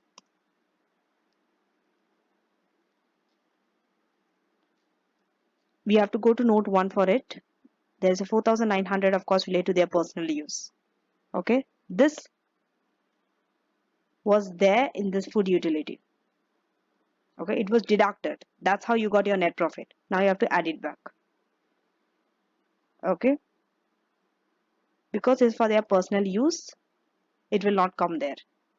So you have to, because it was deducted first and you can't deduct it because it's for personal use. Now you have to add it back, 4,900. Now, next. Now all the expenses, depreciation, motor expense and other expenses. So depreciation 2,500 is not an allowable. You have to add back. It's a non-cash item. Then we have motor expenses. And this is accrual basis, okay? I will write accrual.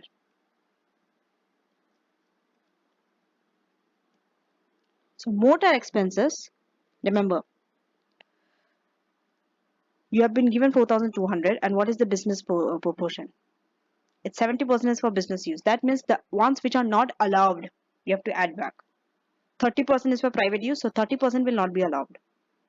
So 4,200 into 30%. The private use element only will be not allowed. The business part will be allowed. That you can deduct.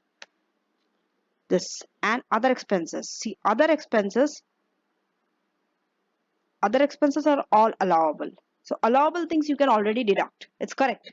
So no adjustments need for allowable. Only disallowable expenses needs to be added back. So, but you have to write. You have to write like this. Other expenses 0. You can't just leave it blank like this. Now do the sum function and get the total. Remember capital allowance. This is accrual basis. So you have to deduct capital allowance. Okay. Less capital allowance. This you have to do a working. Okay. You need a working to do capital allowance.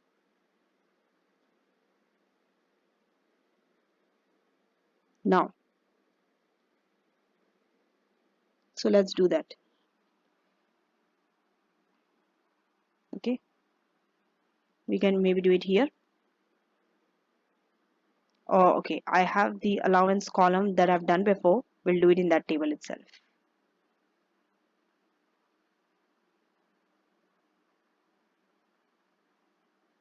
Okay. It's here. So now, what are the things we have? We have fixtures and fittings and we have a car. Fixtures and fittings will qualify for AIA and car. Because it is not new and 0, it will not qualify for FYA. Okay. And car, there's a private use for a car. So car will go in the private use and it will go for WDA. It's not a special rate because less than 50 grams. So additions. Okay. So we can forget about this title. Title doesn't matter. We'll just write the goods, car,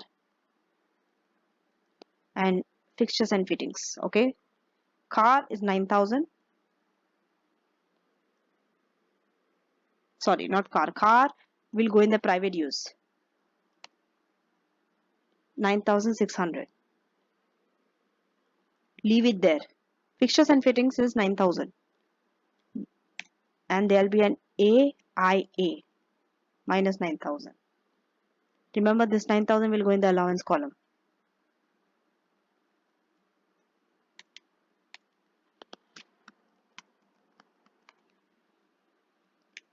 Forget about all this. Okay. Now, so main pool, nothing will go. 0. Okay. But here, because we have 9,600, we have to take the WDA. At what percent? 18%. But remember, WDA you have to do what? You can only take for 8 months because it's for 8 months. So into 8 divided by 12. Wait a minute.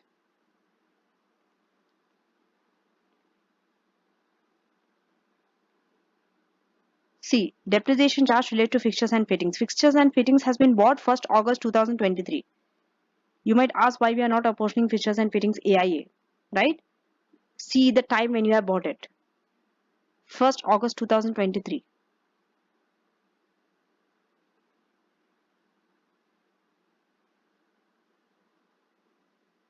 Okay, so both are bought at the same date.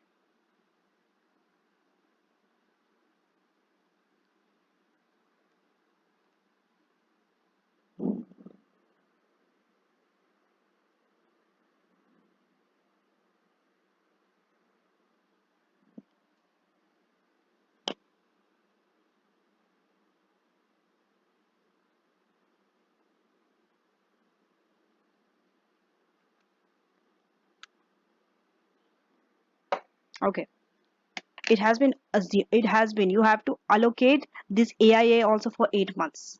But the reason, even if you do for 8 months, you will get full 9,000. Why? Because if you take 100,000, okay, and take the 8 months of it, it will be something 66,000 something, which is more than 9,000. So easily it AIA will be covered by 9,000. It will not have an impact. But even AIA you have to take for 8 months. Okay, I thought maybe we have purchased this one before, that's why we don't have to allocate. No, AIA also have to allocate for 8 months. WDA also 8 months. Okay, so now take 18% of this, okay, equal to minus 18% into this amount. Done.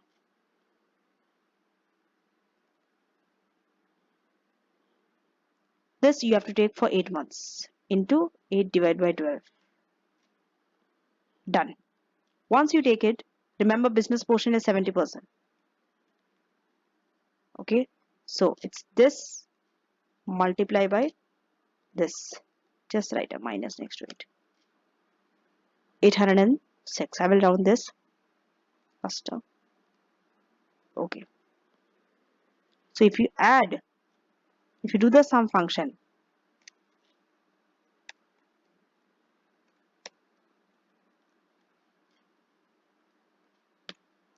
it is 9806. Round it up to whole number. Okay. Whenever you are dealing in tax, round your answer to whole number. So 9806. This is your capital allowance.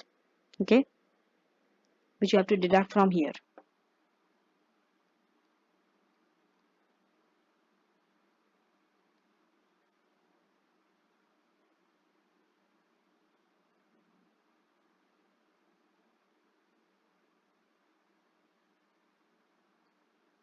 Okay. Minus 9806.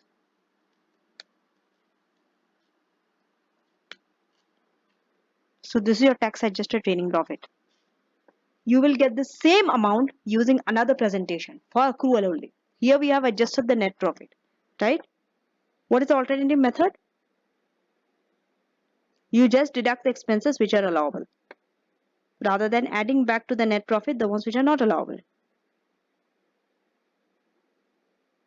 Okay. So now let's do that.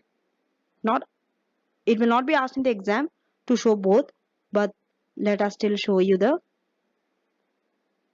alternative presentation of the same. You will still get this. That's an alternative method. There you start with revenue. Okay. And this is better. This method is better because you can directly compare it with this one. It's easier to compare. So here revenue is this. Accrual basis, no adjustment needed. 48035. Next we have less food, utilities, etc. Okay, here you have to do an adjustment equal to 15,670. Okay, it is this.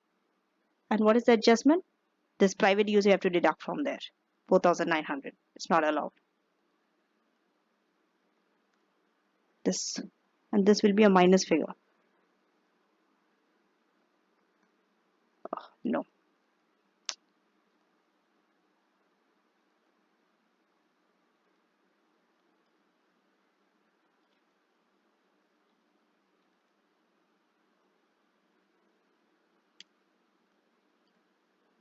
To minus.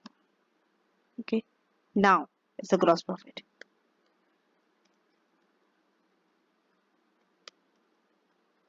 Just use the sum function and get the gross profit. Done. Now all the expenses you will deduct.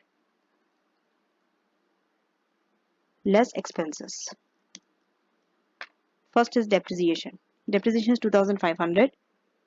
You will not deduct it. Why?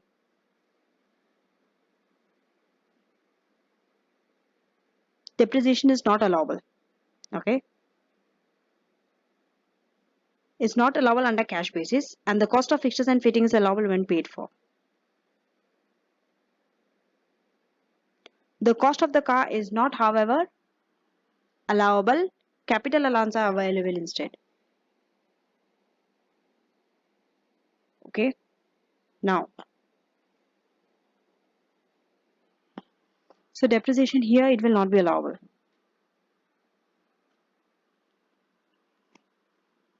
Under accrual, this is, I'm showing you presentation under accrual basis, 0.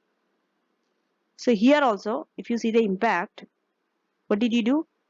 You have added back because you deducted and you got the net profit. Depreciation will not have an impact. So same here. Depreciation you should not deduct. Already it's deducted, don't deduct again. Now motor expenses. This is for accrual basis still, not cash basis.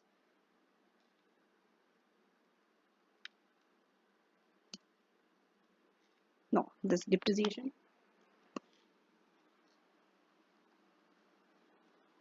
Motor expense, okay. Motor expense, you take the business proportion only. 70%, okay, because that's the business purpose. This is for car. So motor expenses will be applicable for car only. 4,200 into that. So 4,200 into 70%. This will be deducted. Next, other expenses. All are allowable, so you deduct.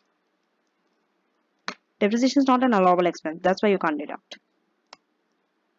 Other expenses. It's 14,500.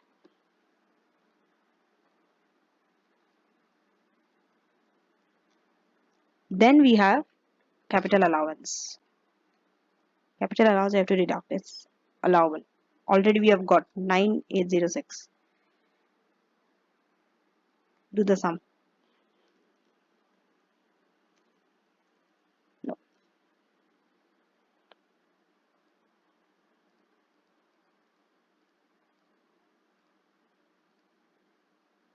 Just get the value in the outer column. Just use the sum function. Get the total.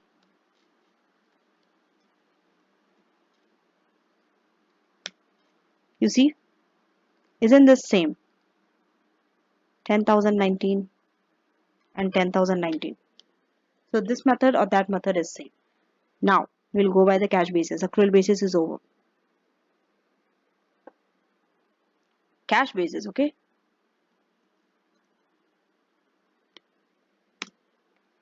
So cash basis will go by revenue. What you have to do is, here you can't include the receivable. You have to deduct the receivable. You see, there's a receivable of this. You haven't paid yet, so minus. You can't recognize it as a revenue yet. So 6575 deduct. And food and utilities, if you see, only 80% you have paid. So only up to 80% you can take for 15,670.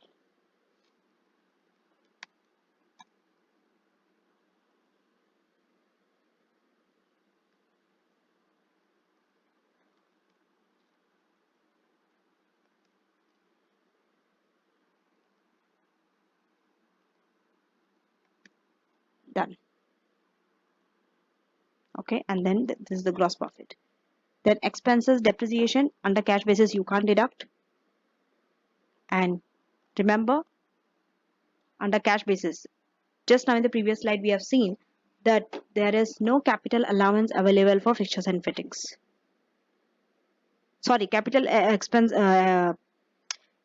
allowance is only available for fixtures and fittings, not for car.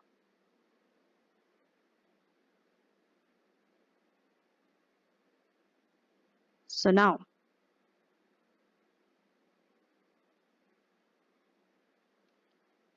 capital expense is only for 9,000.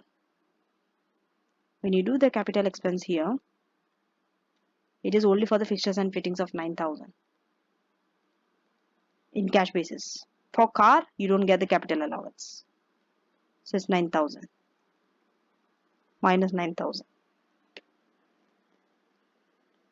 Then motor expenses. Flat rate will be used because it is told that when cash basis is used, it is assumed flat rate deduction also will be used. Okay. So now you are going to claim a flat rate mileage allowance, motor expense. How many miles? 11,000 miles. Okay.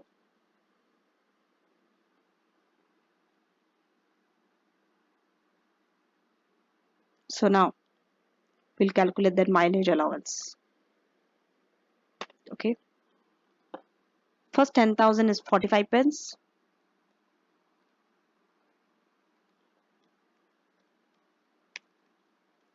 First 10,000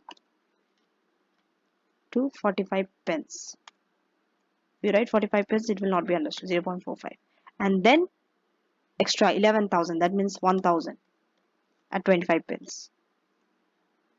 0.25. Done. And if you add the two, because this is cash basis, that's why flat rate you have to calculate 4,750. This would be your motor expense now under cash basis. So you will deduct motor expense minus 4,750.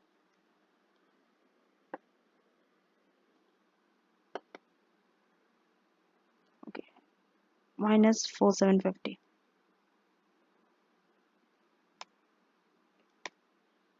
You see, what did you do? Earlier you took in the capital allowance section both motor expenses and fixtures and fittings. That's why we had 9806. Now we are only taking capital allowance for fixtures and fittings. But for car, it's a flat rate. We have to calculate like this, like mileage allowance under cash basis. This is the difference. Then we have other expense. Other expense, it's 14,500 all allowable minus this 460. Why? You haven't paid it yet. You'll be paying it in June.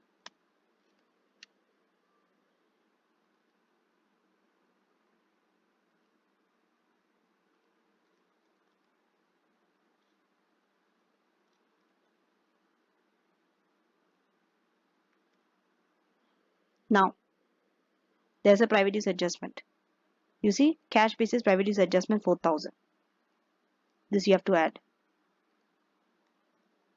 I'll write private use PU 4,000. Okay. This private use adjustment relates to the private element of food and utility cost. So we add it back.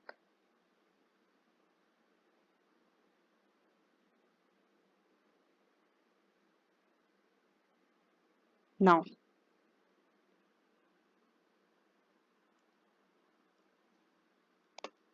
So just do the sum function.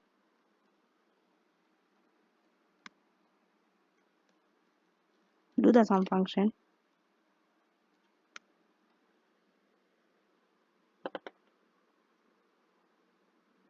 28,924. I'm sorry. This has to be 28,924.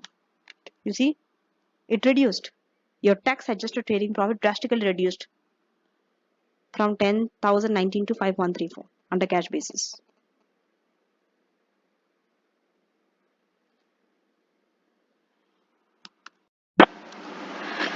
So from simplification of accounting, we have moved to NIC for self-employed. NIC I have covered for employees in my previous lecture 2. Now this one is NIC for self-employed. Even they pay national insurance contribution.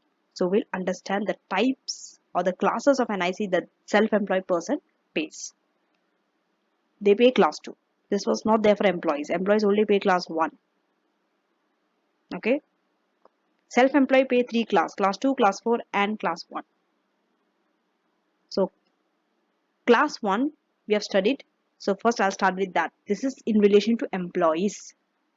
Okay, and employers, self-employed, they will get us employment allowance of 5,000 that they can set against their total class 1 secondary NICs only. Secondary NICs means the NICs that employers pay. You will pay, not your employees. For employees, the NICs that employees pay is known as class 1 primary NIC. I've explained this in my previous lecture 2. Go back and check. Okay, and class 1A. 1A is for benefits in kind. But we don't want to touch that area now. Just understand that employers also pay class 1 NIC. They pay the secondary NIC. Against that 5,000 employment allowance they can set off. Only employers can do this. Employees can't do it. Coming to class 2. This is a weekly basis. Okay. You'll be paid weekly, but both class 2 and class 4, they are based on tax adjusted trading profit after trading loss. Only a self-employed person can have profit, trading profit. Employees will not have it. So it makes sense that class 2 and class 4 are for self-employed. And it is based on tax adjusted trading profit after trading losses. Next, it is payable age 16 till the state pension age. And class 4 is payable again age 16 till the state pension age at the start of tax year. Rate 3.45. This will be there in your table, ATX table. Okay, formula table, this will be there, the rate. So it's 3.45 per week. How many weeks are there in a year? 52 weeks. So always multiply 52 into 3.45. Only if your profit exceed 12,570. And for class 4, it's a percentage basis.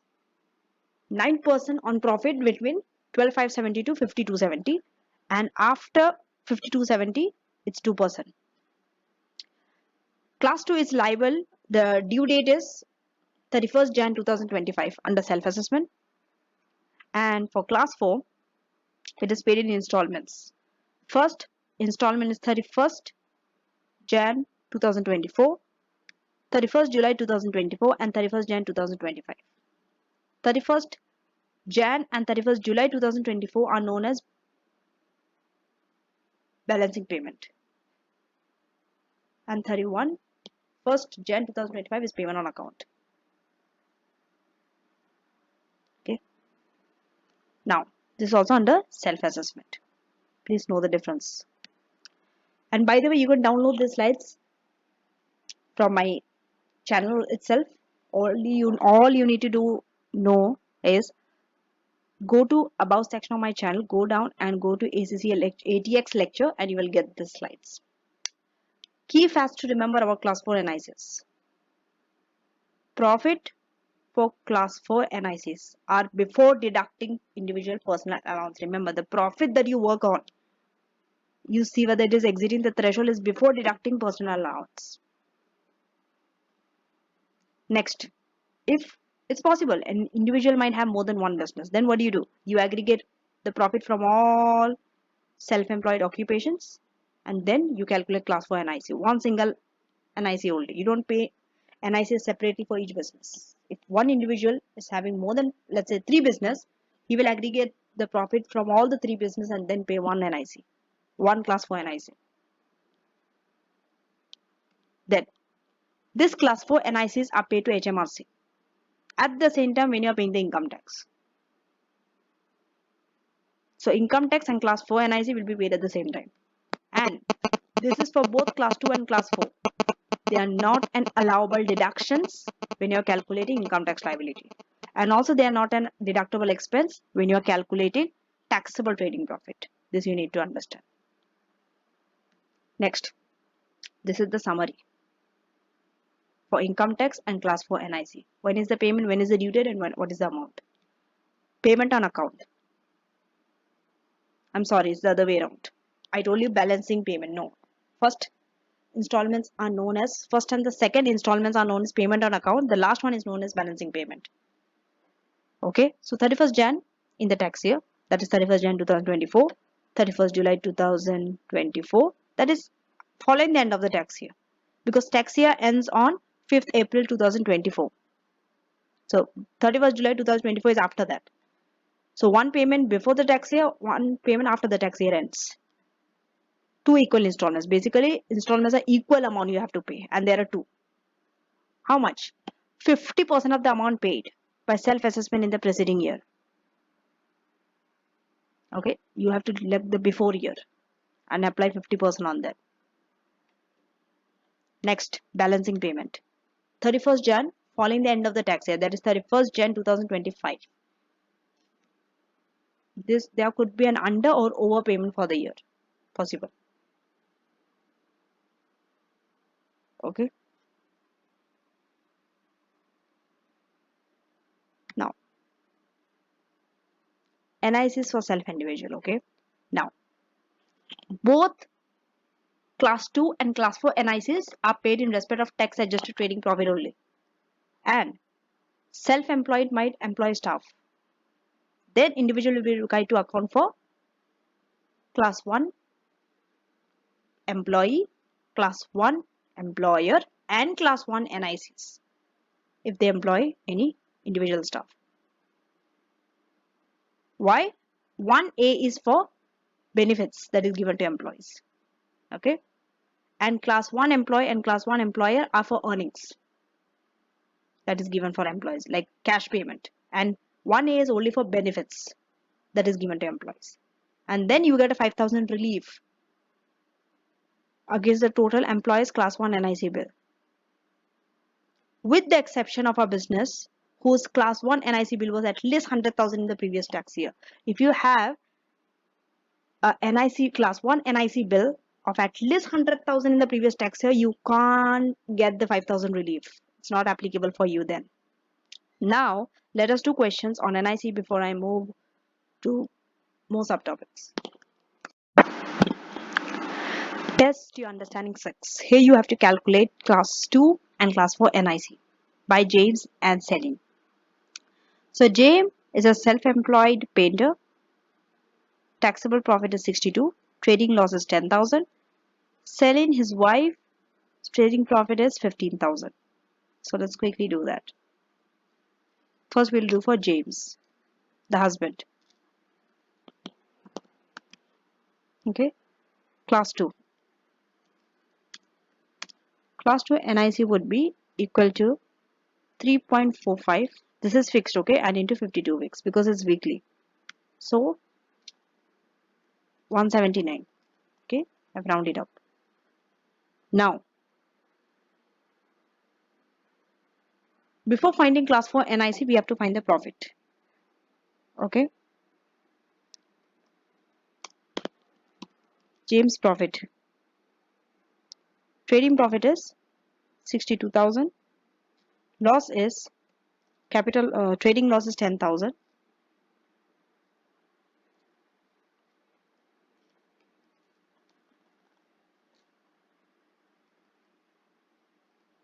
Okay. Okay. So it's 52,000. Okay, it's more than 12,570. So now, first Find the difference between 12,570 to 52,000, 5270, because 5270 is the upper limit.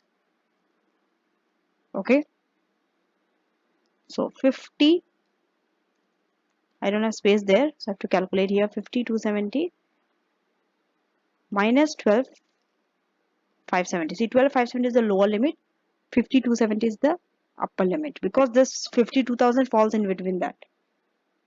Okay, it's, sorry, this 52,000 is more than 5270.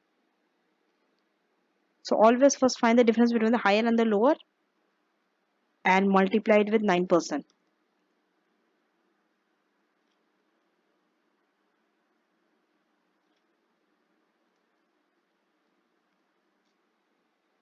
Next, how much is this higher than the upper limit? So equal to 52,000 minus 5270.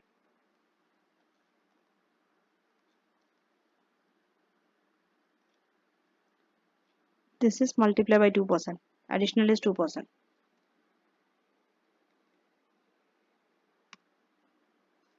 So this would be 35. If you add both, it would be 3427 to 8. 3428.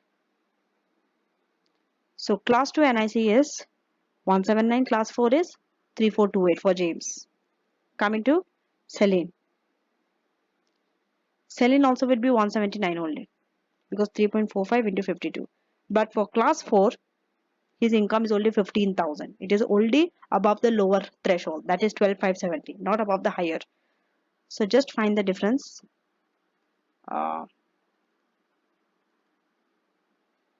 Just find the difference from 12,570. Okay, it's 15,000.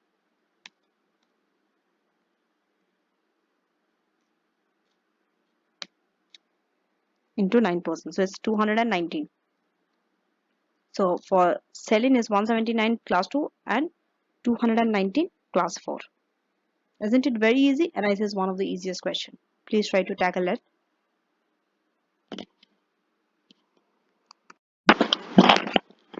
The next subtopic, employee versus partner. So if you take an employee versus if you take a partner, what are the tax implications? That's what this topic is about. Now, so if you are taking an employee, first, there are employment costs. You have to pay them benefit, you have to give them salary, their employees' NICs are there. But these are tax deductible expenses for the employer. They can deduct it when they are calculating their tax adjusted trading profit. Next, employers' NIC you can avoid. How? By taking a fewer full-time staff and taking more part-time staff. Because the threshold at which NIC becomes payable. If you are taking less staff, you will not exceed the threshold at which NIC becomes payable. Next, but there are administrative burden will be there. It's not easy and it's not free to employ staff. Rather, it's more difficult to hire an employee than taking a partner. Next, you could subcontract to self-employed individuals, avoiding the need to pay employees NICs. Rather than taking employees, subcontract the work to someone else. Then you don't have to pay the employees NIC also. Now, so first we'll see from the point of employee, what are the implications for employee and what would be the implications for the employer, the sole trader. Okay, salary. For sole trader, for you, think yourself as a sole trader. Okay, it's an allowable deduction from trading profit. The salary, you can deduct it. Next, you have to pay employer's class 1 NIC. This is payable at 13.8% on the earnings over 9,100. This I have already explained in my previous lecture, lecture 2, under employment income, towards the end of the lecture. Okay, this is also an allowable deduction from trading profit. Remember, class 2 and class 4 NIC, they are not allowable deduction, but employers class 1 NIC, they are allowable deduction from trading profit.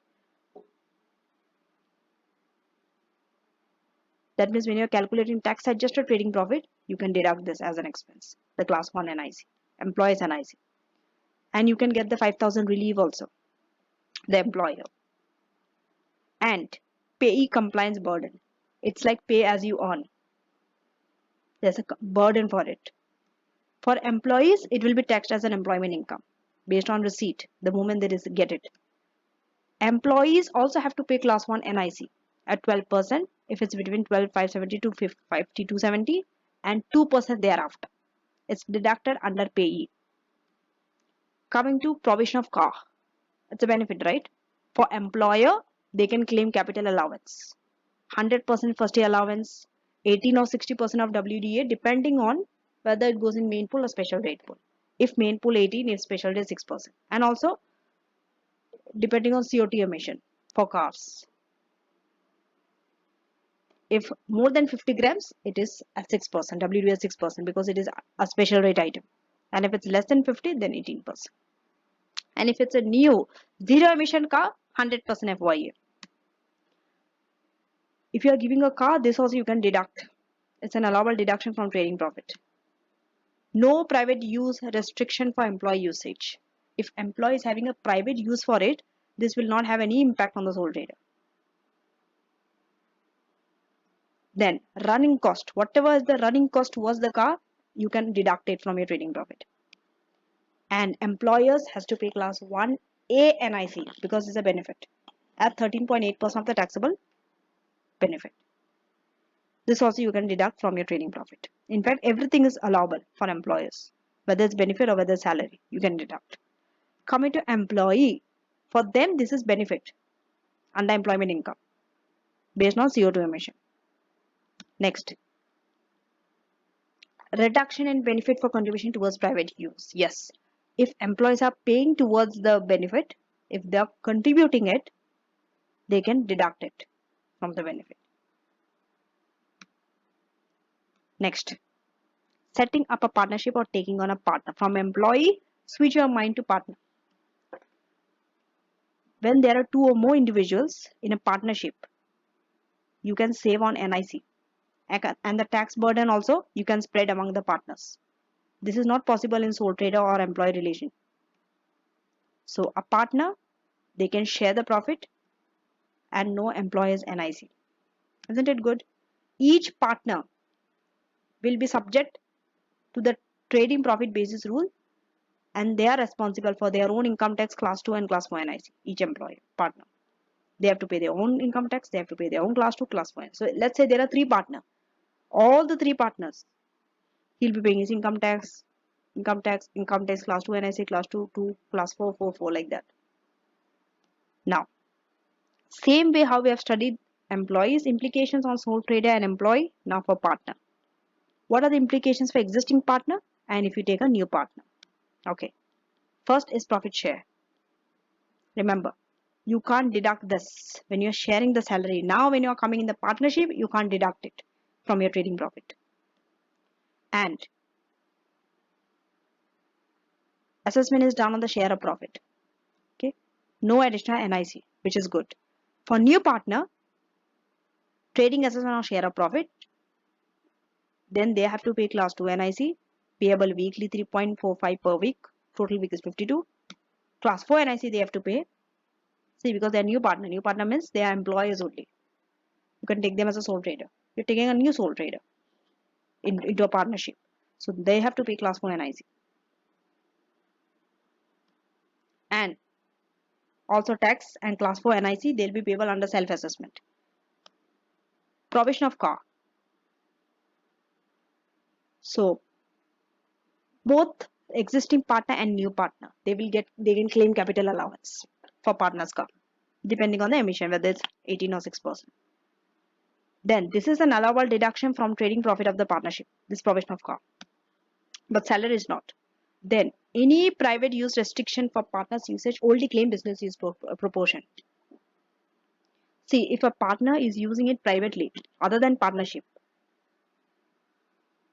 capital allowance will be restricted. Only the business use of that asset that partners are using, only the business use proportion you can claim for capital allowance, not the private use. And running cost, whatever is the running cost towards the car in the partnership, you can deduct from your trading profit. But only the business use proportion. Running cost of the business use proportion of that car. If you are using that car for private purpose, and then you are incurring some running cost, that is not allowable. No NICs on cars as no employment, because no employment, so you don't have to pay any NICs on car when you're taking a new partner. Now let us do questions, the last question of this lecture, and then finally we'll wrap up the whole lecture with VAT implications and self-assessment. Test your understanding 7. The last question of this lecture, and I know you have been all very tired because this is I think the longest lecture I've ever conducted, which is for around 5 or 30 minutes. So don't worry. Good news is this is the last question. Okay, and then we'll summarize this lecture shortly. So the question is, Henry has been a sole trader for many years, making a profit of 80,000. Okay, no other employees are there. Now he decides to take Mary either as an employee versus taking her as an equal partnership. Okay, if he is taking her as an employee, salary will be 30,000. This is the scenario, and both have rental income of 12,570, both Harry and Mary. Now you have to calculate the total annual tax payable. Please pay attention to total. I will tell you why shortly. Total annual tax paid by Henry as a sole trader, and part B, what is the total annual tax saving for the couple?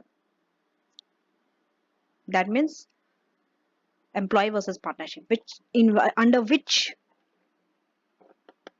alternative they are able to save more tax. That is the question. So first we'll do A. The reason I told you to highlight total is when they tell you total, you have to calculate all the type of taxes. It could be VAT, inheritance tax, CGT, income tax. A question might have all, not just one type of tax, because this is ATX. So in this question, since we have not covered others, they are asking you two things. One is income tax, because even sole trader will pay income tax only. And the other one is NIC. We have just covered. So income tax and NIC, that's what the question is asking you specifically. Okay, whenever the word total comes, both NIC, income tax, and any other tax if it's applicable. If they ask you specifically income tax or CGT tax or inheritance tax or corporation tax or VAT, then specifically only income tax. Then NICs are not allowed, not needed. But they told total. Okay, total includes NICs also. So now let us go and start with Henry first, who is the actual sole trader. Forget about Mary. Okay, Henry, if you see, Henry has one good thing examiner has done is they have given the rental income equal to personal allowance. So the rental income, okay, this will be covered by their personal allowance. So that means this will be deducted 12,570. Even if you add it with 80,000, again you will deduct it by personal allowance 12,570. So the impact is you will be left with 80,000. Correct? So you only have to work on this, because ultimately you have to deduct personal allowance, right? 80,000 plus 12,570 minus 12,570 is the same. So just keep 80,000 for Henry. We are in Henry. First, without taking Mary either as an employee or a partner. Don't take her as an employee also. Don't take her as a partner also. Just calculate Henry's income tax position. Okay, also NIC. So now 80,000. Okay, see 80,000 is more than in the higher rate. It falls in the higher rate category. So first is basic rate. Basic rate would be equal to, what is the basic rate? 37,700. First 37,700 at 20%. Done. Next, higher rate. Higher. The balance 80,000 minus 37,700. This would be taxed at 40% because he's a higher rate taxpayer. 80,000 falls in the higher rate category. I hope you can recall and you haven't forgotten how to calculate income tax. It was covered in first lecture 1 and lecture 2. So get the sum function. Total of this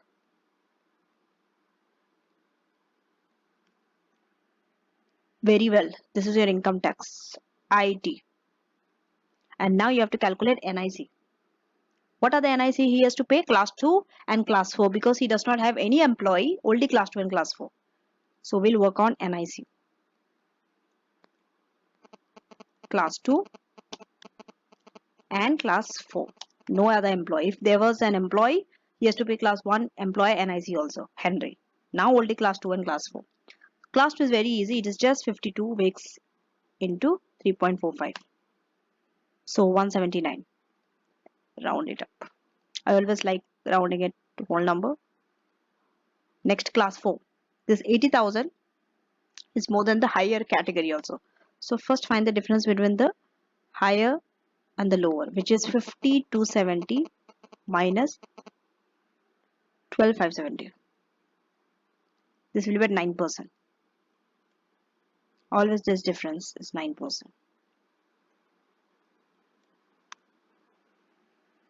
Then we have at 80,000, right? 80,000 more than the excess. So 50,270. This would be taxed at 2%. Done. Now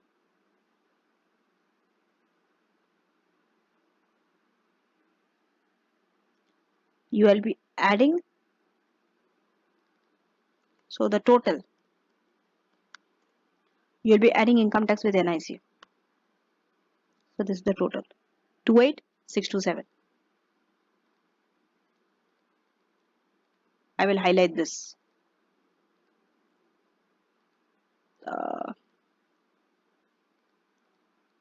28,627. Remember this. This is your total tax and NIC.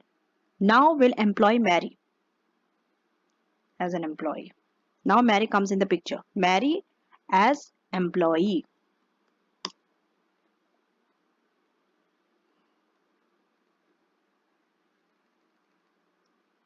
So when you're taking Mary as an employee, don't forget Henry still has to pay as a sole trader. Mary also has to pay. So first we'll take Mary. Okay. Now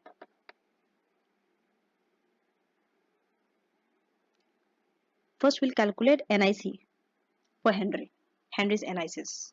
If you are taking Mary. Now he has to pay employers class 1 NIC.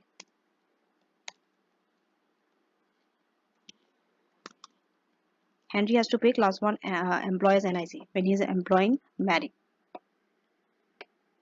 Okay. How much it would be? See, he is giving him 30,000. Okay, he has to look at this figure.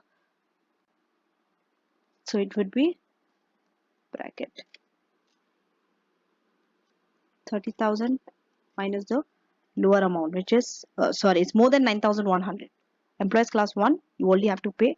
You have to see whether it's more than 9,100 or not. At 13.8%. This is employees class 1 NIC rate. Now, because you have employed an employee, one employee, employer's allowance is there. Employment allowance. Less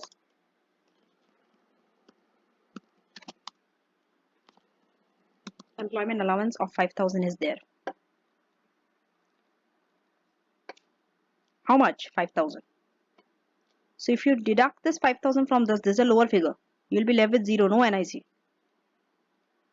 Simply no NIC. They will not get a repayment for the negative NIC. Doesn't happen. It will be 0. But you might say that why employment allowance? Because one single employee. No. If it's only for a company, and also if Mary was a director who is the sole employee, if she was employed in a company where she is the director and she's the sole employee, under this condition only there will be no employment allowance of 5,000. But this is not a company. Okay, so that's why this 5,000 is applicable. So no NIC. Now, so Henry paid no NIC. Done. Now we'll see what are the income tax Henry has to pay after employing Mary.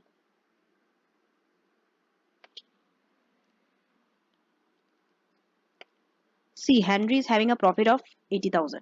Now he's giving a salary of 30,000 to marry. This 30,000 is deductible against the profit, by the way. And no NIC to deduct because it's zero. Otherwise, NIC also you could have deducted here. So you are left with tax adjusted profit now. This is for Henry I'm talking about. After employing Mary, it's 50,000. Tax adjusted profit is 50,000. So on this 50,000 he has to pay income tax. Personal allowance, see, personal allowance, you don't have to worry so much. The good thing, as I told you, yes, you have to add the rental, but it will be deducted 12,570. So you don't have to worry about it. So now 37,700 into 20% basic rate and higher rate. 50,000 minus 37,700 into 40%.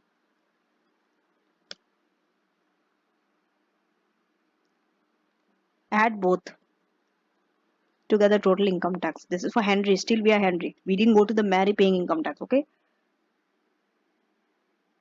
And now employers class 1 NIC is nil, but still class 2 NIC would be there, and class 4 NIC would be there for Henry. Class 2 would be 179. It would be same as above because it's 52 into 3.45. But class 4 NIC there will change after taking Mary as an employee.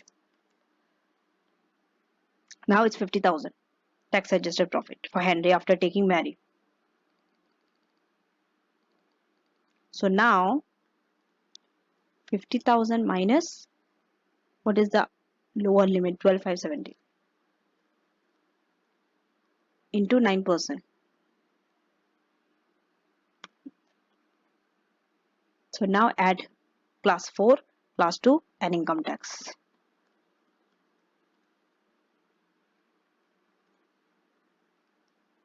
We'll round this. So it's 16,008. You see? This is for Henry. Now we'll go to Mary. Okay. This I will highlight in orange color. Maybe. Now Mary. Mary will pay income tax. Mary only has to pay on 30,000. Okay. Because Mary's rental income will be covered by personal allowance. And this 30,000 is at basic rate. So just 30,000 into 20%. Done. 6,000. But also she has to pay NIC. Who? Mary is NIC.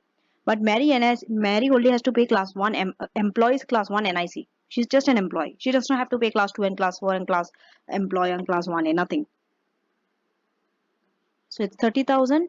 Just find the difference. 30,000 minus 12,570, the lower limit, and multiply it with 12%. Employees is 12%, not 9%. 9% is for class 4. This is class 1. Employees class 1, 12%. So now sum.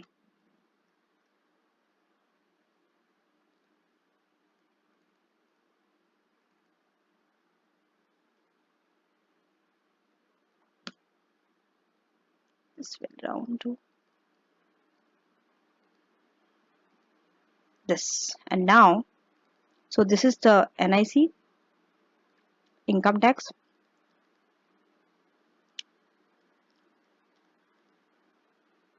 We'll add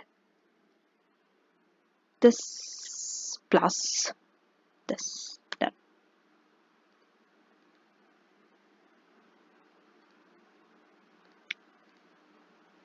So it's 24,099. Okay.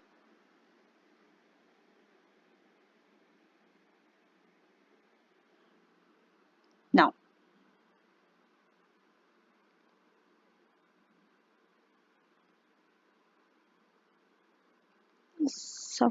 something wrong.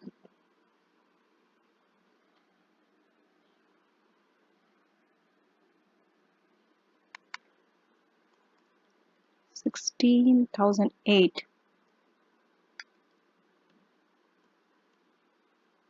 Plus 24,100. Yes. You know I've got how I have got the mistake, because it cannot be 9 at the end, because last digit is 8 here and here it's 2. It has to be 0. That's how I identified the mistake. And this is the technique I always use, shortcut technique, okay, in any exam. So now, so after employing Mary, this is the total tax. If you add both Henry and Mary's. Before it was, this I would highlight in yellow, 24, 128. Before employing Mary as an employee, Henry was paying more. So what is the tax saving? It is simply the difference between the two. 28,627 minus this amount. Done. Now, in partnership, when you're taking in partner. So when you're taking in partner, what happens is this 80,000 profit will be divided among the two. So 40,000 each. Okay. So on 40,000 they have to pay income tax, both. So it is first 37,700 will be at basic rate.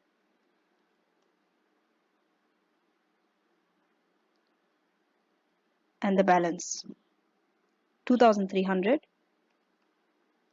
at 40%.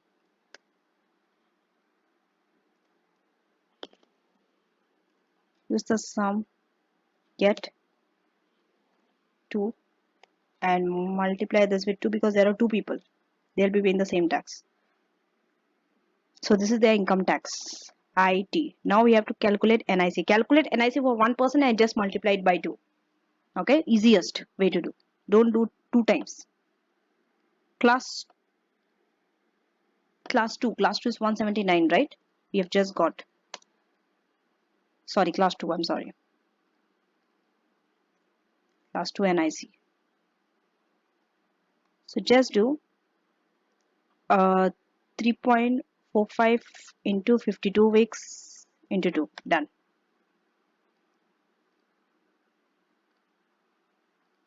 347.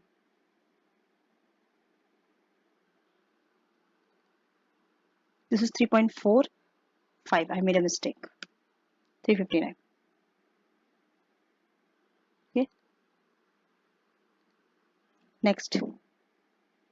Class 4. Class 1 will not come because they are partners now. It's only class 2 and class 4. So now it's 40,000. Okay. 40,000 minus 12,570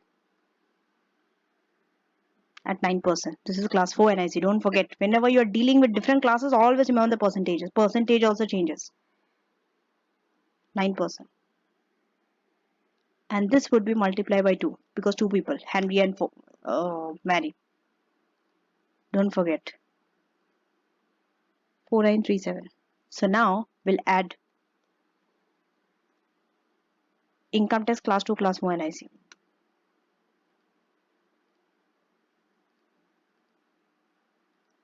So this is the position in after taking her as a partner. Before position would be same. 28,627. So the tax saving would be this minus this. You see here the tax saving is more. It's 6,410 versus this one. Versus when they are taking her as an employee. So it is advisable to take her as a partner. Okay, hence it is proven by the calculations. Tax saving is more. Now, as I told you, when the exam asks to calculate total tax, take all the tax. Okay, both income tax and NICs. That is the meaning of total taxes.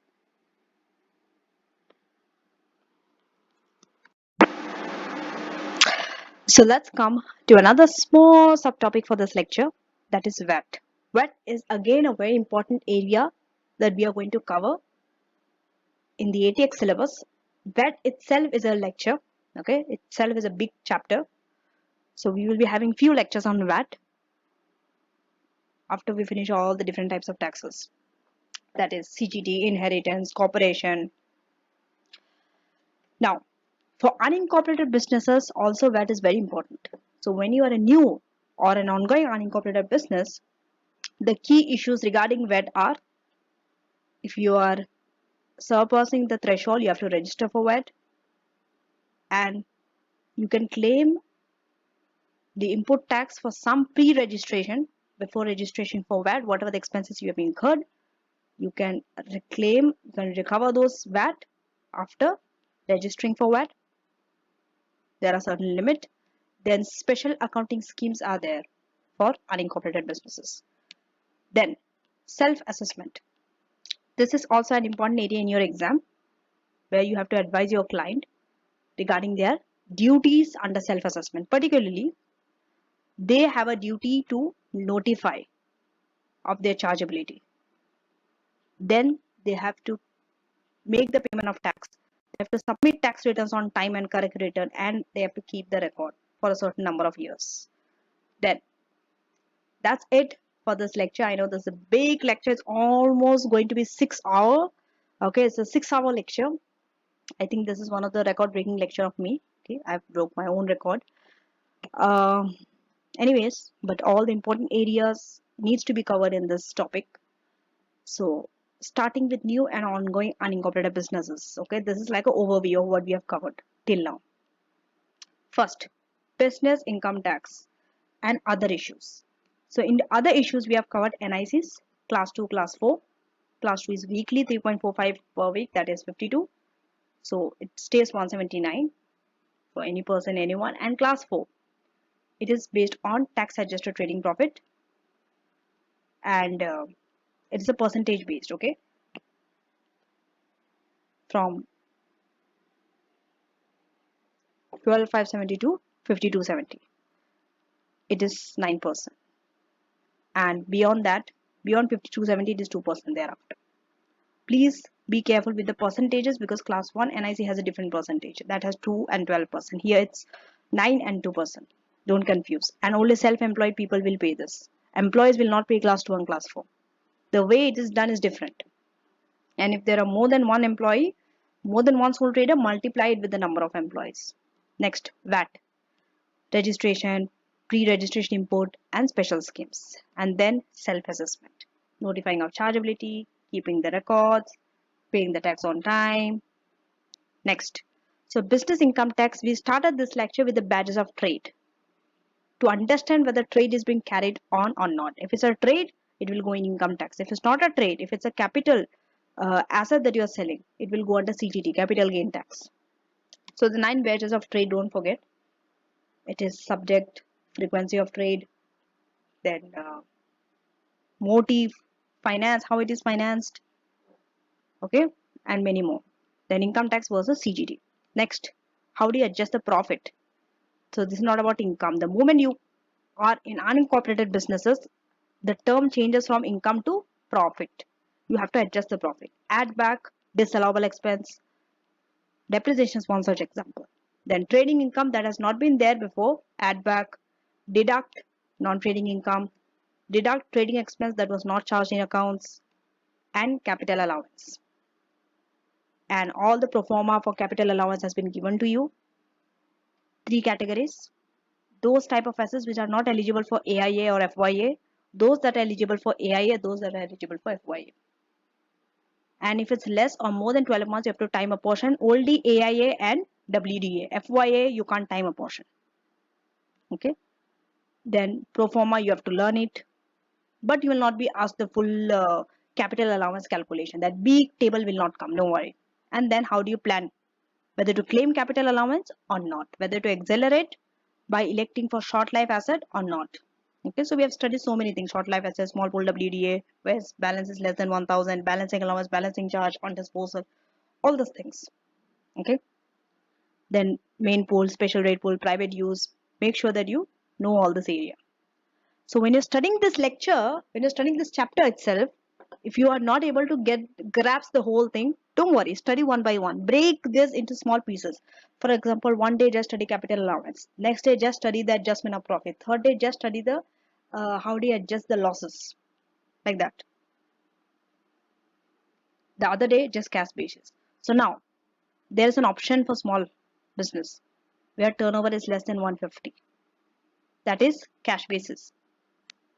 And also if it's cash basis, there are flat rate expenses for car. That is, you calculate the mileage allowance, annual mileage allowance payment, AMAP, okay, where you need the mileage, 45 pence, 25 pence, like that. Rather than claiming capital allowance, you don't claim capital allowance for car by using cash basis. And use of home, where we have private use. Like just now we have seen in the question in the bread and the breakfast hotel. The private use element has been added. They will give you. Next, business income tax. How is it assessed? It is assessed in the current year as tax year basis. Earlier it was current year basis, where we will be having overlap profit and all those things. Now it will not be tested. So that's a good thing, isn't it? Great. Next, tax years, very important. And trading losses in itself is a big thing. So how do you plan to adjust? Try to get the relief at the highest rate. Try to get the relief as soon as possible, and avoid wasting personal allowance and the nil rate band for savings and dividend. One good thing is that maximum deduction that has been there, that 50,000 and higher of 25% of adjusted trading income. That's a very good thing. Why? Because that will help you to prevent avoiding personal allowance and options. So these are the four options for trading loss relief. Special opening year relief, relief against total income, carry forward relief, and relief against chargeable gain. Special opening year relief is only when you are just starting the trading. Loss in the first 4 tax year, you can carry back 3 years, 5 basis, okay? Earliest year first, and against total income. Relief against total income, either from current to previous or previous to current, any order. Carry forward. This, if you don't claim for special opening or relief against total income, automatically balance will be carried forward. Or if you try to relief against total income or special opening year relief and then you have some balance, still it will be carried forward. So try to get it against. When you're carrying it forward, you can only get it relief against first available future profit of the same trade. It has to be profit and it has to be from the same trade. And against chargeable gain, same like income tax, either current or previous to current, or both or one of them. It's tax planning, total tax planning. If the question specifically tells you you have to get the relief using this method, then use that method. Then you don't go for the option. If the question is silent, then you choose which option will give the best relief. After claim against total income, remember, chargeable gain you can't directly go. Always try to claim against the total income. Then only chargeable gain comes. This is the order. And there is no maximum restriction for chargeable gain. Any amount you can deduct. The maximum deduction restriction comes only for against total income. And also for qualifying loan interest. And wherever we have loss and qualifying loan interest, deduct against qualifying loan interest first. Why? Because losses you can carry back or forward. But qualifying loan interest, the excess qualifying loan interest is lost. You can't do anything with it. Then, maximum deduction is also there for special opening year relief. Why? Because even special opening year relief also, you can only get it against total income. So against total income, will have that maximum deduction. This is how it is done. Greater of 50,000 or 25% of ATI. ATI is adjusted trading income. So if you have any personal pension contribution, you gross it up and deduct from your trading profit. That's how you get ATI. If ATI is more than 200,000, it is very easy. You take that percentage and apply 25. Sorry, you take that figure and apply 25%. But if it's less than 200,000, if your ATI is less than 200,000, automatically it's 50,000. The restriction is 50,000. You don't have to worry so much. It's the easiest method. Now, so this setup is against the previous year. Okay. In previous year only, restrict offset against non-trade income. Please understand, when you are restricting, restrict only against non-trade income. If it's a trading income from same trade, no restriction. We have done a question like this also. I could recall it was 72,000 trading profit, and capital gain was some 50,000, 80,000 something. So again that 72,000 there was no restriction because same trade. But against that capital gain, when we were offsetting it, it was not capital gain also. I think it was employment income. Then that restriction came. So non-trade income only restriction. Next, this is the order of set off. Set off in the most tax efficient manner. I would not advise this to my students, but in case you don't know what is the beneficial method, because obviously without doing calculation under each method, you don't know what is most beneficial. Then if you have the time, if you're very, very quick, try to do under various method and find out which is the most tax efficient. That means where you have to pay the less tax, where you are getting the highest relief. In case if you get the time, okay, but that should not be the case. I don't promote that. The reason, because it's very time consuming. Trust me, it's very time consuming, and under the exam condition you will not be able to do it. So the only way you can be a pro at this is practice enough questions on loss relief. Try to do various method, then you will get an idea that yes, if I carry forward, maybe my relief might be less. If I, rather than relieving it against total income, if I relieve it this year, benefit would be more. So try to work out like that. Thank you for watching, and thank you so much for keeping so much of patience and watching my 6-hour lecture.